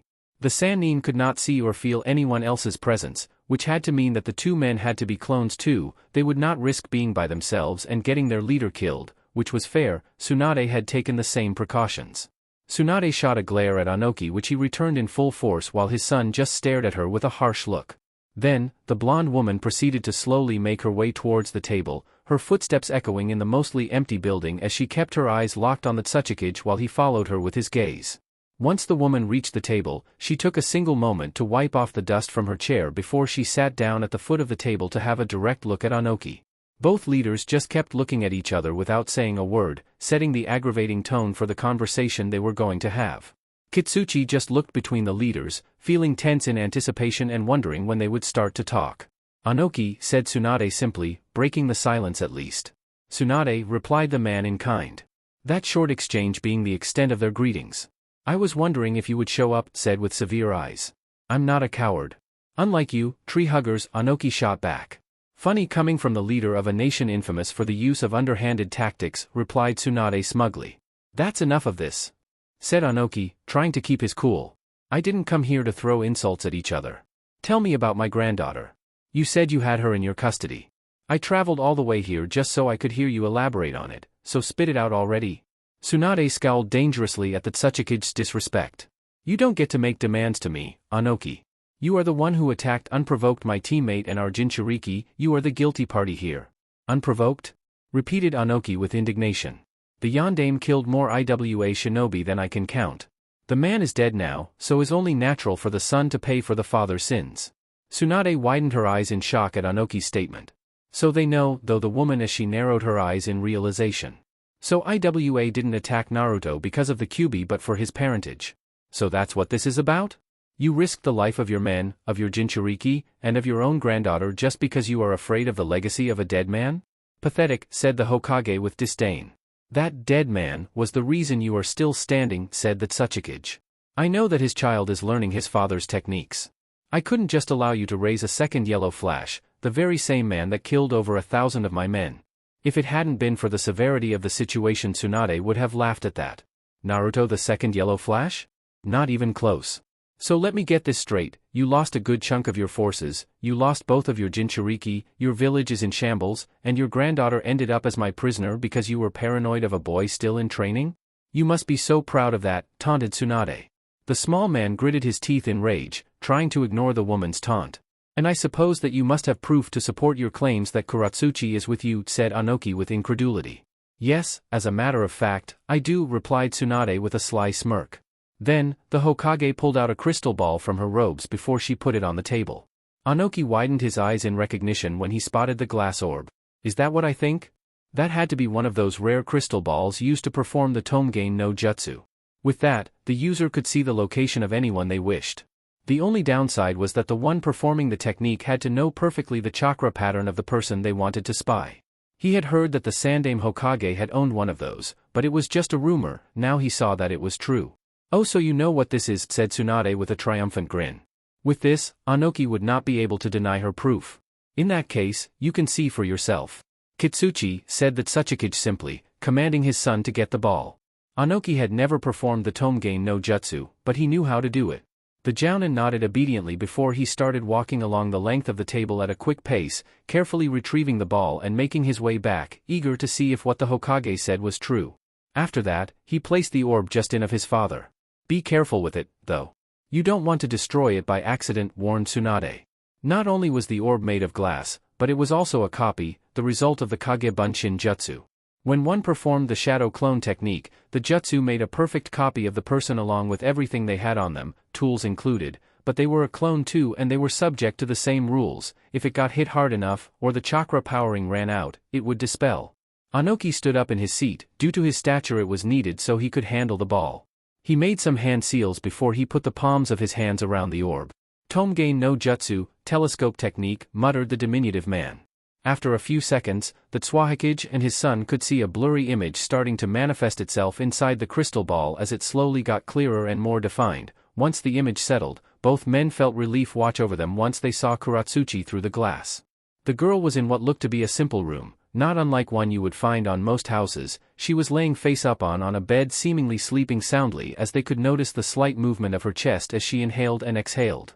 She had a relaxed posture with a small green book on one hand, but overall she really looked to be unharmed. Katsuchi had to use all his willpower to avoid shedding tears in joy. He had thought that he would never see his daughter's face again, knowing that she was alive and well was the best notice he could get as a parent. Anoki was doing a better job at hiding his content, but he still let out a breath he didn't know he had been holding. Most nights he had trouble sleeping with the death of his granddaughter on his conscience. Now he just had to get her back home to atone for that mistake. As you can see, the girl is fine, Tsunade interrupted the IWA ninjas, breaking their attention from the crystal ball and back to her. She is staying at an apartment in Konoha. I have one of my shinobi checking up on her periodically, making sure that she has proper food and clothing. On occasion, she is also allowed to roam free in the village, with a proper escort of course. Overall, you can say that she has been treated more than fairly. The Hokage omitted the mention of Kuratsuchi's friendship with Naruto as she was sure that Anoki and Katsuchi would not take kindly in knowing that she was friends with the son of their worst enemy. Okay, enough games. What do you want in exchange for my granddaughter? Said Anoki with severity. Tsunade would never keep Kuratsuchi alive and in comfort if she didn't want something for her rescue. Don't get ahead of yourself, I do want something in return for her safety, said the Sannin. But that's not all I want. I also want you to answer for your attack on Jiraiya and Naruto. And what do you have in mind? Asked the Tsuchikage. It was expected that she would want him to compensate her for that, so he might as well just get it over with. Tsunade put her elbows on the table, clasping her hands in front of her face as she looked at the Tsuchikage coldly. 1 billion ryo, said the Sannin with a serious face. What? Shouted the Tsuchikage, and even Katsuchi had a bewildered look at the declaration. If that's the case, you might as well just say that we are never getting Kuratsuchi back. We don't have that kind of money to spare. I didn't say you had to pay it all at once, said Tsunade. Each month I'll be sending you a team from Konoha to get payments of 50 million ryo. As for the girl, you won't get her right away. She will stay with me until you have paid all your debt, to ensure that you don't back down. That's unacceptable, yelled Anoki. If we are to pay you such exorbitant quantity of money, we are taking her with us as soon as possible. I'm afraid you have no choice, said Tsunade with an icy look. If you refuse to pay, I'll send all of my forces to crush you. I would make sure to bury you and your nation in rubble. That statement left Anoki and Katsuchi speechless, with eyes wide in astonishment. They would have never expected the student of the peace-loving Sandaime to make such a threat. However, Tsunade continued. You lost a good number of shinobi, as well as your Jinchuriki. You would stand no chance against us. If you don't comply, not only will we see a new war, but Kuratsuchi would be the first casualty too. It's up to you to decide if it's worth it. Katsuchi's shock was still evident in his features. 1 billion ryo? You could start your own nation with that. In the state IWA was in, they needed all the income they could get if they were to recover properly. Also, Konoha was going to be holding Kuratsuchi until the debt was paid. That would take a couple of years. He could not stand the thought of his daughter enduring that much time in there, stuck alone with people that hated her. The weight would be unbearable for Katsuchi, but what other choice did they have? The other alternative was to start a fight that they could not win, and the would be signing Kuratsuchi's death sentence on top of it. Anoki's mind was in a similar state to his son's. That amount of money was preposterous. IWA needed the money, they still had yet to recover from the fuck-up that was the Jinchuriki capture mission. IWA might be weaker than Konoha right now, but if he accepted the Hokage's terms, in the long term it would leave them in an even worse position. If they paid 30 million that they so much needed every month, they would never catch up to Konoha, but the Tsuchikage guesses that Tsunade already knew that, that's why she was doing this. Anoki hated to think this, but he had to ask himself if Kuratsuchi was worth hindering the development of their entire village. It killed him inside to even think that about his granddaughter, but he was a Kage and he had to think of his village first. But there was also the lingering threat of the possibility of a war they would most likely lose if he didn't accept the Hokage's offer. We can pay 20 million a month, said Anoki through gritted teeth. 50 is too much. It will be 50, no less than that, said Tsunade with a cold gaze. And you better be on time with the payments. If you don't fulfill your quota, I'll be sending you your granddaughter in pieces. Tsunade knew that Naruto would never allow something like that to happen, but Anoki didn't have to know that. If Anoki and Katsuchi's eyes hadn't been murderous before, they sure were now after that statement. I didn't think you had it in you, Tsunade, said Anoki with barely repressed rage. Menacing another country with the possibility of war, and threatening a man with the dismemberment of his own flesh and blood. I don't see the pacifism that Konoha is so famous for. Tsunade leaned a bit into the table to emphasize her next words. You attacked two people very dear to me. If you think I'm being unfair, you should have thought about this before you attempted to kill my teammate and my godson. You are lucky I'm just making you pay me back in Rio. How do I know that you will keep your word? Inquired Anoki. You don't, responded Tsunade. You are in no position to ask for proof. You'll just have to trust me. Katsuchi frowned, waiting expectantly for what his father would choose, not like they had much of a choice anyway. If their villages fought right now, IWA would lose, but if they went ahead with paying 1 billion Ryo, they would end up even weaker than Konoha in the long run, so they would just have to trust that Tsunade was honorable and didn't take advantage of their weakened position. It was a terrible predicament for sure. Having to depend on the goodwill of your enemies wasn't a good idea. In that case, the smart choice could be to pretend that they are going along with Tsunade's idea, and they could attack while Konoha least expected it, and even then they would probably lose anyway. Mobilizing the amount of force needed to have a shot in defeating Konoha would be too large to keep hidden for long. Konoha would realize what they were up to in no time.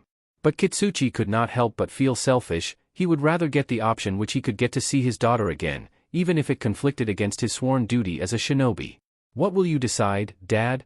Thought the jounin as he shot a side glance towards the troubled Sasuke. Anoki stared at the table with his face downwards. He didn't want to bend in the face of the Hokage, but what choice did he have? He could either tell her to piss off, killing Katsuchi in the process and causing a war he could not win, which would result in getting most of his people killed too. And on the other hand, he could give a good part of his financial resources to Konoha, setting their recovery back a few more years and putting them in an even worse position against Konoha, and he didn't even have a guarantee that they would not attack IWA once they have dried them of their money. Tsunade and Katsuchi stood silent for several minutes, just looking at Iwa's leader and waiting patiently for his decision. I'll do it, said Anoki finally, face still downwards. Sorry, I couldn't hear you, replied Tsunade cheekily. I said I'd do it, repeated Anoki, this time raising his head to meet Tsunade's eyes with his angry ones. You'll get your billion Ryo. I'll give you 50 million a month. But you don't touch Katsuchi or my country. Don't worry about the girl, said the woman. As long as you keep your end of the deal and she keeps behaving, I won't touch her. Regardless, I'm glad that you saw reason and avoided a needless bloodshed. Smart choice. Anoki growled in annoyance. He never had much of a choice in the matter, and here Tsunade was acting as if he had. Will this be all? He just wanted to get out of here as soon as possible and end this humiliating experience. I guess it is, said Tsunade with a triumphant grin, which just served to intensify the glares of the two men. Tsunade stood up from her stone chair and turned around in the opposite direction. It was nice that we could settle this, Anoki, said the woman without looking back as she finally realized the clone jutsu, and she dispelled in a puff of smoke, transferring all the memories of what happened here to the real Tsunade in Konoha. Katsuchi looked at the fuming face of his father, knowing that he was doing his best effort to keep his composure after that demeaning deal he had been forced to make. I know it wasn't an easy choice to make, Dad, said the jounin in an attempt to help his leader and father. You did what you had to do to keep every one of us safe, you had no alternative. Stop, Katsuchi, said the diminutive man. I don't want to talk about this. We have no need to be here anymore, let's go. Katsuchi nodded in agreement. If his father didn't want to speak of this, he would respect that. With that, both men made a single hand seal, and just like Tsunade before them, they disappeared in a puff of smoke, leaving the building alone once again as it had been for several years now. Chapter 24, Talent and Hard Work. Katsuchi, are you there? Said Naruto as he banged on the tomboy's door. They were supposed to start their training today, and he was ecstatic at the prospect. He was about to continue his incessant knocking when the door suddenly opened to reveal the disheveled face of Katsuchi. Naruto, it's early in the morning, said the girl with a yawn before rubbing the bags under her eyes. What are you doing up at this hour? Naruto tilted his head in confusion. Did she forget? She had been just as excited by the training as him. We were going to train together, remember? Katsuchi widened her eyes at that. That's right, their training starts today. She had been tripping herself with guilt over her conversation with Sakura the day before that. The thought of her new training regime completely slipped her mind. I think I overslept. I'll get ready in a moment, said the girl as she rubbed her eyes, trying to get rid of her drowsiness. Still, I didn't expect you this soon. Did you even eat breakfast? Now that you mention it, I didn't, said the blonde as he scratched the back of his head. He had been too eager to start his training with Katsuchi that he didn't even consider breakfast. Katsuchi sighed. It was just like Naruto to neglect such things in his hastiness. In that case, come in. I'll make something for both of us. Really? You don't mind? Said Naruto with a smile, perking up at the offer. I have to make my own breakfast anyway, so why not? I can make for two while I'm at it, said Katsuchi. Wow, thanks. In that case, I would love to have anything you want to make, said Naruto with a wide grin. No problem, said the tomboy before she and Naruto entered the apartment. After that, Katsuchi went into the kitchen, taking a frying pan from one of the cabinets before she went to open the fridge while Naruto sat down at the table in the living room as it was the only one in the entire apartment. "You like eggs?" asked Katsuchi as she cracked open some eggshells before pouring the contents on the frying pan, followed by quickly putting some slices of bread in the toaster. "Sure," Naruto responded plainly. "You know, I'm just realizing that I've never seen you cook before." Katsuchi furrowed her brow thoughtfully. "You are right, I really never thought about it, not that it matters." "It matters to me, now you really got me curious to try your food," said Naruto with a toothy smile. "Well, not to brag or anything but I know my fair share of dishes," boasted the tomboy with pride. "Really? Looking at you, I never would have taken you for the cooking type," remarked Naruto. "What's that supposed to mean?" inquired the pink-eyed girl with a raised eyebrow. Was he implying she was not feminine? Well, he wasn't wrong, but saying that to a girl wasn't appropriate regardless. "And nothing. You are just so amazing as a kunoichi that I presumed that you spent all your time training or something," said Naruto quickly once he noticed the annoyed look that the girl had shot him. Luckily, the kunoichi's smile returned after Naruto's explanation, much to the boy's relief. "I suppose I understand why you would think that. You see, growing up it was just my father and me, so I took it upon myself to do the chores around the house, cooking included. Eventually, I became very good at it," explained the girl. "If you spent years doing the housekeeping, it was only natural that one became proficient in it." Naruto nodded in understanding. That made sense. Then, he leaned on the table, cushioning his head with his arms while he contemplated Katsuchi. "So you are a good ninja and housekeeper too? Man, the guy you end up marrying is going to be lucky," said the blonde in admiration. Naruto's statement made Katsuchi stumble momentarily while she continued to scramble the eggs. She turned to look at Naruto with a flushed face. "Marry?" asked the shocked girl. "What, you don't want to marry?" asked Naruto. "Is not that but I just," said the girl as she tried to find the words to express herself. "For me, becoming a good kunoichi always came first, that and getting to beat Sasuke in the future. With my aspirations, my mannerisms, and with my grandpa as the Sasuke, I always ended up scaring most boys away from me. I dunno, I supposed that I would end up alone," admitted the girl with a bit of shame. She had always been fine with being single all her life. She simply never had any rush in starting a family. If it happened, but since it was expected for a girl of her standing to marry, she knew that it sounded pathetic admitting that out loud. "I think that the boys you've met are just stupid then," said the blonde with a frown. "You are an outstanding kunoichi, the future Sasuke, and you are good at doing house chores on top of it. Those guys must be blind for not seeing what an amazing girl you are." Katsuchi was speechless and she promptly turned her head to the side to avoid showing her blushing face to Naruto, as she guessed it had to be as red as a tomato. She took the frying pan off the cooker and she pretended to be examining the toaster to keep her back turned to the blonde. Do you mean that?" She couldn't help herself from asking, though she still kept her face hidden. "Every word, Databeo," exclaimed the Jinchuriki. "You would be a great wife?" The still blushing girl brought a hand close to her chest, still processing what the blonde had told her. Naruto thought she would be a good wife? Hearing that was surprisingly pleasant. She had never taken pride or interest in excelling in feminine endeavors, she simply didn't consider those things too important, but for some reason hearing Naruto say those words brought forth a pleasant feeling, an emotion she could not quite identify. But in the end, she decided to attribute the butterflies in her stomach to her hunger. "Breakfast is almost ready," announced the tomboy, trying to calm herself as she didn't want to return to the table with a crimson face. "All right, I can't wait," said the excited blonde. And sure enough, in just a couple of minutes, Katsuchi came back to the table with 2 plates in her hands. She put one of them in front of the expecting boy before she too sat down on the table with her own meal. "It looks good," said Naruto as he examined the scrambled eggs with toasted bread before he grabbed his utensils. "Itadakimasu." Katsuchi looked on with a pleased grin as Naruto started to dig into his food with content, alternating on munching on the toast to the scrambled eggs. She also started taking small bits of food, albeit at a much slower pace.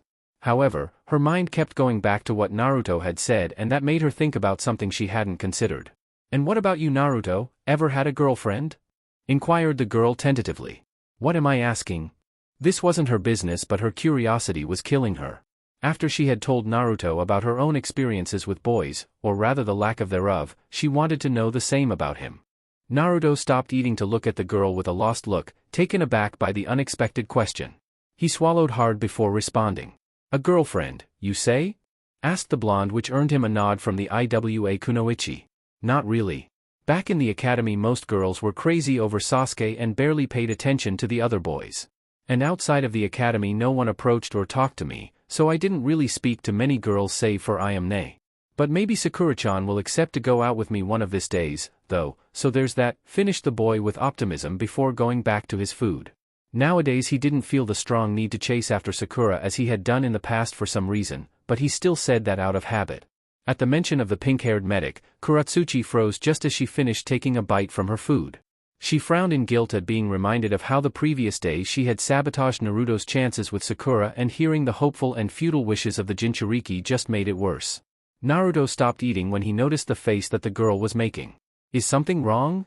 Katsuchi's thoughts were interrupted and she returned her gaze to the boy in front of her to find him looking at her with worry etched on his face. "Why, yeah, I'm fine," responded the girl with reluctance. "You sure?" asked Naruto, a little skeptic. "You had this weird, almost sad look in your eyes. It seems I'm still a bit sleepy." "I'm fine, seriously," replied the girl, rubbing her eyes once again to make it a bit more convincing. Naruto nodded, trusting her word before he kept eating while Katsuchi kept herself from showing any more of her down mood to avoid concerning the boy further. In just a few minutes the blonde put down his chopsticks on the empty plate as he gave a satisfied sigh. "That was good. You finished already?" asked the kunoichi. "Yep. You really are a great cook. That was the best breakfast I've ever had," exclaimed the boy. "Come on, it was just scrambled eggs and toast," said Katsuchi. "It was nothing special." "Of course it was," said the blonde like. "No one's ever prepared me breakfast before and yours was very good." A look of realization hit Katsuchi. Naruto had been alone most of his life, especially growing up. He never had anyone there for him to even do something as basic as prepare him a homemade meal once in a while. Once again she found herself feeling somber at Naruto's past. Someone as good-hearted as him didn't deserve to have that kind of life. At that moment, an idea came to her head, but she had to ask Naruto about it first. "Did you really like it that much?" inquired the girl. "I did," said Naruto, nodding enthusiastically. "Very much, in fact." "Then, I was thinking that I could," said Katsuchi dumbly, averting her eyes from Naruto, a blush threatening to appear on her face again while she used her chopsticks to play with her food. "Maybe, every day before training, I could prepare you something to eat. If you want, that is?" "Really? You would do that for me?" asked Naruto, stunned. Not having expected such offer. "I mean, if you really like it so much it would be no problem to prepare breakfast for the two of us," said Katsuchi, still poking her food. "I really don't mind." Naruto beamed at her. "If it's no problem, I would love to eat more of the meals you prepare." "Thanks, Katsuchi, you are the best." "Well, someone has to make sure that you eat properly each morning since you don't seem to do it as well as you should," replied Katsuchi, returning the blonde's smile with a tender one of her own. Both teenagers stared fondly at each other for a few seconds after that until Katsuchi coughed in her hand to break the silence. "I think I better go take a shower." "Wait for me, we'll be on our way when I'm done." "Aren't you going to finish your food?" asked Naruto, noting that the girl's plate still had some leftovers. "I never eat that much in the morning. Besides, I can eat the toast on the way to the training grounds," said Katsuchi. Having said that, the Iwa Kunoichi made a quick stop to her room to grab some clean clothes before going to the bathroom. Naruto, on his part, decided to at least help Katsuchi with the dirty dishes as he started putting away the plates. He looked forward to having breakfast in the future with the girl, and knowing that she was going to be preparing his food in the morning made him chipper at the prospect, not to mention that he was enjoying spending time with her more day by day. Meanwhile, Katsuchi was in the bathroom preparing to take her shower. She had just finished rinsing her teeth as she stared at her reflection in the mirror above the sink. "A good wife, huh?" thought the girl, examining her appearance. She could not picture herself as a wife at all. Heck, she had never even dated anyone before. Still, she could not help but smile as she remembered Naruto's compliment. Now that she thought about it, Naruto would make a good husband too. He was very attentive and supporting, he was kind, protective, positive, and good-hearted. But speaking of which, she supposed that Naruto and she were going to resemble a married couple after they started eating breakfast together every day. That mental image didn't bother her, and in fact, she found it amusing. She grinned as she imagined herself and Naruto living together as they smiled happily at one another, glad for each other's presence as a couple of pink-eyed blonde kids circled them while they laughed loudly. When she realized what she had just been thinking, Katsuchi widened her eyes in shock, resisting the urge to slap herself. "This is what I get for reading Ika before going to bed," concluded the tomboy before she finished undressing and entered the shower, deciding to take a cold bath. Konoha's training grounds. When the two teenagers reached the training grounds, Katsuchi was surprised to find Kakashi in there, but she also noticed that he was accompanied by another man.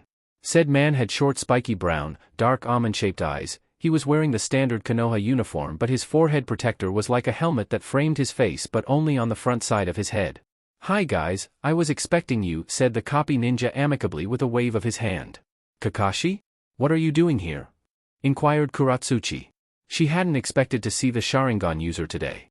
"Yesterday I asked Kakashi-sensei to give us a hand with our training," explained Naruto. "Actually, I'm surprised to see him on time." Now Katsuchi understood why Naruto had left the day before to find Kakashi. Not that she minded, Kakashi was supposed to be a genius and having someone of his caliber as an instructor could only benefit them. However, a part of her was disappointed that it wasn't going to be just her and Naruto. "Hey Kakashi-sensei, who is this?" asked Naruto as he glanced at the unknown man. "Naruto, Katsuchi, this here is Yamato," said Kakashi, introducing the man. "He will be accompanying us in our training." "Hi Naruto, I was sent by Tsunade-sama to help you should the Kyuubi give you trouble," said the man now known as Yamato. "Pleased to meet you. You can help me with the fox?" asked Naruto. "How is that?" "Yamato has a set of very special abilities only available to him," explained Kakashi. "One of them is the ability to suppress the Kyuubi's chakra." "Really?" said Naruto with glee. Not having to worry about the fox was a great relief. However, he still didn't want to depend on Yamato entirely. The man would not be by his side forever, so Naruto needed to train himself to do it alone.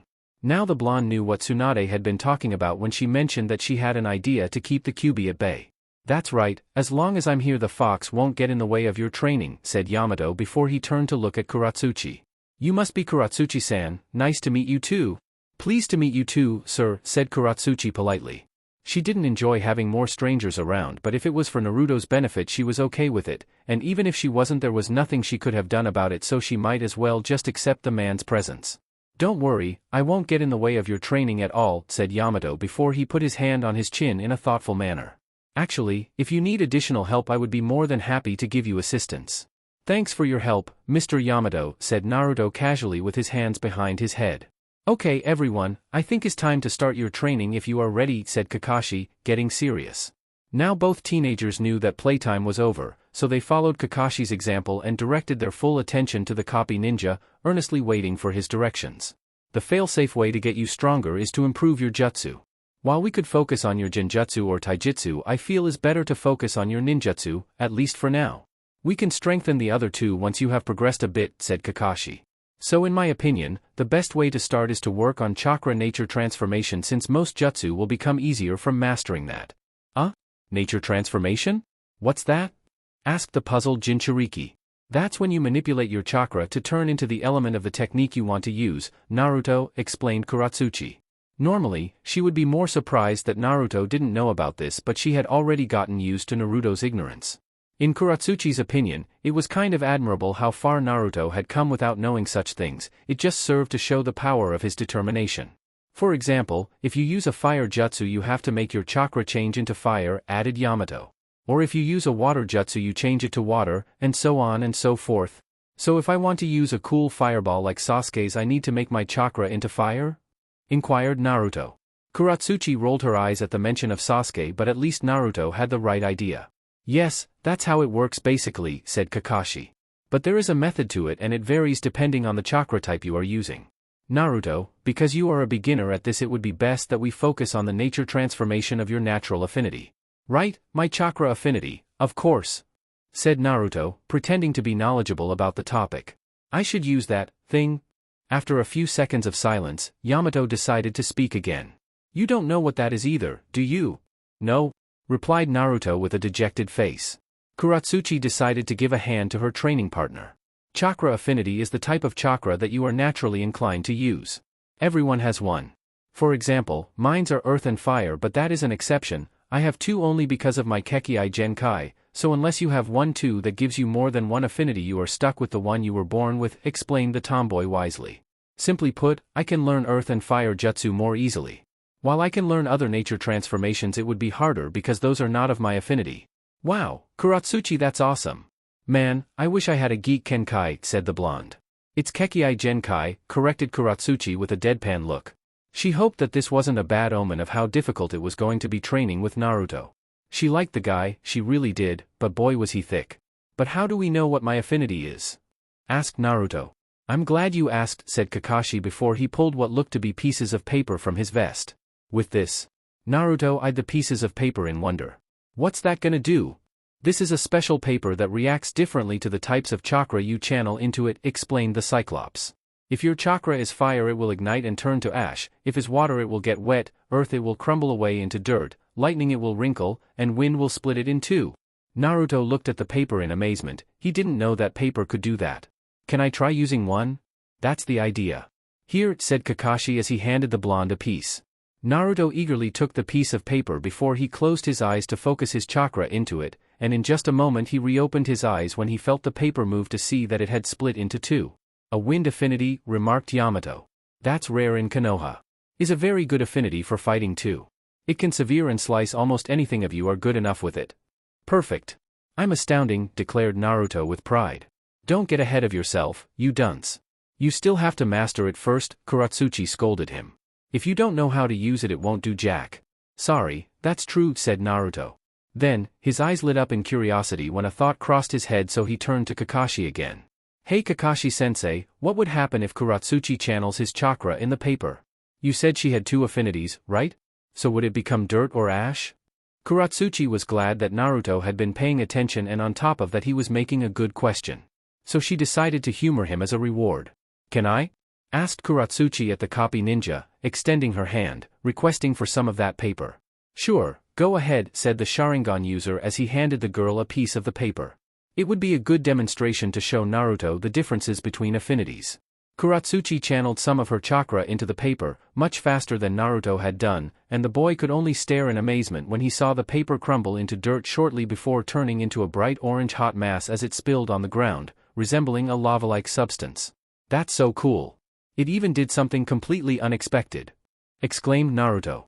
Katsuchi just kept surprising him more by the minute. He was starting to feel the difference in their skills even further, but rather than disheartening him it just motivated him to catch up to her. Katsuchi smiled proudly at the positive reaction of her display. Even if it wasn't a big deal in her opinion, it still felt nice to be praised. Kakashi cleared his throat, prompting the two teenagers to pay him attention again.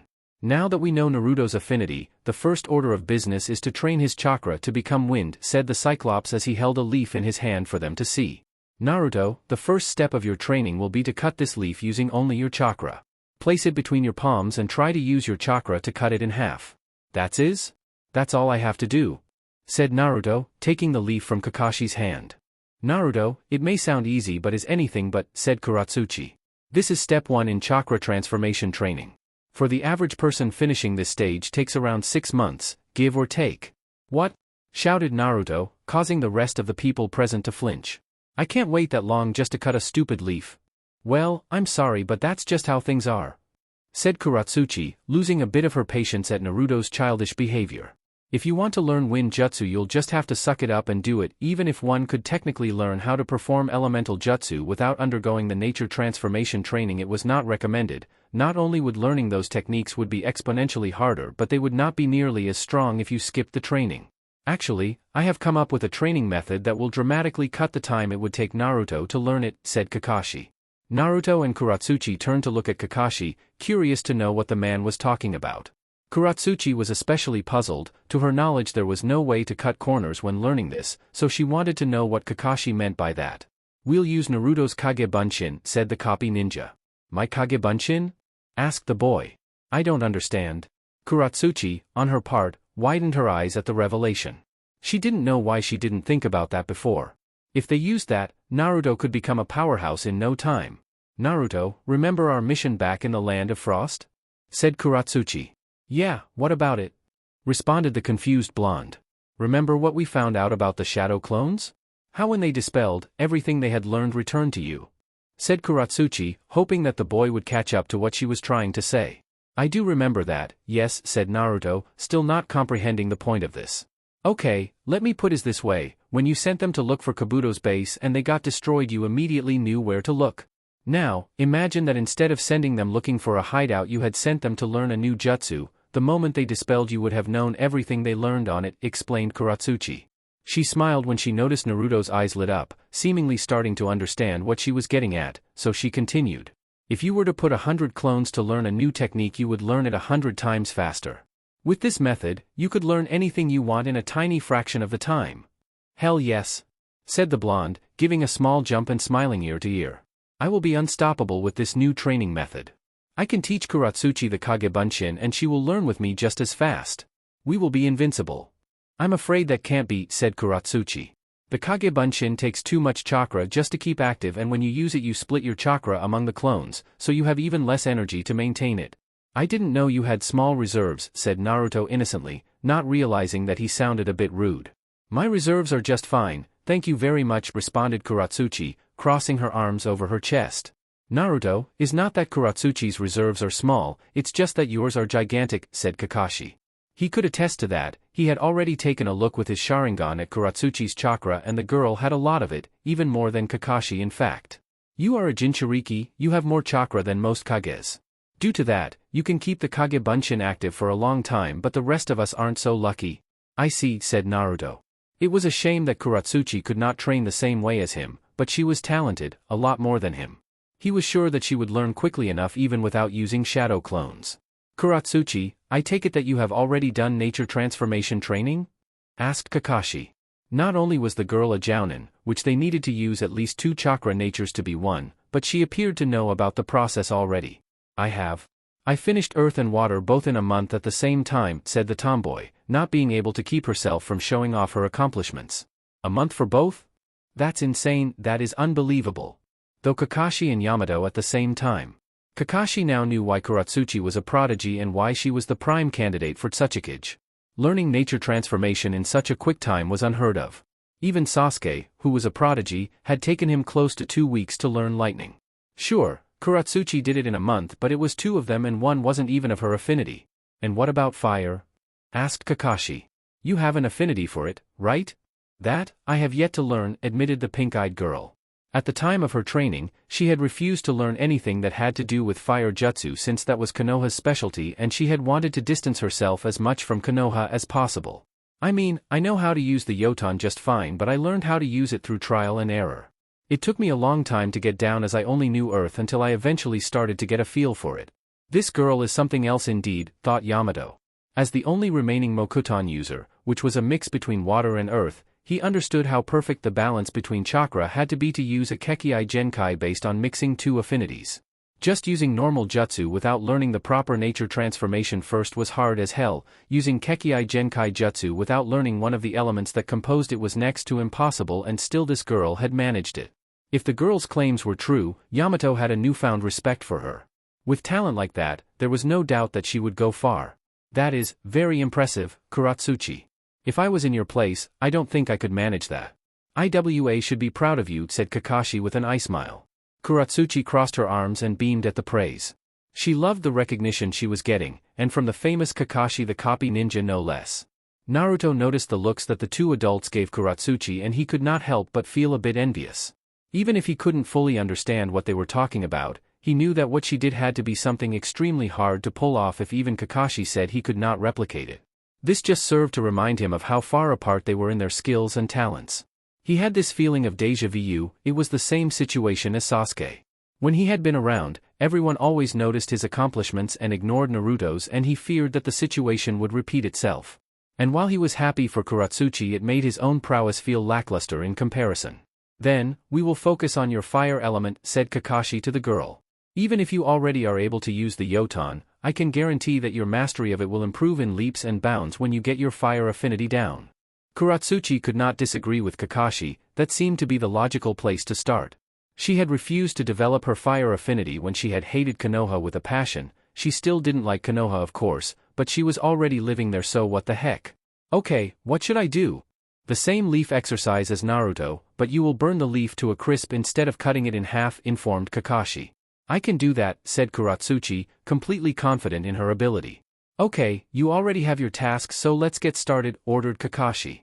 How many clones should I make, Kakashi-sensei? Asked Naruto. Kakashi seemed to think it over for a moment before he pointed at a tree a few yards behind him. As many as the leaves on that one? You got it, said Naruto as he made his favorite hand seal. Taju Kage Bunshin no Jutsu, multiple shadow clone technique. In the blink of an eye, the clearing was filled to the brim with copies of Naruto who charged at the tree, jumping and climbing at it to grab a leaf. Katsuchi was speechless. She had never seen that many shadow clones in her life. She knew that Naruto could do a lot of them, but this was insane. She couldn't even count them. Once all the blondes had a leaf, they didn't waste any time to put it between their palms and started focusing their chakra on it, furrowing their brow in concentration as they did so.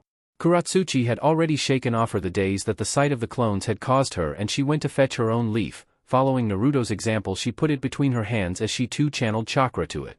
Kakashi knew that they were going to be at this for a while, so with that in mind, he pulled out his newest Ika book from his pouch to pass the time while Yamato sat at the base of another tree, ready to use his restraining jutsu if Naruto lost control of the Kyuubi.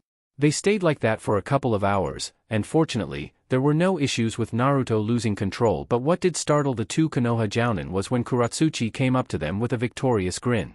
"I'm done," boasted the girl. "What?" inquired Kakashi with a wide eye. Even Yamato was staring agape at the girl. "No way. It has only been 2 hours." "Show me," said Kakashi, still having difficulty believing it. Katsuchi proceeded to hold a leaf with her index finger and thumb before the entire thing burst into flames and fell to the ground in ashes. "Don't be so surprised," said the tomboy as she noticed the looks of shock everyone was giving her. Even Naruto and his clones had stopped their own training to stare at her. "As I said, I already got a feel for it when using the Yoton. Yeah, it wasn't perfect, but it's not like I didn't manipulate fire in some form. Even so, completing the first stage in just 2 hours is nothing short of amazing," said Kakashi. "But seeing as you are finished with the leaf exercise, we can go to stage 2, declared the copy ninja. "Which is?" inquired the tomboy. "Now you have to light a whole tree in flames with just a single burst of your chakra," said the Cyclops. Katsuchi nodded in understanding. She had already expected something like that. "What if I light the whole forest on fire by accident?" asked the kunoichi. She didn't want to end up in the Hokage's office for committing arson. "Yamato and I will be on the lookout. If the flames get out of hand, we'll help you put them out," reassured Kakashi. "Not to mention that with Yamato here they could replace the trees." "I'll get to it then," said the girl before going to find another tree. After witnessing Katsuchi's surprising progress, Naruto and his doppelgangers returned to their own exercise with renewed vigor in an effort to catch up to his friend. "Kakashi-senpai, are you sure this is a good idea?" asked Yamato in a whisper to the jounin at his side. "What do you mean?" responded the copy ninja, diverting his eye from his book to look at Yamato sitting beside him. "Is it a good idea to be training the girl? She is an IWA kunoichi and a very exceptionally talented one at that. It's like we are doing Iwa's job in training one of their best weapon, at least the best one they still have after they lost their Jinchuriki," said Yamato with concern. He didn't mind the girl personally. She seemed to be a good kid, well, as good as a shinobi kid could be anyway, but they still had to consider the implications of strengthening an enemy ninja. If she were to turn on them in the future when she became Tsuchikage, they would have made their own grave by training her now. "I wouldn't worry about it. This could actually help us in the long run. If she becomes Tsuchikage, this could help the relationship between our villages. I don't think she will forget our role in her development," said Kakashi. "I would have thought that you would have asked your friends in the ANBU about her. They have been watching over her for a while now. They can attest that she had not tried anything against us so far, and her friendship with some of our ninja seems genuine. The one with Naruto especially, he could ask them right now even if Yamato so chose. They were always around Katsuchi, so they had to be hiding among the trees somewhere in the training grounds." "I hope you are right, Kakashi-senpai," said Yamato. He had in fact talked to his ANBU comrades about the girl beforehand, and they all said the same thing. She had never done anything out of line save for a couple of discussions with Naruto here and there, but nothing major. Still, he couldn't help but feel some reservation about the prospect of making a powerful and influential enemy ninja even stronger. "Kakashi speaks the truth, Tenzu-san." Both men turned to look at the source of the voice and found Yugao approaching them along with Sai. "Yugao-san? I didn't expect you to show up," said Kakashi in surprise. "We just changed shifts in the ANBU and it was my turn to watch Katsuchi," explained the woman as she stood beside Kakashi and Yamato with Sai right behind her. "I already hang with you lot, so there is no point to hide." "And Sai too? You should know we don't have any team exercises today," said Kakashi to the pale boy. "I know, I just wanted to see the progress of Naruto-kun and Katsuchi-san," said the root member with a smile. He didn't mention that he also wanted to learn more about the strange relationship the blonde and the IWA girl shared. "By the way, Yugao-san, it's Yamato now, not Tenzu, so please refer to me by that name," said the Mokuton user. "So overly concerned by etiquette as always," said Yugao. Tenzu, or rather, Yamato, had always been one to greatly respect rankings or codenames. "Hey Yugao-san, Sai, what's up?" said Naruto once he spotted the purple-haired woman followed by several similar greetings from his clones. When Katsuchi heard the ruckus that Naruto and his clones had been making, she too noticed the ANBU and gave her a wave from the distance, but upon seeing Sai waving back along with Yugao, the girl frowned in distaste and went back to putting her hands on the tree she had been trying to burn for a while now. "Please guys, don't stop for us," Yugao shouted to make the army of blondes return to their training. Sai for his part, just found himself a nice patch of land and sat down before pulling out his sketchbook and started drawing. "How is the training coming along?" asked Yugao casually. At first, she had been rather surprised at seeing such a large number of shadow clones, but after thinking about it for a moment she realized what they were trying to accomplish. She had to say that it was pretty smart to use the Kage Bunshin to speed up the learning process. "It has been going fine. Katsuchi already completed the first part of the nature transformation training," said Kakashi, earning him a surprised look from the ANBU woman. "What, already? Didn't you guys just start a few hours ago?" said the shocked Yugao. "The girl is incredibly talented, even more than we anticipated," said Yamato with seriousness. Yugao often forgot that Katsuchi was a prodigy, the best one in IWA if their intel was correct. However, it was easy to forget that since they had never seen the girl learning anything new until now. "I think this is long enough," muttered Kakashi as he closed his book. After that he walked up to Naruto. "Naruto, stop. It's time to dispel the clones and compile what they have learned." Naruto and his clone army quickly halted what they had been doing as they looked unsurely at each other. "Are you sure this is a good time, Kakashi-sensei?" asked one of the blondes among the crowd. "I'm sure, just do it," repeated Kakashi. Obeying his sensei's orders, all the boys, save for the real Naruto, made a hand seal which caused them to dispel, filling the training grounds with smoke. "How do you feel?" asked Kakashi once the smoke had cleared. Rather than answering right away, Naruto kept staring silently at the leaf in his hand. It was a weird feeling having information from a lot of different sources entering his head all at once, but when he finally assimilated everything he learned, he grinned with confidence. "I think I got it, I can do this," said the boy with optimism. Then, suddenly Naruto's eyes rolled back into his head as he stumbled to the ground. Luckily Kakashi was able to grab him before he hit the floor. "Naruto, are you okay?" asked Katsuchi as she quickly made her way to the unconscious blonde being held in place by Kakashi.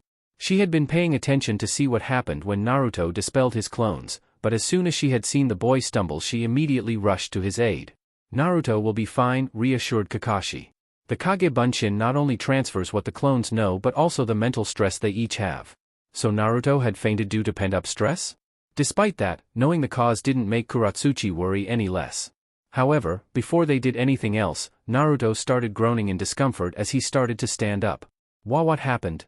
asked the boy as he brought a hand to his head. Now that he could stand again by his own, Kakashi let go of his student. "You fainted. It seems like you also gather you clones stress along with their memories," explained Katsuchi. "How do you feel?"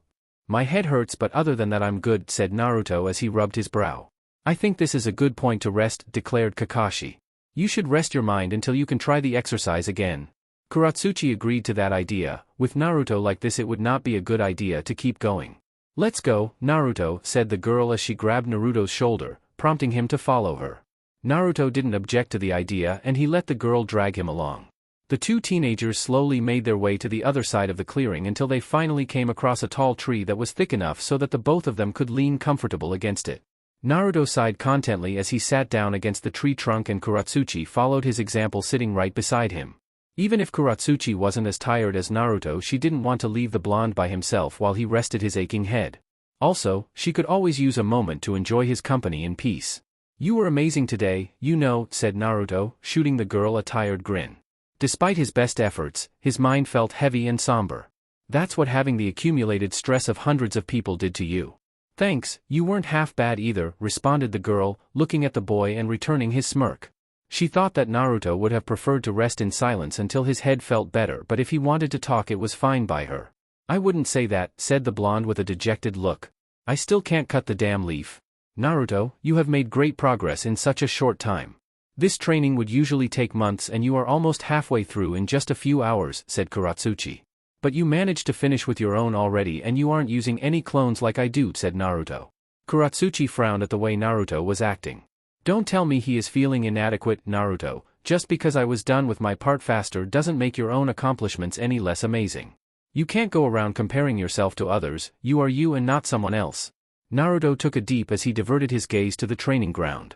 I didn't mean to take it out on you, it's just, for most of my life I had been compared to other people that were better than me in every way, and it always appeared that no matter what I did I never could be as good, and in result no one ever expected anything great from me. Since I was alone until I joined Team 7 I never had anyone to help me through.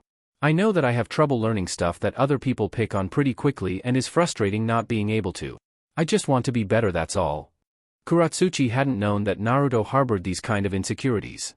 She guessed that in his tiredness he was revealing a side of him that he didn't let himself show often, and in a way, she felt honored that he felt comfortable enough being with her to show his vulnerabilities.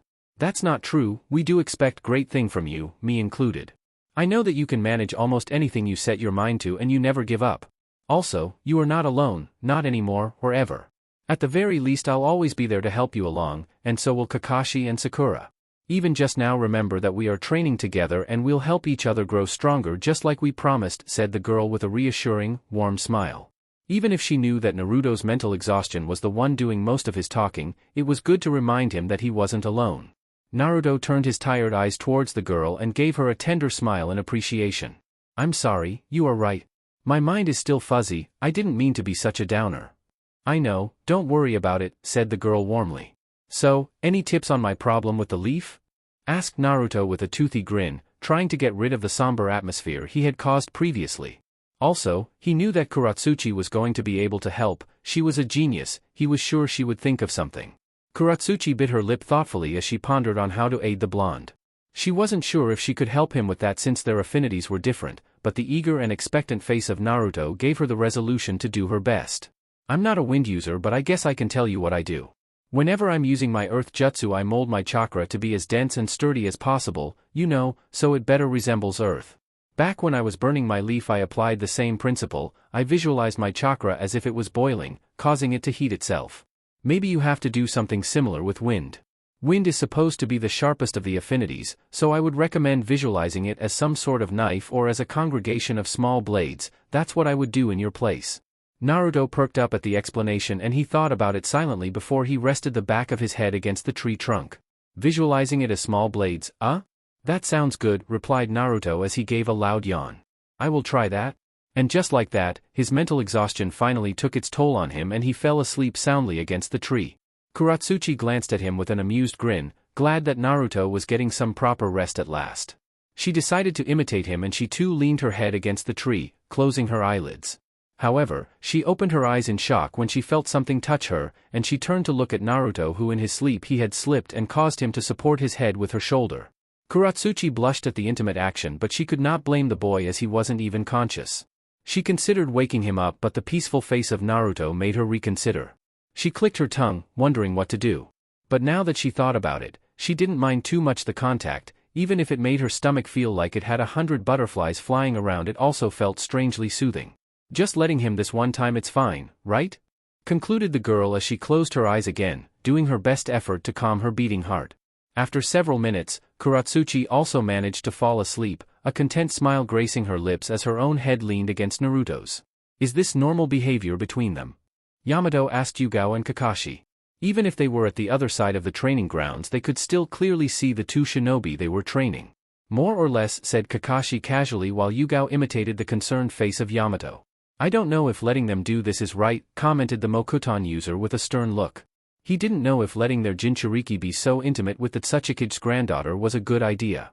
It is not our business how they handle their personal relationships, said Kakashi as he flipped a page from his favorite book. Besides, would you go up to them and disturb them without any real basis? Yamato could not argue with that. He would not feel comfortable interrupting them, it would just make things awkward. Also, they pretty much lived together as far as he knew. Even if they tried putting restrictions on them it wouldn't work with them living so close and they had to interact daily. Yugao was glad that for once people understood the dilemma she had while dealing with the teenagers. Meanwhile, as the adults looked on with different levels of astonishment, Sai just kept drawing. He was just finishing his sketch but he wanted to get the scene in front of him just right. He didn't know why he was so interested in the friendship that those two had, but he was willing to learn more about it and if he could he would help his new friends to nurture it, but in the meantime he hoped that with these sketches he would understand better the kind of relationship Naruto and Katsuchi shared. As soon as he was done he glanced down at his work, which was the image of Naruto and Katsuchi sleeping together at the base of the tree. I think I'll name this one, Fondness. Chapter 25, To Define a Relationship. I did it! Shouted Naruto victoriously as he held a leaf completely sliced by half. After the advice that Katsuchi had given him the day before, he figured it would be best to start today's training using her method and the pointers she gave him.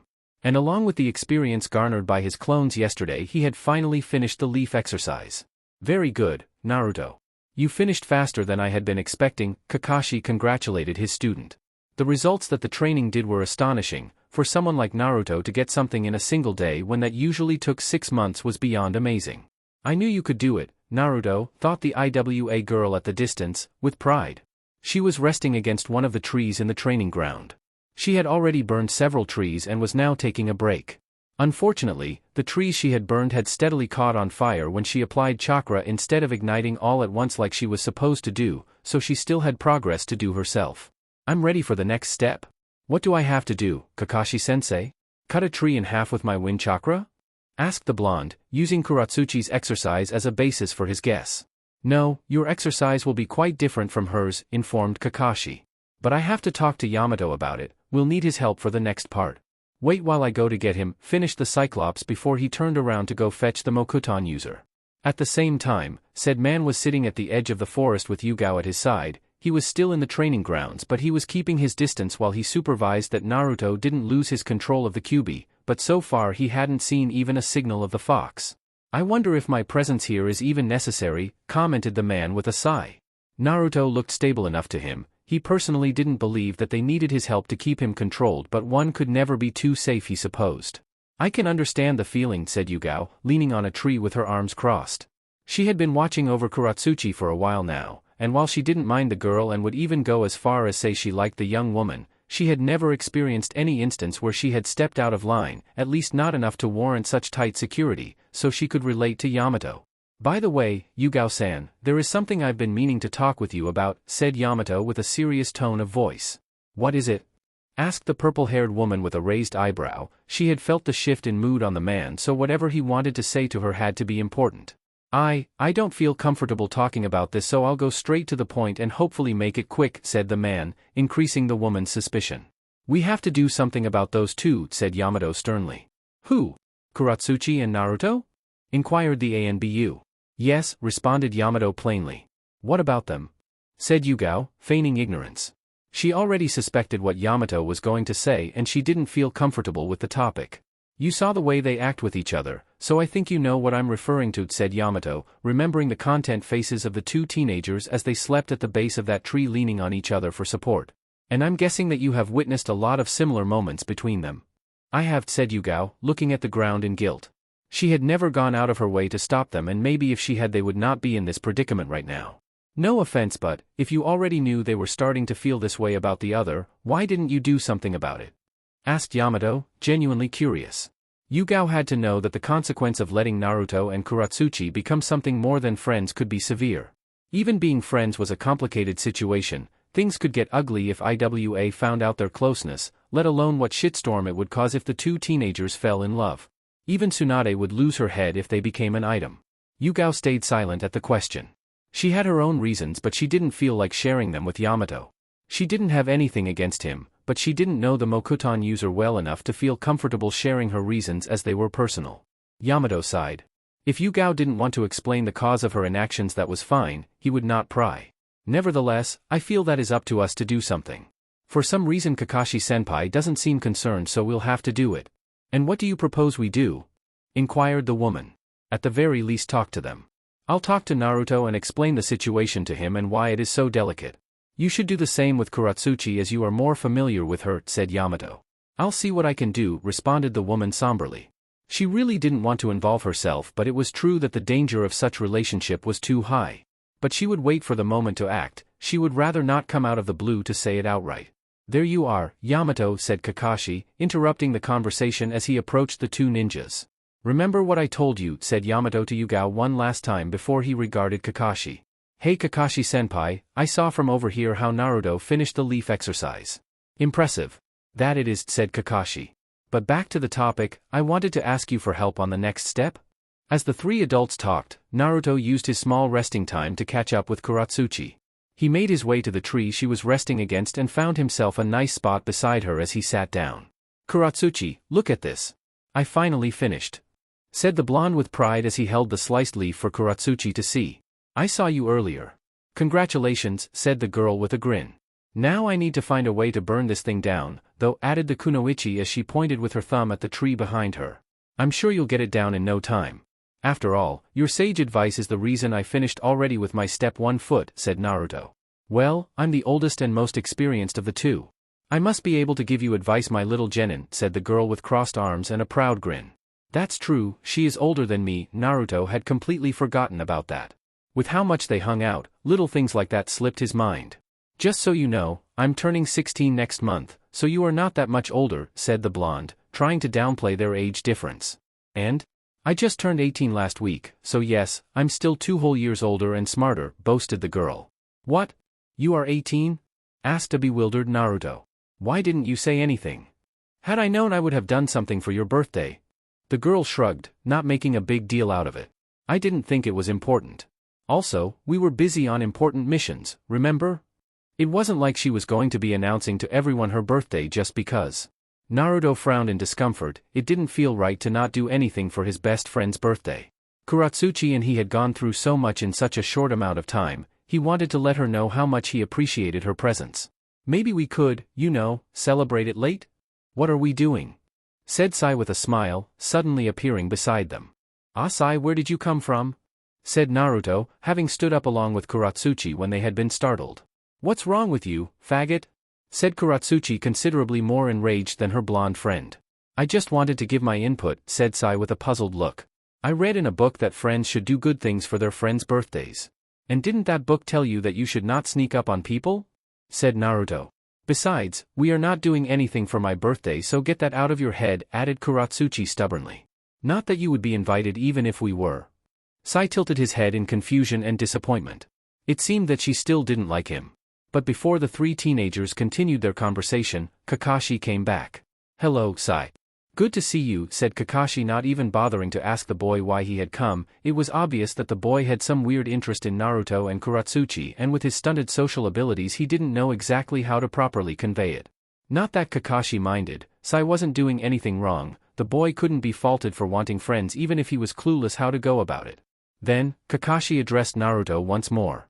Naruto, come. It's time for the next step. Alright. See you later, guys. Said Naruto before he followed his teacher.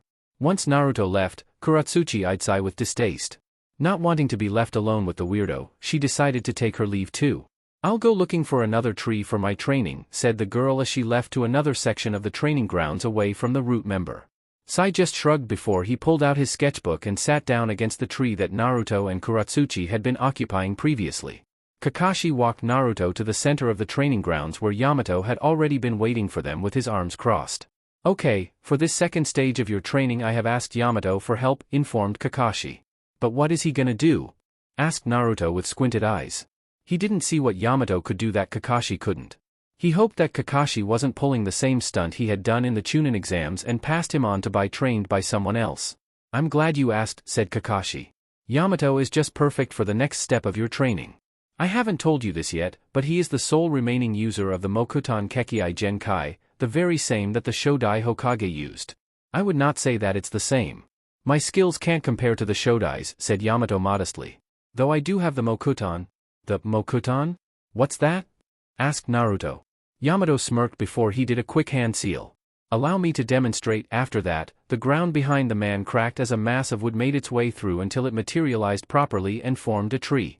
The event was so surprising that it even caught Sai and Katsuchi's attention from their sides of the training grounds.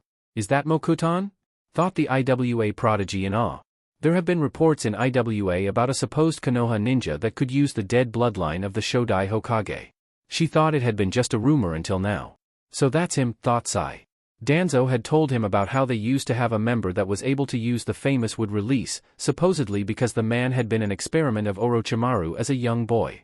It was good to finally meet him. He had been one of Root's best members as far as Sai was aware. Wow, I've never seen a jutsu like that, said Naruto in astonishment. And the Shodai also used this? That made Yamato much cooler in Naruto's opinion. However, that still didn't answer Naruto's question. It's amazing and all, but I still don't understand how this helps my training. Let me explain, said Kakashi. The Mokuton, just like Kuratsuchi's Yoton, is the result of mixing two chakra natures, this time, is water and earth chakra natures. He'll help us to create a waterfall. Instead of waiting for Naruto to ask more question, Yamato got straight into his task. Again, he did some hand seals and a tall wall of dirt was erected right where he had been standing, leaving him on top the giant structure as he gazed down at Kakashi and the stunned Naruto. After that, a torrent of water started gushing down the earth wall, effectively forming a standing waterfall in the middle of the training grounds. Your new objective is to cut the waterfall using only your chakra, said Kakashi, which broke Naruto out of his stupor at seeing Yamato's amazing jutsu. Just you watch, Kakashi-sensei, I'll get it down in no time just like the leaf, said Naruto with a raised fist. But can it be bigger? I can't fit that many shadow clones in there. Kakashi turned to look up at Yamato intently, silently asking if what Naruto wanted was possible. Yamato knew that doing something like that would drain his chakra terribly, but seeing Naruto and Kakashi's expectant faces practically left him no choice. And so, with another quick hand seal, the waterfall elongated itself to cover more ground, so much in fact that it almost spread out in the entirety of the training grounds. After that, two trees manifested themselves at each extremity of the waterfall, a thick branch connecting them and forming a makeshift bridge that hovered several feet in the air just in front of the water current for Naruto and his clones to stand directly in front. Once the waterfall was ready, Yamato fell to his knees, grasping for air. That had taken a lot out of him. That's just perfect. Time to start, declared Naruto, bringing his hands together for a seal of his own. Taiju Kage Bunshin no Jutsu, multiple shadow clone technique.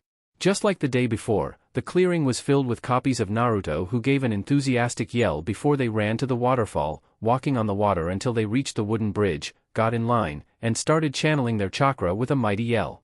Now that the waterfall had extended across the training field, Kuratsuchi was just a few meters away from it despite how far away she had been before. She could not help herself from staring from time to time at the army of clones as they tried to cut the water flow. Naruto and his copies had discarded their jacket and undershirt to avoid getting them wet, which left them completely bare from the waist up save for the collar Naruto always wore. A blush formed on Kuratsuchi's cheeks as she gazed at the blonde's toned torso. Naruto wasn't buff but his muscles were defined enough that they were visible, which for the tomboy made for a pleasant sight to see, and with their bodies being wet it made not staring all the much more difficult for the girl. She pressed her palms with yet more force against the tree, trying to burn it with her chakra in hopes that focusing on her training would take her mind off Naruto, but she still kept looking back from time to time. Yugao witnessed the girl's reaction from her side of the field, and the ANBU sighed in exasperation. How was she supposed to keep the two stupid teenagers from getting touchy-feely if things like these kept happening? It definitely didn't make things any easier. Konoha's streets. And that's what happened, said Sakura to Ino.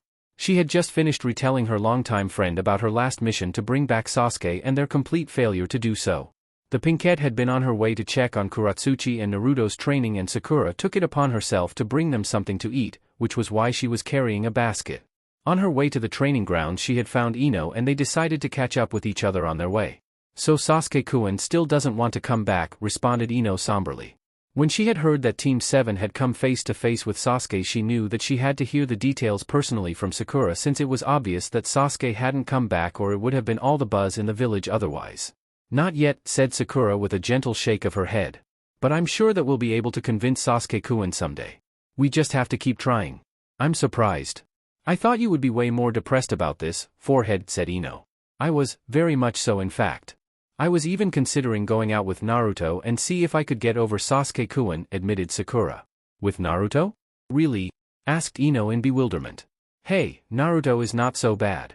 You know he has gotten a lot better than he was before and I thought I might give him a chance, said Sakura in defense of her blonde teammate.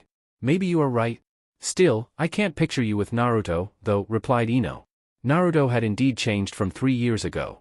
Yeah, he was still loud and was still a fool most of the time but he was better than he had been before if only slightly. At least you came back to your senses in the end? Well, I didn't do it by myself to be honest, said Sakura. Kuratsuchi-san actually helped me with it. Kuratsuchi? Inquired Ino in surprise. She didn't take the IWA tomboy to be the type to give relationship advice even if Ino herself had only talked to her a few times. I was pretty surprised too that she wanted to help, said Sakura. I just could not hold my feelings bottled up anymore, and she happened to be the one that I told how I felt about my constant failures with Sasuke, and I said to her that I was considering going out with Naruto. Then she reminded me that I can't just give up on Sasuke if he is the person I truly love. She really is not that bad when you get to know her. That was also part of the reason why Sakura was bringing food to both Naruto and Katsuchi, to Naruto because he was her teammate and Katsuchi for having been thoughtful enough to help Sakura with her Sasuke issues. Ino raised an eyebrow at that. Something in Sakura's story wasn't clicking with the Yamanaka. She could not put her finger on it, but she felt as if there was something more to Katsuchi's actions than she let on. Ino wouldn't be the gossip queen if she didn't know how to read people and interpret their ulterior motives, after all. Both girls didn't take long to reach the training grounds, and once they arrived they stood at the edge of the clearing, staring speechlessly at the gigantic and long waterfall in the middle of the place with an army of Narutos standing in a makeshift bridge. Sakura, had there always been a waterfall in here? Asked the stunned Ino without taking her eyes off the scene. No, there wasn't, confirmed Sakura, just as shocked as her blonde friend. Just what kind of training were they doing here? That's what I thought, responded Ino, looking around the place to see who else was there. She could spot Kakashi-sensei at the distance, reading one of his usual books, and 2 other people were with him, a man that Ino had never seen before and the same purple-haired woman that had been with Naruto and Katsuchi the other day. Speaking of which, Ino could see the tomboy at the other end of the clearing with her hands pressing against a tree. Finally, Ino's eyes widened and a blush appeared on her face when she saw a handsome pale-skinned boy sitting a distance away scribbling something on what seemed to be a sketchbook. Ino had never seen that guy around before, and with how hot he was, in Ino's mind, that was unacceptable. Who is that? Asked Ino, pointing with a finger at the new guy. Who? Asked Sakura before she realized who Ino was pointing at. Oh, him? That's Sai. He is the newest member of our team. Ino took Sakura by the shoulders and stared gravely at her longtime friend. Forehead, why didn't you tell me that such a hot guy was on your team? Seriously, what happened to being a good friend? Your best friend was supposed to talk to you about the new cute guys, damn it. Sai? Hot? Thought Sakura in bewilderment. She never considered Sai to be that attractive, but she supposed that it had to be due to the first poor impressions he gave her, but if she was being honest, he did have a pretty boy face. Sorry Ino pig, I guess it just slipped my mind. Never mind that now. I'll go talk to him, decided the Yamanaka with fervor. If you want to. But just so you know, he is completely and utterly socially inept, warned Sakura. Bah, how bad can it be?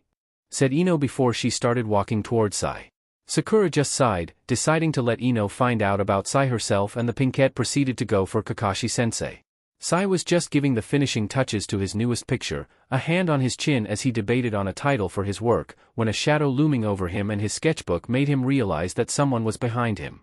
Normally he would have gotten into a combat position for the sudden approach of a stranger, but the newcomer didn't make an effort to conceal their presence, and since he didn't feel any killing intent, he calmly glanced over his shoulder to find a platinum blonde girl leaning towards him with a friendly grin. "Hi there," said the chipper girl. "Sorry to disturb you, but I just saw you sitting here by yourself, and since I have never seen you around, I thought I'd come over and introduce myself. Yamanaka Ino. Nice to meet you." Finished the mind reader with her hand extended in a polite gesture. Sai stared at the hand at his side and he blinked slowly a couple of times. This had been unexpected. Still, he took the girl's hand to return the handshake with a bit of reluctance. "I'm Sai," said the serious young man. "So, Sai, I heard from Sakura that you are her teammate," said Ino, breaking the handshake. "Why is it that I have never seen you before?" Of course she already knew that the guy was new on the team, but she wanted a topic to break the ice.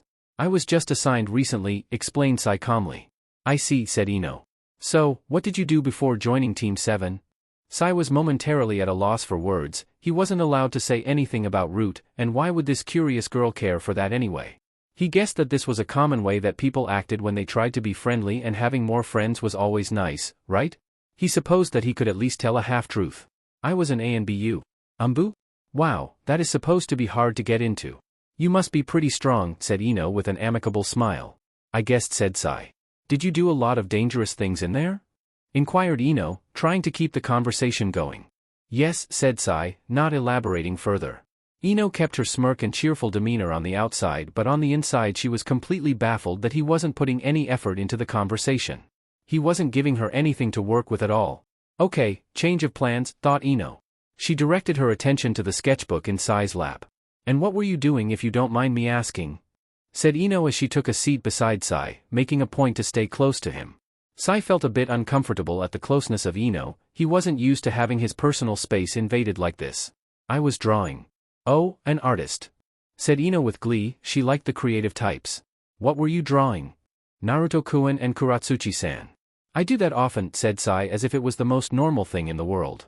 Ino raised an eyebrow at that. That was weird. It could even be considered creepy in a sense, but she wanted to give Sai the benefit of the doubt for the moment. Can I have a look? Sai didn't see anything wrong with, but he was a bit reluctant to show his pictures to a stranger. Still, he complied as he passed the sketchbook to her. Ino took the sketchbook gently before she started eyeing closely the piece. The picture was of Naruto holding what appeared to be a piece of a leaf to Kuratsuchi. He was beaming from ear to ear as the Iwa Kunoichi regarded him with a look of pride.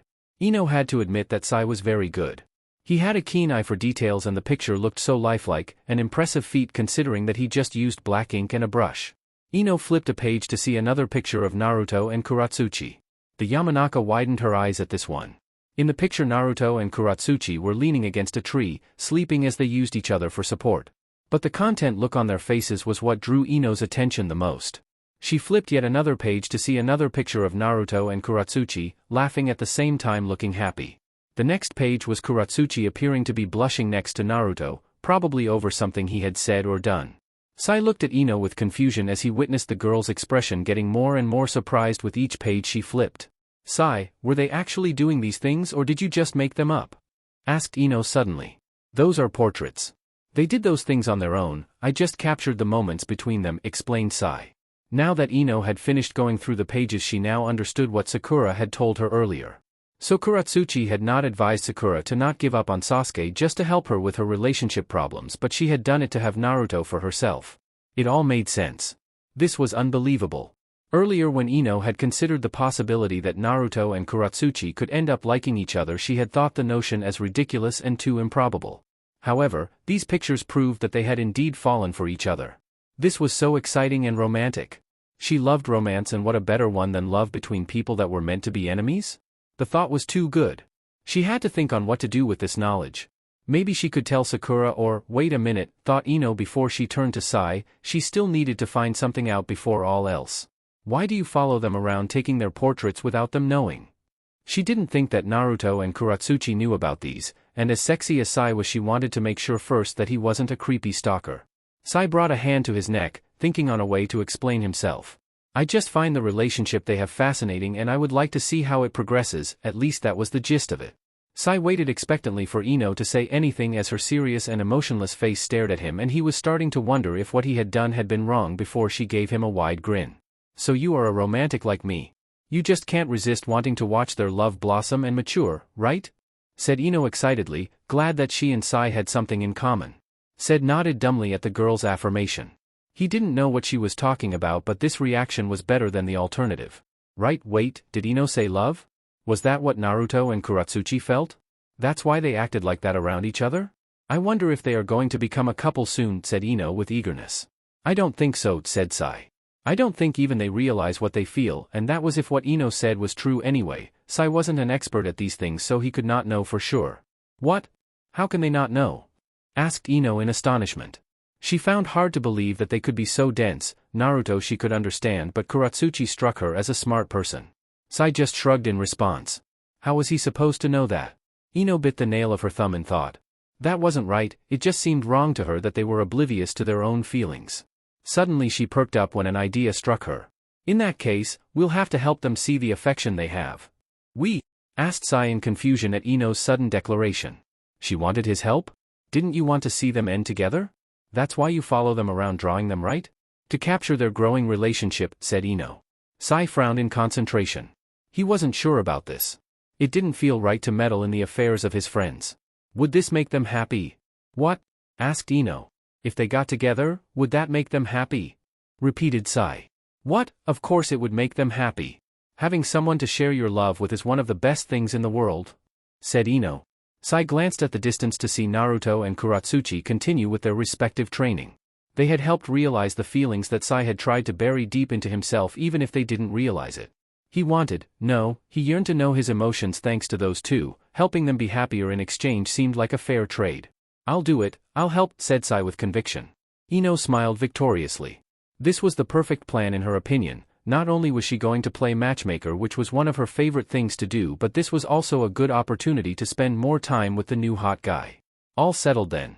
First things first, we have to decide how are we going to go about this. Do you have something in mind, Ino-san? Said Sai, ready to start their planning. Ino gave him a mischievous smile. As a matter of fact, I do have some. But you should tell me first things they like to do or things they might have discussed recently. That way it would be easier for us to decide how to get to them. Sai nodded, that made sense. He hoped that with this he would help his friends become happier. Meanwhile, just several yards away, Naruto was still concentrated on splitting the waterfall. He was frowning with focus when Kakashi approached him until he stood just below the bridge Naruto was standing on. Naruto, want to take a break? Sakura brought you guys some food, said Kakashi, knowing that the original Naruto was just above him. Naruto took his hand off from the waterfall to look at Kakashi below him while the nearby clones glanced back too. Did she really? I'm coming, informed Naruto before turning to his copies. You guys keep doing what you are doing, finished the blonde before jumping down the waterfall as his doppelgangers complained about not getting a break too. Naruto put on his shirt and jacket before he looked at Kakashi. I didn't know Sakura-chan was here. She arrived just a few minutes ago, sad Kakashi. Why don't you go and get Katsuchi, the food is also for her. Naruto nodded obediently before he started printing in the direction of his pink-eyed friend. Will do. He thought it was very kind of Sakura to bring food not only for him but for Katsuchi too. He was glad that it appeared that the two girls were starting to get along better with each other. He ran over to Katsuchi's side of the training grounds and found her standing among charred trees as expected. Hey Katsuchi. You wanna eat? Sakura-chan brought some food for us, said the boy as he approached the kunoichi. Food you say? Sorry, I'm not hungry, said the girl just before a smirk graced her lips. More importantly, check this out, said the girl as she approached one of the trees that hadn't been burned yet. Naruto watched her curiously as she did so. She couldn't possibly have finished already, could she? Naruto's concerns were answered immediately after when Katsuchi put both of her hands against the tree and the entire thing burst into flames in a single burst of her chakra. Whoa!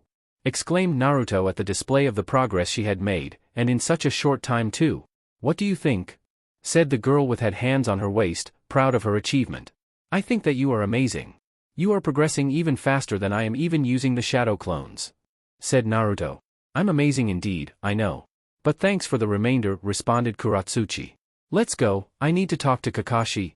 Naruto nodded, still dumbfounded at her rapid progress. And with that, both teenagers returned to where Kakashi and Sakura were. Hello, Katsuchi-san, said Sakura amicably upon seeing the IWA girl. Hi, said Katsuchi. I came to see how you were doing with your training, said the medic. Also, I brought you guys some food if you are hungry, finished Sakura as she lifted the basket with her arm. Thank you for the offer but I pass. I'm really not hungry at the moment, said Katsuchi. Oh, I see, said Sakura. She felt a bit dejected for her offer being turned down, but it wasn't a big deal in the end, so she tried to not put so much thought into it. Anyway, I'm done with my part of the training, said Katsuchi as she addressed Kakashi this time. So soon? Asked Kakashi. He wasn't as impressed as he should be as he was starting to get used to the girl's talents, but he was still surprised nonetheless. It's true, Kakashi-sensei. I saw her burn a tree in an instant, said Naruto. Still, would you care to show me? Said Kakashi to Katsuchi. The girl didn't waste any time and approached one of the nearby trees they had around them, put her hands on the trunk, and after a couple of seconds the tree completely ignited. Well, would you look at that?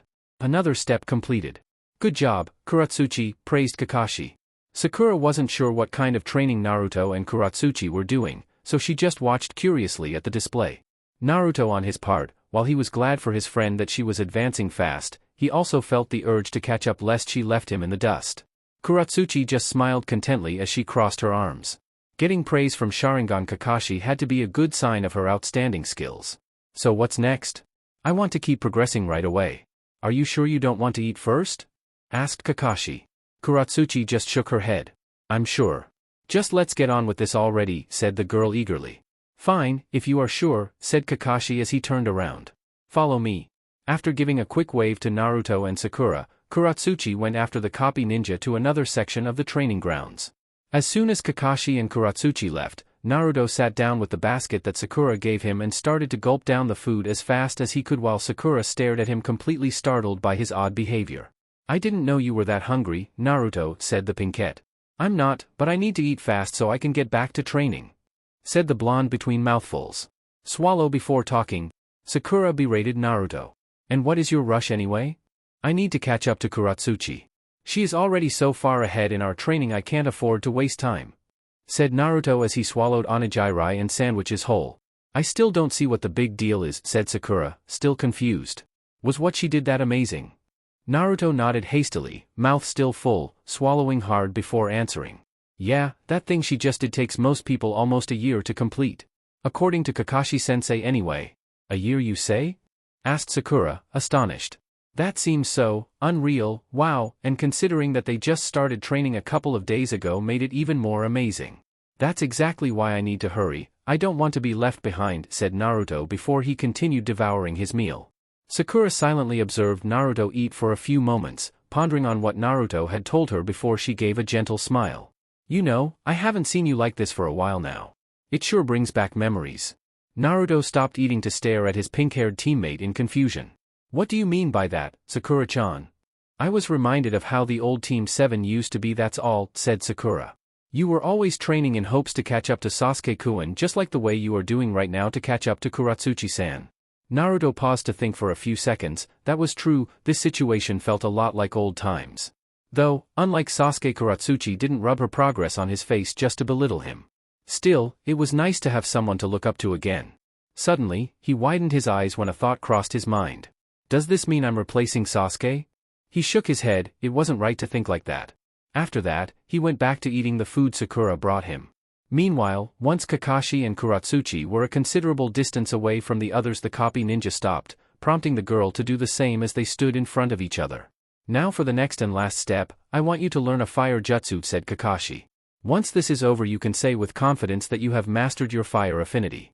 When you are done you can either continue to learn more jutsu or you can experiment with your affinity on your own, your choice. Katsuchi nodded. I understand. The jutsu I'm about to teach you is the Katan, Gokaku no Jutsu, fire release, great fireball technique, declared Kakashi. Katsuchi just stared emotionless at the copy ninja. She wasn't really excited at the prospect of learning the technique. Can you maybe teach me something, I dunno, a bit less basic? Not to mention that the jutsu was a signature move of the Uchiha clan as they've been the ones to create it. After her encounter with Sasuke, she would rather not share any techniques with the asshole. Be as it may, there is a reason why this jutsu is considered a staple among our fire users, explained Kakashi. Even if it is a basic jutsu, it is a very versatile one. It can be very powerful or very weak depending on the amount of chakra you put into it. You can also use it continuously like a flamethrower or like a projectile if you condense it into a ball. It's the perfect entry and all-purpose fire jutsu. Katsuchi sighed, resigning herself to it. Fine, I'll learn the damn thing. She might as well get this over with so she could start experimenting with her affinity by herself. Besides, a basic jutsu could still be incredibly powerful if mastered to its full potential, so it wasn't like this was a complete waste of time. With that, she continued to pay attention to Kakashi as he taught her the necessary hand seals and a few basic pointer for the jutsu. After thinking for a few hours and pacing back and forth, Yugao had finally made up her mind, was ready to talk to Katsuchi. Yamato was right, she had to do something about the relationship Naruto and Katsuchi had or this delicate situation could get dangerous. So, she approached Katsuchi, who had been left alone to practice on the Gokaku. Katsuchi had just finished spitting a flame the size of her head when she felt someone getting closer from behind. She turned around to see Yugao coming towards her. You are doing great. Most people can barely make an ember at this point or they just choke on the smoke in their throats, said Yugao. I just want to finish with this so I can do my own thing, said Katsuchi. I'm sure you'll have no trouble mastering it, said Yugao. Thanks, I guessed, said Katsuchi. I would be ashamed of myself if I could master a jutsu of this level. I see, said the ANBU, finding difficult to start the topic she wanted to address. Due to that, both women just stood silently in front of each other awkwardly for a minute until Katsuchi finally had enough. Did you want something? Inquired the IWA girl with impatience. Yugao sighed, this was something that had to be done. I did want something. I wanted to tell you that, said the purple-haired woman, still hesitating to continue. Katsuchi raised an eyebrow. Yugao was being weird, which was especially odd coming from the usually calm and collected ANBU. I wanted to let you know that, I wish you good luck in your training, said Yugao with uncertainty, feeling disappointed in herself for chickening out. Thank you, said Katsuchi, now even more confused than she had been before. For Yugao to come here just to tell her that seemed a bit random. Anyway, if you need any help you can just ask me, said Yugao before turning around and started to walk away, feeling ashamed and like an idiot. I'm such a coward, thought the woman. She didn't have the guts to destroy the relationship that was forming between Katsuchi and Naruto. She knew how rare and wonderful true love really was, and she also knew how terrible it was to lose it. The empty void of sorrow that Hayate's death left her had been the most terrible thing she had ever experienced. She knew how dangerous the two teenagers' evolving relationship could become, and as a shinobi of the leaf it was also her responsibility to ensure the village's safety. She could not forgive herself if she were to kill off the teenagers' relationship just like Yugao's had her own snatched away. Wait, Katsuchi called out to the woman, which made Yugao stop to glance back at her. You said I can ask you for help, right? Yugao nodded to the girl. In that case, can you help me improve my kenjutsu? Requested Katsuchi.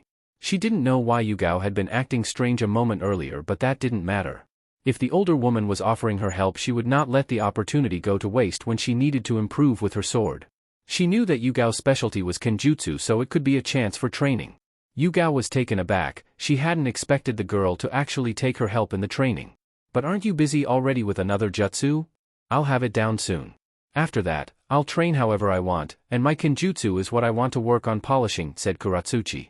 Yugao thought it over for a few seconds, wondering if it was a good idea for her, Katsuchi's ANBU overseer, to get involved in this. But she supposed that it should be fine as long as they practiced with dull blades. Alright, I'll help you out as soon as you are done with that. Fine, just don't back down later, finished Katsuchi with a smirk. I wouldn't dare, replied the ANBU with a smile of her own before she went on her way, leaving the IWA girl to continue practicing her fire jutsu. At the same time, Naruto, for his part, had just finished the meal that Sakura had brought him and was returning to the waterfall to continue his training. Alright, I'm ready. Before day ends I'll have this step complete, declared the blonde. Hey, Naruto. The boy stopped to see Yamato calling up to him as the man watched him from the shade of a tree. Mr. Yamato? Asked Naruto. Come here for a second, said the man. Naruto shrugged before he went over to where the Mokuton user was to see what he wanted. What's up? Said Naruto as he stopped just in front of the man. First of all, I wanted to congratulate you on your improvement. You have advanced so much in such little time, said Yamato with a grin. Keep the good work. Hee, I think I have done quite a bit of progress, huh? Said Naruto sheepishly as he scratched the back of his head. It was nice to have someone praise him for a change, considering that with Katsuchi's achievements always seemed to outshine his own. However, I have another matter to talk to you about, said Yamato, going straight to the point as he crossed his arms. Naruto felt the shift in tone of the man and that put him on edge. What about? I wanted to talk to you about Katsuchi, said Yamato. Or more precisely, the relationship you have with her. The relationship I have with her? Repeated Naruto with a tilt of his head. What's wrong with our relationship? Don't take this the wrong way, but I need you to stop being so close to her, said Yamato. What do you mean by that? Why does that even matter? Asked Naruto, feeling slightly annoyed and abrasive. He barely knew Yamato and he was presuming to tell him how to treat his friends? He sure as hell wasn't going to just drift away from Katsuchi just because he said so. Naruto, you have to understand the position you are in, the position you both are in, explained Yamato, being careful in his choice of words since he could sense that the boy was getting defensive. You are the Kyubi Jinchuriki, one of our village's most valuable assets. While she is the Tsuchikige's granddaughter and also the most likely to be next in line for the position. You must know by now the enmity between our nations and how delicate the peace we keep really is. By getting involved too much with her you could be risking an international incident. Naruto glared defiantly at Yamato as he too crossed his arms. We are friends, I don't see why that would cause trouble. If we get along is not anyone else's business. I know you don't see it as a problem, but other people, important people, won't share your sentiment, said Yamato. Even you being friends would be tough for the villages to swallow. If you were to become even more than friends things would certainly get ugly. More than friends? What are you talking about? Asked Naruto. You know, if you were to like each other, said Yamato uncomfortably. Well, too late for that. We are already friends so of course we like each other, said Naruto with squinted eyes. I don't mean it like that, I mean like each other, said Yamato, but Naruto was still staring at him cluelessly. I mean like fall in love with each other, that's what I'm talking about, said Yamato in exasperation. This guy was dense, but in a sense he had to thank his blessings that it was the case since that was probably the only reason the two teenagers hadn't hooked up yet. Naruto's eyes widened when it finally dawned on him what Yamato meant. What? No way, that would never happen, said the upset Naruto. They were friends and that was it. He liked Sakura, not Katsuchi. But he could see just a bit where Yamato was coming from. The IWA girl was really amazing that he guessed it had to be easy to fall for her. She was extremely talented and loved by her people, she was gorgeous in his opinion despite her tomboyish appearance, and her rough exterior hid a caring good girl underneath. Still, that didn't mean he liked her. Right? Anyway, even if that doesn't happen we can't risk something like that, Yamato continued. Naruto, this is very serious. Depending on how you guys behave you could even start a war. Do you want that to happen? Do you want to see your friends die in a conflict that didn't need to happen? And what about Katsuchi, would you be at ease knowing that you would be killing her comrades and friends? That thought made Naruto forget his previous anger and he instead stared at the ground with severity. He definitely would not want a war. He could not think of anything worse than seeing his friends die because of a mistake he made. He could not live with himself if he hurt his precious people. And that was without taking into account the damage he would do to Katsuchi too. He had never stopped to think of the delicacy of this matters and the idea of a war sent shivers down his spine. Yamato eyed the silent blonde and was glad that his speech had seemingly struck a chord with Naruto. It was good that the boy realized the terrible consequences his actions could bring. It definitely should help in avoiding the worst-case scenario if Naruto was aware of how bad things could turn. That was all I wanted to tell you and I just want you to take what I said into consideration, said Yamato before he turned around and started to walk away. I'll be around here if you need anything. Now that Naruto was left alone he continued to go over the issue in his mind. Did he really need to put a divide in his relationship with Katsuchi? Could he even do it? He didn't want to distance himself from his best friend, but now that he really thought about it maybe it was necessary? There would only be issues if they went further into their relationship which was extremely unlikely. He didn't like Katsuchi that way. And even if he did, which he didn't, there was no way in hell she would like him back, why would she? He was the pariah of the village, a genin that barely graduated by sheer dumb luck that on top of it didn't have any innate talent, an orphan whose name held no value. The difference between both of them was night and day, there was no chance that she would ever see him in any romantic light. So he didn't see any need to put a hamper on their relationship when it was impossible it would ever become something more. And with that in mind, he returned to the base of the waterfall. He wasn't in the mood to return to his training right now after what Yamato had told him and besides, his clones had been at it the whole day which was practically the same as if he had been with them. It couldn't be helped, he just wasn't happy right now after being informed that his relationship with Katsuchi was borderline disastrous. Was their friendship bad? Could it really cause such terrible things? He didn't want to think about it, she was one of his precious people, his best friend, he didn't want this to affect the way they acted around each other. Naruto frowned, these kinds of political stuff weren't his forte, and if it could hinder one of his friendships then he really hated the issue altogether. He decided that he would not be able to focus on his training the way he was right now, so he made a hand seal to dispel all the clones and get their accumulated knowledge at the very least. But he had forgotten momentarily the mental strain doing so caused, and after his copies disappeared he felt his mind clouding with stress until it was overbearing that everything went dark. By the time Naruto opened his eyes it was already nighttime, which was evident when the first thing he saw when he opened his eyes was the bright stars in the night sky. He was laying on the ground with a rolled futon serving as a pillow and had a blanket over him. He groaned as he put a hand on his head, feeling a pulsating pain from the stress. About time you woke up, sleepyhead? Naruto sat up at the sound of the voice and glanced to his side to see Katsuchi laying next to him on a blanket and looking at him with a smirk as she supported her head with her hand. Katsuchi, said Naruto with surprise. What happened? You passed out. Again, said Katsuchi. That was a few hours ago, though. You really were down this time. I see, said Naruto. What about Kakashi-sensei and the others? He and that Yamato guy are over there, already sleeping, said Katsuchi pointing with her thumb behind her where Naruto could in fact see Kakashi and Yamato sleeping soundly in futons several yards away while Yugao sat on a log looking at the teenagers, obviously keeping watch over Katsuchi even now. As for Sakura and that faggot Sai they already left. Why didn't they go too? Asked Naruto. It wasn't like they had to stay just because he passed out. They could just as easily have dropped him in his apartment and be done with it. They said that you would probably not move from here until you finished with the waterfall thing, said the girl with a shrug. Naruto nodded in understanding and he smiled. Kakashi-sensei knew him better than he thought, that had been exactly what he had intended to do. And how is your training going? Asked Katsuchi. Are your blackouts and headaches worth it at the very least? Hard to say, my head is a mess right now. But I think that it is, I can definitely feel the progress that my clones did, said the blonde. And what about you?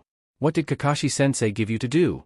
Meh, I'm learning a fire jutsu, the Gokakyu to be exact.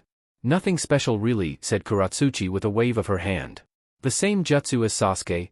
Thought Naruto, remembering the similarities that Sakura pointed out of Team 7's past to now with Katsuchi around. It really did feel like old times. Did you finish it? Asked Naruto. I'm close, I should have it done tomorrow or so, said Katsuchi. Naruto couldn't believe it. She would have it down by tomorrow? But she just started. Just was he expected of his best friend. Suddenly, Naruto's thoughts stopped dead in their tracks. My best friend? He never realized until now that he had started thinking about Katsuchi as his best friend for a while now. But, wasn't Sasuke his best friend anymore then? It certainly felt as if he was replacing Sasuke with Katsuchi, both as a friend and as a member of Team 7, and that was an uncomfortable thought for the boy. Not to mention of what Yamato had told him earlier about the dangers of his friendship with the IWA girl. I can't waste my time laying around, said Naruto, intending to stand up and return to the waterfall. He hoped maybe a bit more training could help him clear his mind from his doubts. But as he tried to stand, he felt a sharp pain in his head as he groaned, putting a hand on his forehead. Katsuchi saw that and pulled him to the ground again by the back of his shirt. You idiot.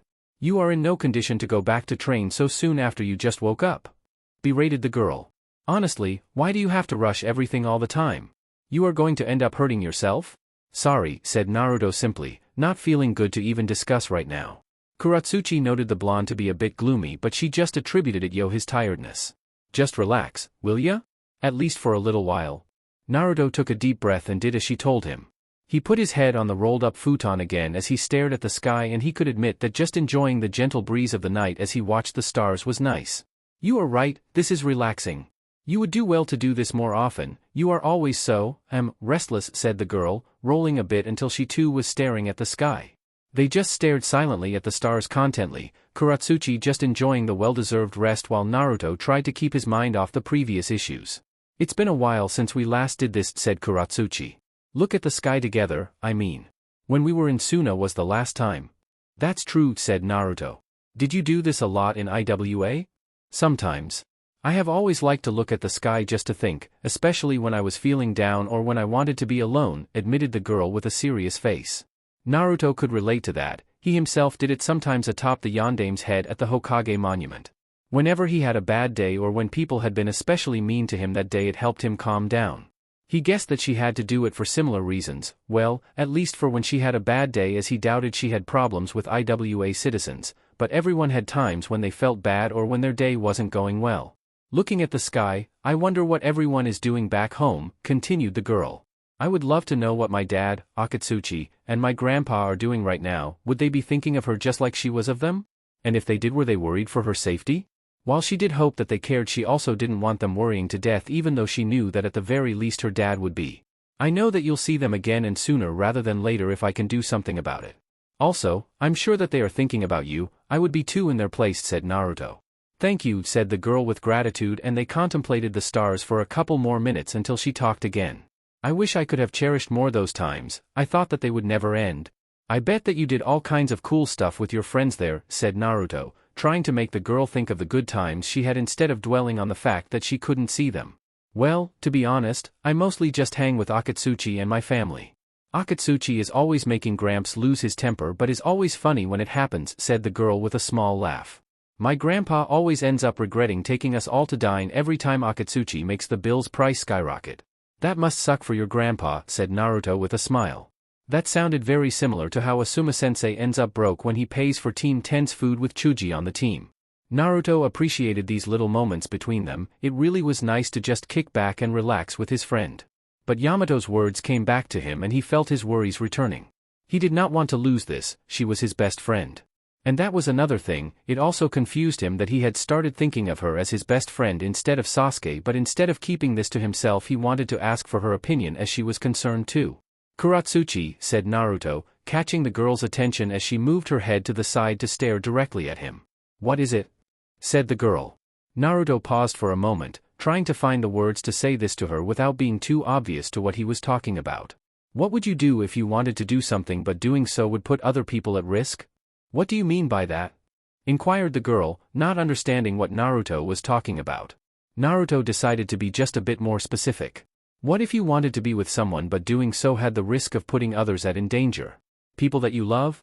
I still don't understand, said Katsuchi. I'm sorry, I can't tell you directly what I mean, said Naruto. Katsuchi tried to think about what the blonde said. Wanting to be with someone, but in doing so there was apparently some danger even to others? She would like to know what drove Naruto to ask such question.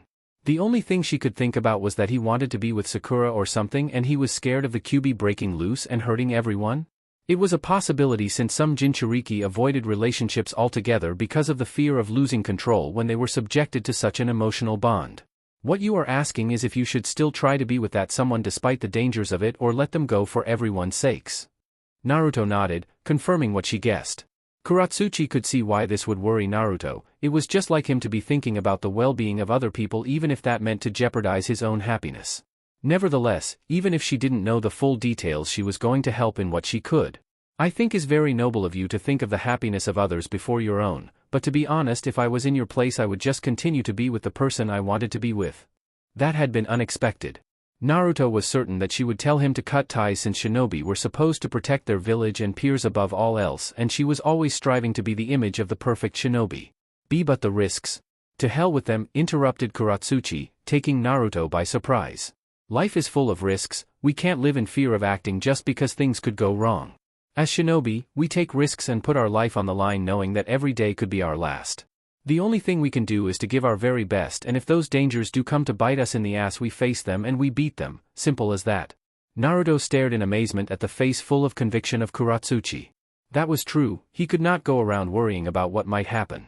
The only thing he could do was to give it his all, as she said, and any hardship that presented itself he would beat them. He gave her heartfelt smile, thankful for her advice. You are right, I can't stop doing things just because I'm afraid of the consequences. Of course I'm right. I'm surprised I even need to tell all this to you, considering that you seem to be positiveness incarnate, said Katsuchi, also smiling at him. Naruto felt silly for having even considered breaking off their relationship. Now he didn't even care if he considered her his best friend over Sasuke. She had certainly earned the title and he was replacing no one. Katsuchi's place in his life was different from Sasuke's, and he was glad for it, glad to have her by his side. All right. Now I'll get it this time, said Naruto, getting up from his spot in an instant. What are you doing? Asked Katsuchi, weirded out by the blonde's sudden action. I'm feeling pretty good. I know I'll split the waterfall this time, declared Naruto. At the moment, he felt like he could know anything. After that, he went over to the waterfall and started to climb it to reach the bridge. Katsuchi was going to remind him of his previous headache, but she refrained from doing so. He looked much better now, so she decided to just watch and see. Once Naruto was on the bridge and had resummoned his army of clones, he and his doppelgangers put their hands again on the water current, focusing and gathering their chakra before they gave a mighty and released their energy, splitting the current as they kept the water from falling. I did it. Look, Katsuchi, I did it, yelled Naruto in joy as he kept the water in place. Katsuchi crossed her arms as she smirked at the boy's progress. She knew that he would get it in time. The ruckus had woken up Kakashi and Yamato, who were now sitting up on their futons staring at the display with Yugao standing beside them. It looks like she isn't the only one making rapid progress, said the ANBU. Yamato nodded in agreement as Kakashi continued to watch silently. Making them train together was the correct choice, after all, thought the Sharingan user. He knew that as long as they both continued to support each other like this, they would keep growing. I know you would be proud, sensei. Chapter 26, Matchmaking. Katsuchi swung the sword in her hands, crashing against another blade with a loud noise, gritting her teeth as she tried to overpower her opponent. You'll have to do better than that, replied Yugao as she held her own sword firmly, pushing back Katsuchi's attack. The Iwa Kunoichi clicked her tongue before she gave a mighty push, shoving Yugao back to gain a bit of distance and taking the chance to make a 360 turn and swing her blade again at the older woman's midsection. Yugao skillfully parried the swing, using the momentum of the attack to thrust Katsuchi's swing to the side, leaving the girl momentarily open, a chance that Yugao took by doing an upward slash at Katsuchi. The pink-eyed girl barely had time to reach as she did a quick back flip to avoid the ANBU's blade, but Yugao pressed her assault, rushing to Katsuchi with a barrage of swings that the girl rapidly blocked left and right with the occasional upwards or downward slash until she finally blocked a middle one that left them both in a standstill again as they both pushed against each other.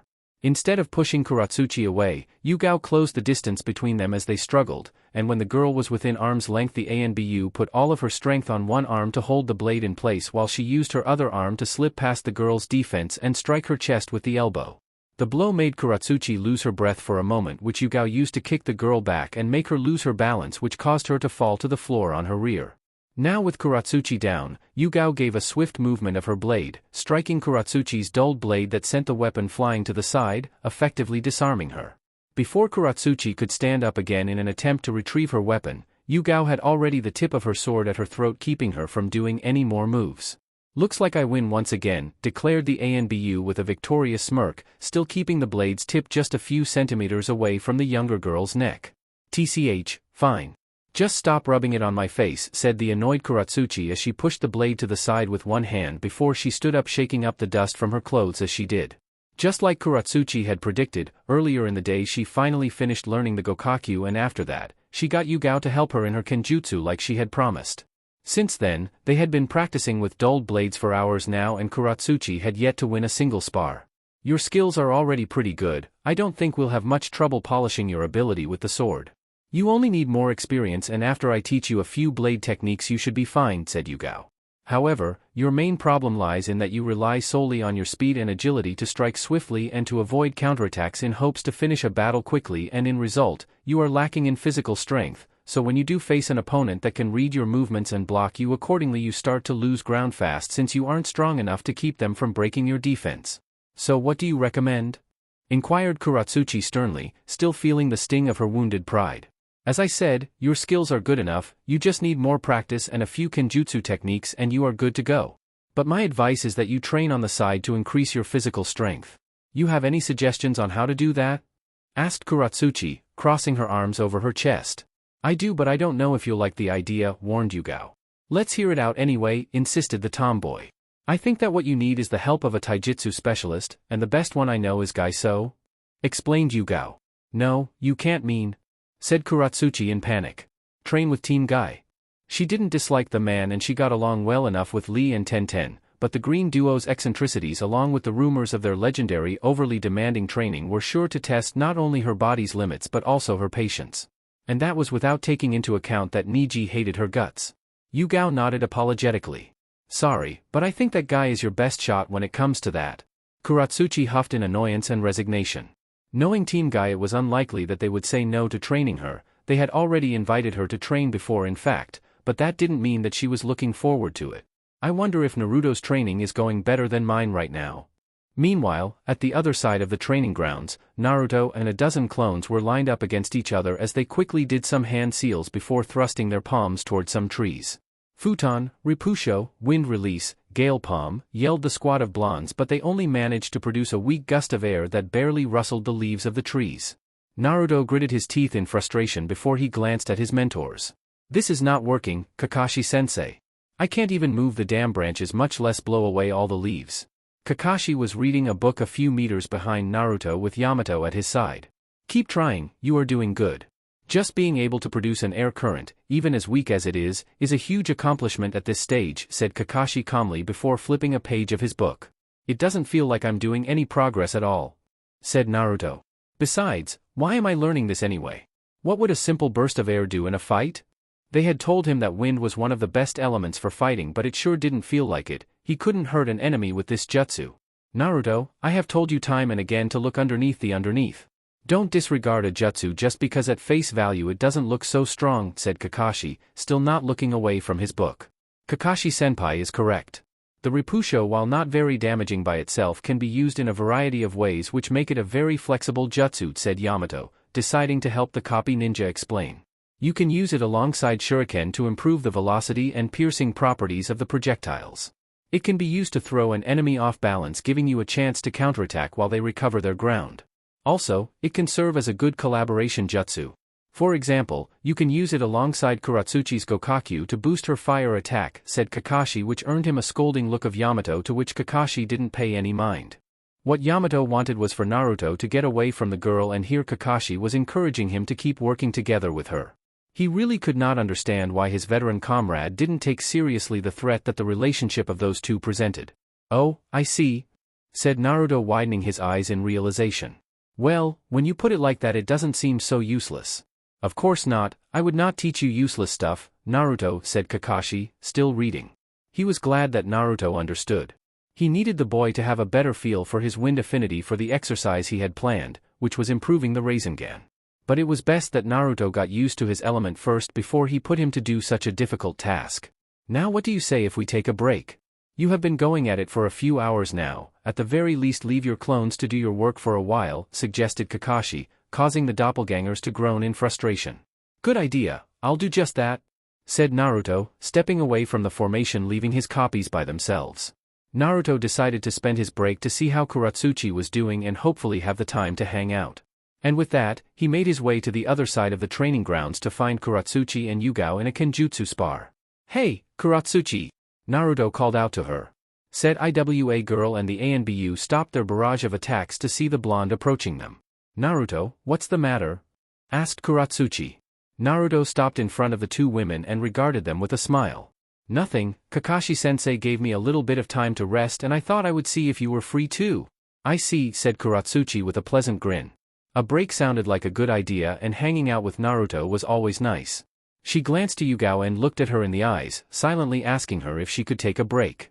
Yugao knew what the girl was asking of her and took a long sigh before answering. Fine.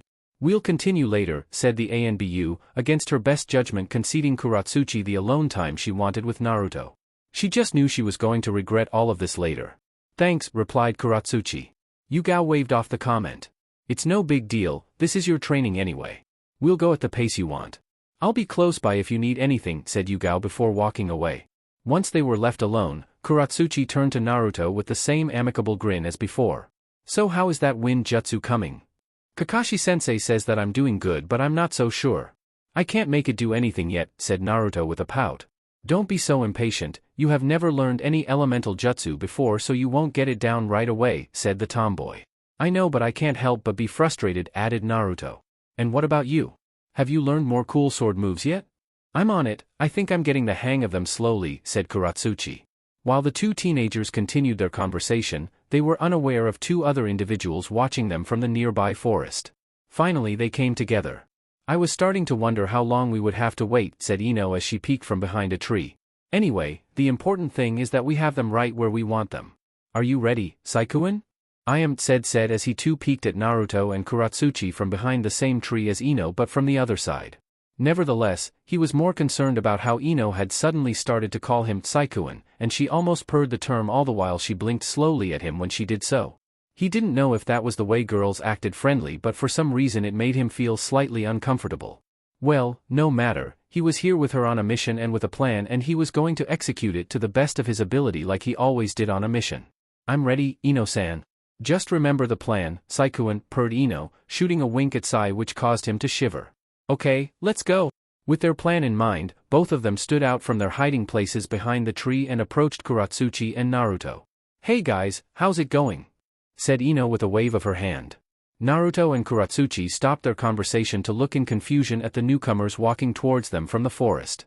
Ino? And Sai, too? Asked Naruto. What are you guys doing here? And what were you doing in there?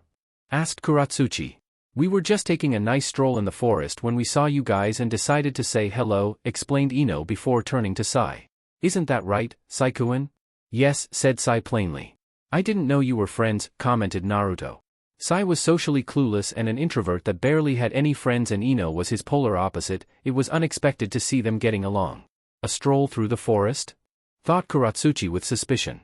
It was a weird thing to be doing around in the training grounds, that could just as easily had gone to a park or something, unless, Katsuchi widened her eyes in shock and disgust, had they been doing dirty things and came here to have some privacy? She knew that Ino was pretty bold and all, but she expected her to have better standards than the faggot. We met not too long ago, but I'll tell you guys about that later, said Ino. Anyway, what are you guys doing here? Training, said Katsuchi. They were on training grounds, what else would they be doing? Training, said Ino. Of course she had already known about that, she and Sai had spent a good while spying on them after all. What have you learned? I'm learning to use my elemental nature, boasted Naruto. Ditto, but I'm also expanding the other skills I have, said Katsuchi, not elaborating more. I see, said Ino before she glanced at Sai and gently nudged him in the ribs. Sai recognized that as his signal to use his lines. But haven't you practiced your taijutsu? Taijutsu? No, why do you ask? Said Naruto. I just thought it would be an important area to improve upon, said Sai. You especially would benefit from that, Naruto. What's that supposed to mean? Said an annoyed Naruto. Don't take it the wrong way. Said Ino with her hands up in appeasement. I'm sure that Saikuin didn't mean it like that. He was just saying that it is something that everyone can benefit from. He didn't mean any offense, damn it, Sai. He could have said that with more tact. They didn't come here to start a fight, that would just make things more difficult. Right, I'm sorry, Sai apologized as he scratched the back of his head. It's fine I guess, said Naruto, dropping the issue. He already knew how dumb Sai was when it came to social interaction, so he would cut him some slack. If you want I can help you with that part of your training, said Sai. Let's spar. The only way to improve is through action. Spar? Right now? Said Naruto. Why not? You were already training, right? Also, I'm pretty good in taijutsu myself, I can teach you a few things, suggested Sai. Naruto seemed to think it over for a moment before he smiled. He wasn't one to back down from a challenge, and Sai was actually trying to be kind and help him. How could he say no? All right, I'll take you on. Wait a minute, Saikuin. You were supposed to be on a walk with me, said Ino, feigning anger. It was all part of the plan. You can't just ditch a girl like that. Come on, Ino. It will be a quick spar, said Naruto. He didn't want to lose his sparring partner after he had been getting fired up already. Sai nodded, apparently agreeing with Naruto. As Naruto-kun says, this won't take long, I just dash. Absolutely not. I'm not letting you bail on me, said Ino, keeping her charade before she put on a look of realization. Wait. I have a better idea. Kuratsuchi-san, why don't you spar with Naruto on Sai's place? Me? Asked Kuratsuchi. Why not? That way you two can keep working together and me and Saikuin will be on our way and won't bother you anymore, said Ino eagerly. Well, I don't mind, said Naruto. He didn't see any problem with it. As long as he got to practice his taijutsu it was all good to him, and if he did it with his best friend even better. What do you say, Kuratsuchi? Kuratsuchi bit her lip in thought. She didn't mind actually. Also, Yugao had already recommended to her to improve her physical skills, and if Naruto learned a thing or two from this then it was good for both. All right? Really? Asked Naruto. He was looking forward to this, honestly. Sure, it will be fun, replied the pink-eyed girl with a smirk. Great, said Ino. All set, then. Saikuin and I will leave you guys alone so you can practice in peace. Come Saikuin, we should be on our way, said Ino as she walked off with a triumphant grin. I'm coming, said Sai, following Ino and leaving Naruto and Kuratsuchi by themselves. With Ino and Sai gone, Naruto turned to Kuratsuchi. So, you want to do this right now or?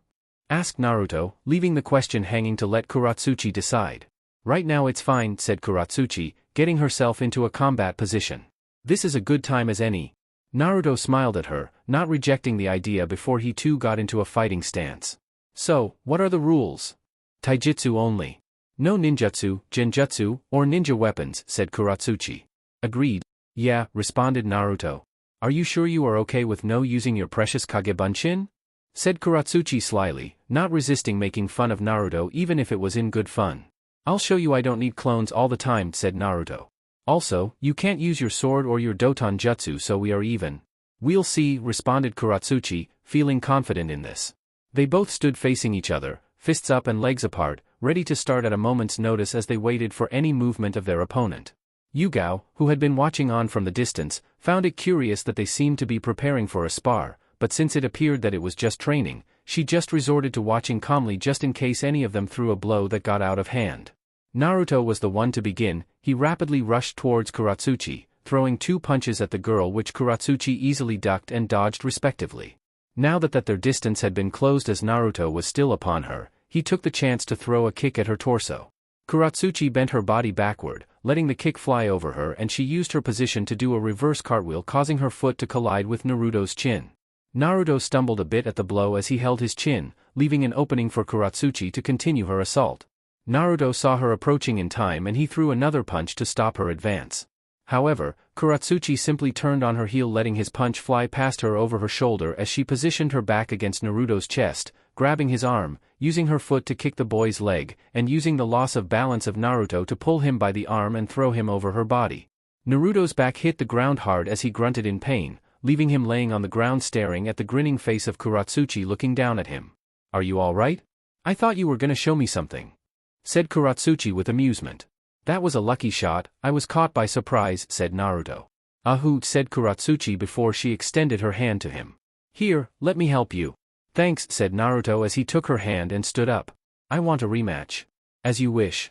Just make sure I don't catch you by surprise again, said Katsuchi with a smirk, taking a jab at his previous excuse. Naruto's response was simply getting into a combat stance again and waited for her to do the same. Katsuchi shrugged and mimicked his actions, all with a confident grin on her face. As they started their sparring session again, they didn't realize that Sai and Ino resumed spying on them from the other side of the training grounds. Katsuchi-san's fighting style is pretty good. However, Naruto-kun's needs a bit more polish, commented Sai as he held his chin, analyzing their battle in deep focus. Yeah, never mind that, said Ino with a dismissive wave. We aren't doing this to study how they fight, remember? Sai glanced at her before nodding. He couldn't help it, this was more along the lines of his interests than playing matchmaker, as Ino called it. But just as she said, it was time to continue with their plan. Then, he pulled out a scroll, opened it, and made a single-hand seal.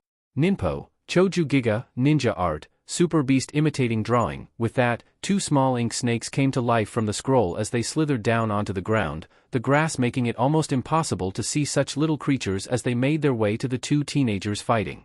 Katsuchi skillfully dodged all the blows that Naruto threw at her no matter how many he attempted to follow his last attack with, making the blonde get increasingly frustrated with this. Naruto decided to try and rush her in an attempt to overwhelm her, but as he charged at her he didn't notice a small black snake rolling itself into his ankle, making him lose his footing as he tripped towards Katsuchi. While the pink-eyed girl did manage to see in time Naruto stumbling towards her, she could not get out of the way as another snake held her own foot in place. Katsuchi didn't have much time to wonder what the hell was going on when Naruto crashed into her, sending both of them to the ground. Naruto groaned as he lifted his head before glancing down and widening his eyes in shock at seeing Katsuchi's equally bewildered face staring back at him. Their breaths died in their throats as their noses were almost touching.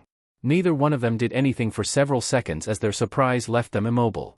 Katsuchi's face heated up, feeling the warmth of Naruto's body pressing against her as he laid on her made her realize the intimate position they both were in.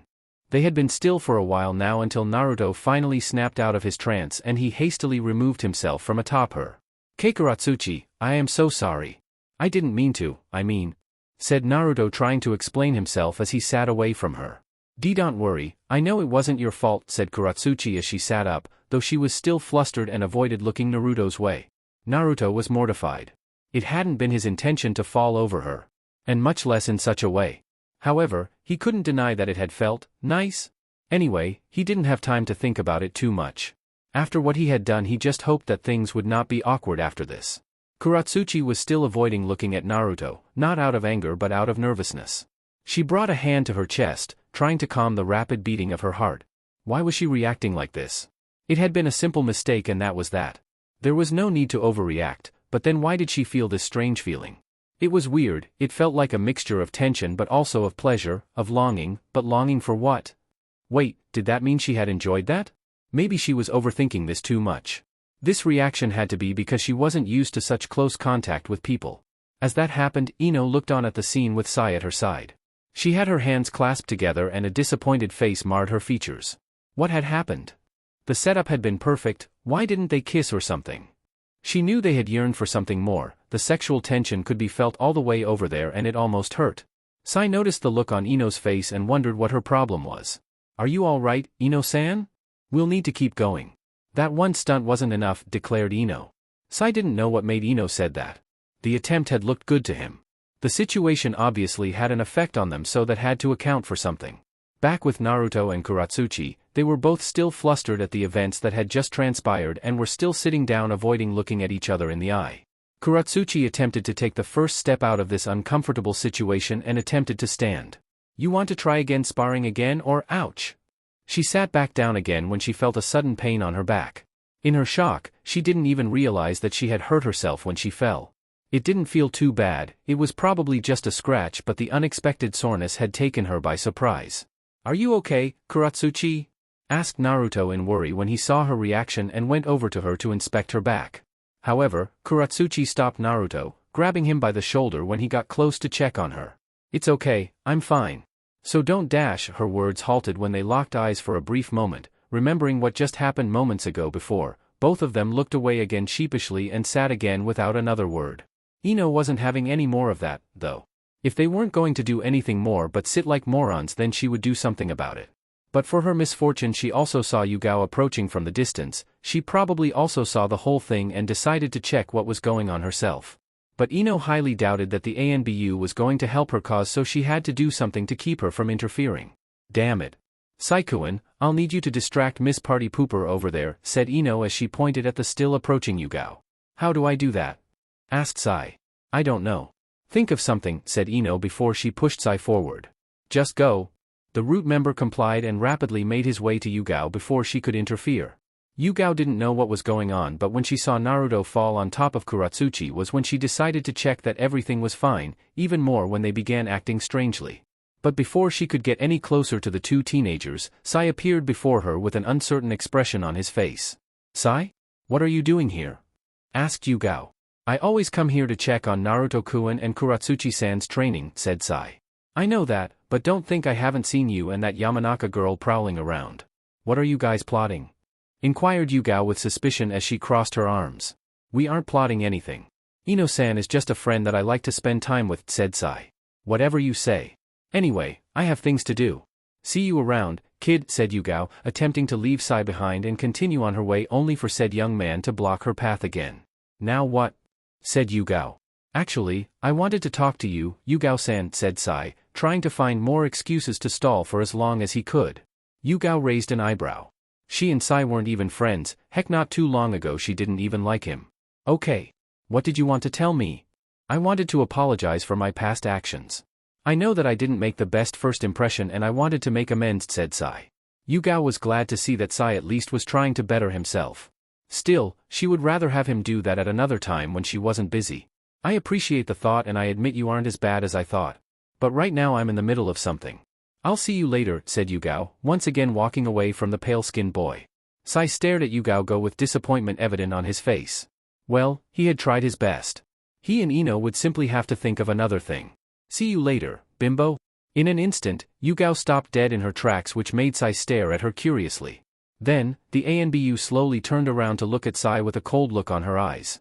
Bimbo? Sai blinked in confusion. He had just tried to be amicable. What?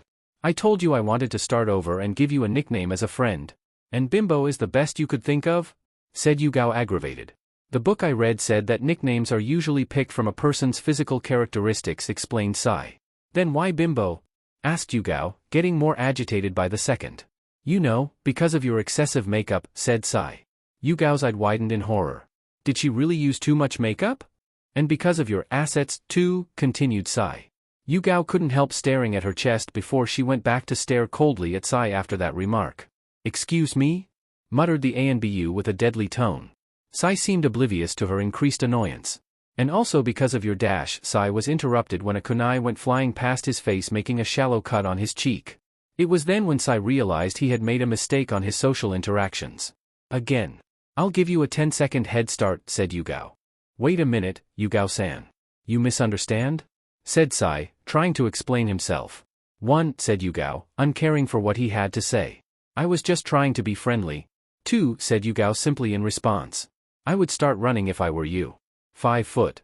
Sai knew that it was useless trying to explain himself further at this point, so he just took the woman's advice and turned tail from there with Yugao following after him soon after. You better hope I don't catch up to you, brat, yelled Yugao as the both of them left the training grounds with the ANBU in hot pursuit of the root member. Ino sighed as she saw them leave. She didn't know what Sai had said to her, it was too far away to make up what they had talked about, but it was clear that he had made her angry. Oh well, that would buy her some time. Then, she sprinted over to where Naruto and Kuratsuchi were sitting. Hey guys, what's wrong? What are you doing on the floor? Said Ino with a wave as she ran to them. That caused both Naruto and Kuratsuchi to direct their attention to her. Ino, do you know what's up with Sai and Yugao? Said Naruto after having just witnessed the ANBU giving chase to the pale boy. Don't mind them, it's nothing, said Ino. More importantly, what are you guys doing sitting there? We tripped, said Karachi simply. And are you guys okay? Asked Ino, remembering how Naruto had attempted to check on Kuratsuchi before. I hit my back, but I'm fine. It was just a scratch, said Kuratsuchi. Even so, let me see. It might get infected, said the Yamanaka. I told you, I'm fine. You don't need to concern yourself with it, said Kuratsuchi. Nonsense. It really is no problem, insisted Ino as she knelt down behind the tomboy. Kuratsuchi rolled her eyes. It really wasn't a big deal, but if Ino wanted so badly to help, then so be it. Seeing that Katsuchi wasn't objecting anymore, Ino took that as a sign to continue. She gently lifted the back of Katsuchi's shirt, being mindful to just lift the back, with Naruto present and all, and she could indeed see a small cut in the small of Katsuchi's back. It wasn't serious or anything, in fact, it was just a few centimeters long, and it was so superficial that it didn't even bleed. Nonetheless, she was still determined to use this chance to get Naruto and Katsuchi closer, and she was going to do her best. It is a small cut, conceded Ino. We should still treat it, though. I have some ointment in my pouch, we should apply some to the wound. Fine, if you wish. But I would barely call it a wound, said Katsuchi. Now that it was settled, Ino stood up and proceeded to pull out a small round container before she offered it to Naruto. Here you go. What? Said Naruto and Katsuchi at the same time. Wait a minute, I thought that you were going to apply it. Said Katsuchi. That's right. Why should I do it? You do it, said Naruto. I can't, I have to get going. I need to make sure that your ANBU friend doesn't kill Saikuin, said Ino hastily as she prepared to leave. Farewell, guys. See you another time. And before either Naruto or Katsuchi could complain, Ino was gone. Naruto stared at the ointment in his hands, wondering what he should do. He glanced over at Katsuchi as if silently asking if it was okay for him to apply it instead. Katsuchi was unsure of what to do. While the action itself wasn't anything special, the fact that the one involved was Naruto made her fidgety. But they weren't doing anything wrong. It was just rubbing a little bit of ointment and that was it. Go ahead, I don't mind. That is if you want, said Katsuchi finally. Sure, said Naruto.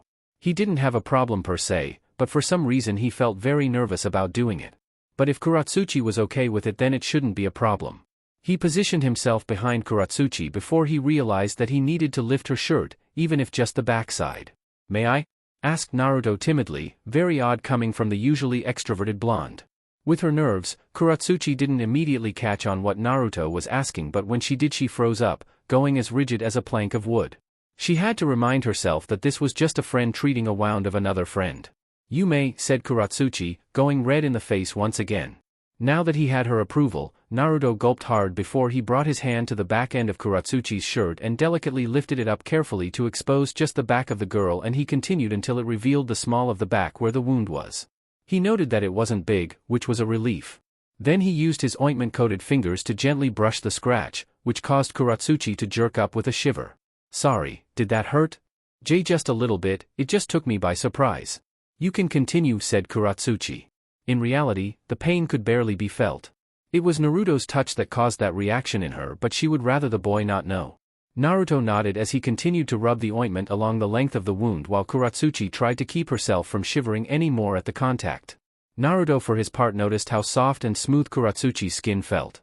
Also, he could not spot any blemishes on the skin of her back save for a few scars that she had no doubt sustained throughout her career, along with the well-toned muscles he could see even from just her back. Is everything all right? Asked Katsuchi, which made Naruto snap out of his trance. He had been too focused on admiring her that he hadn't noticed when he stopped applying the ointment.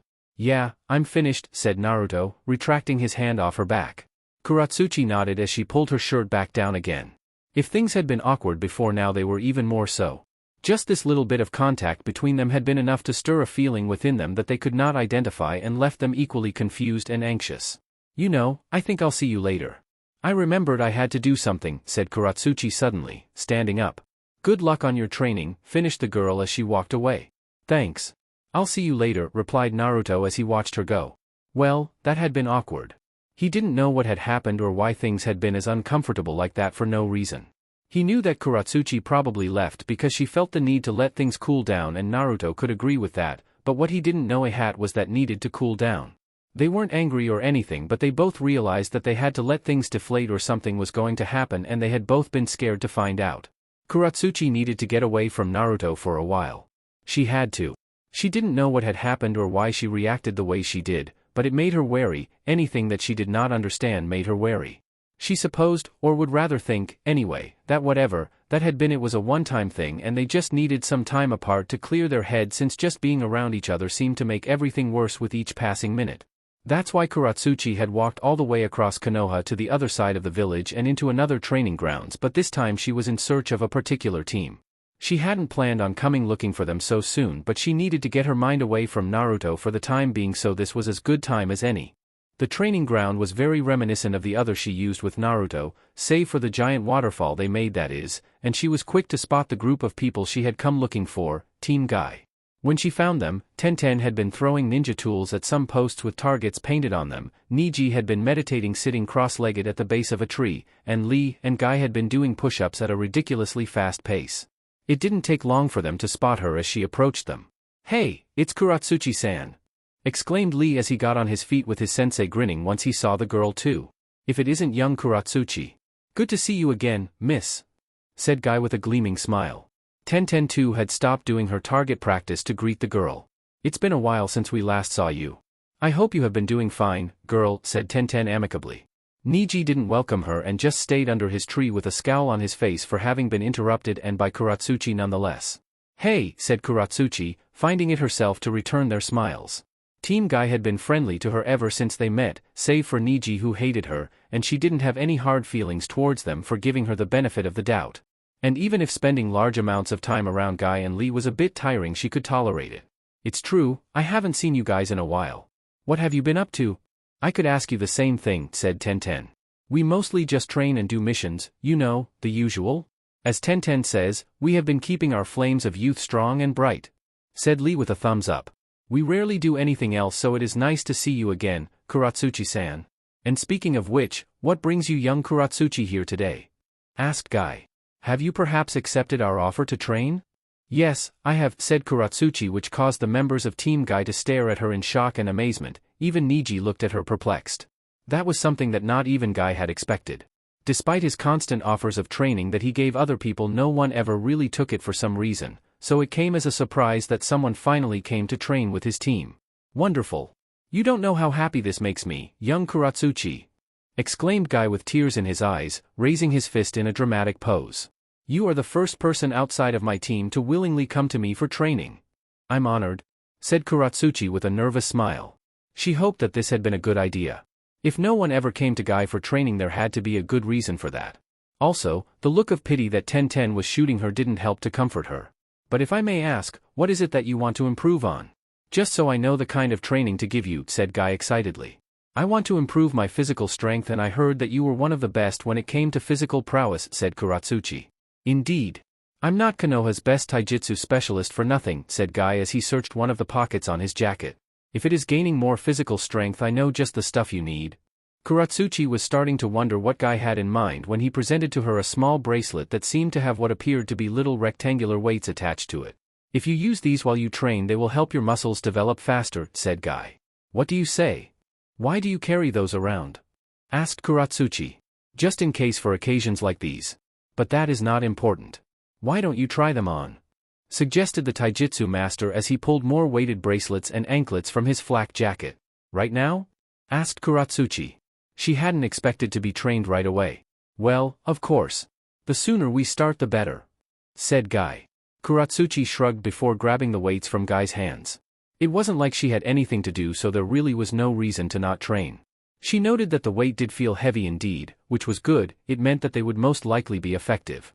She adjusted the bracers and anklets and moved her limbs to test how much they limited her movement. It was a bit difficult, but it was still manageable. "They fit you well," boasted Guy before making a hand seal. "Then we can start properly. I'll activate the seals on them." "Wait, what?" Katsuchi yelped in surprise as the sudden increase in weight lurched her onto the floor face down. The violent stumble of the girl caused the members of Team Guy, save for Niji, who just smiled contently at the girl's misfortune, to panic as they were by her side in an instant. "Katsuchi-san!" yelled Tenten and Lee in unison as the weapons user shook the fell girl's shoulder. "Are you okay?" asked the worried Guy. Slowly, Katsuchi moved her arms to support herself as she lifted herself up.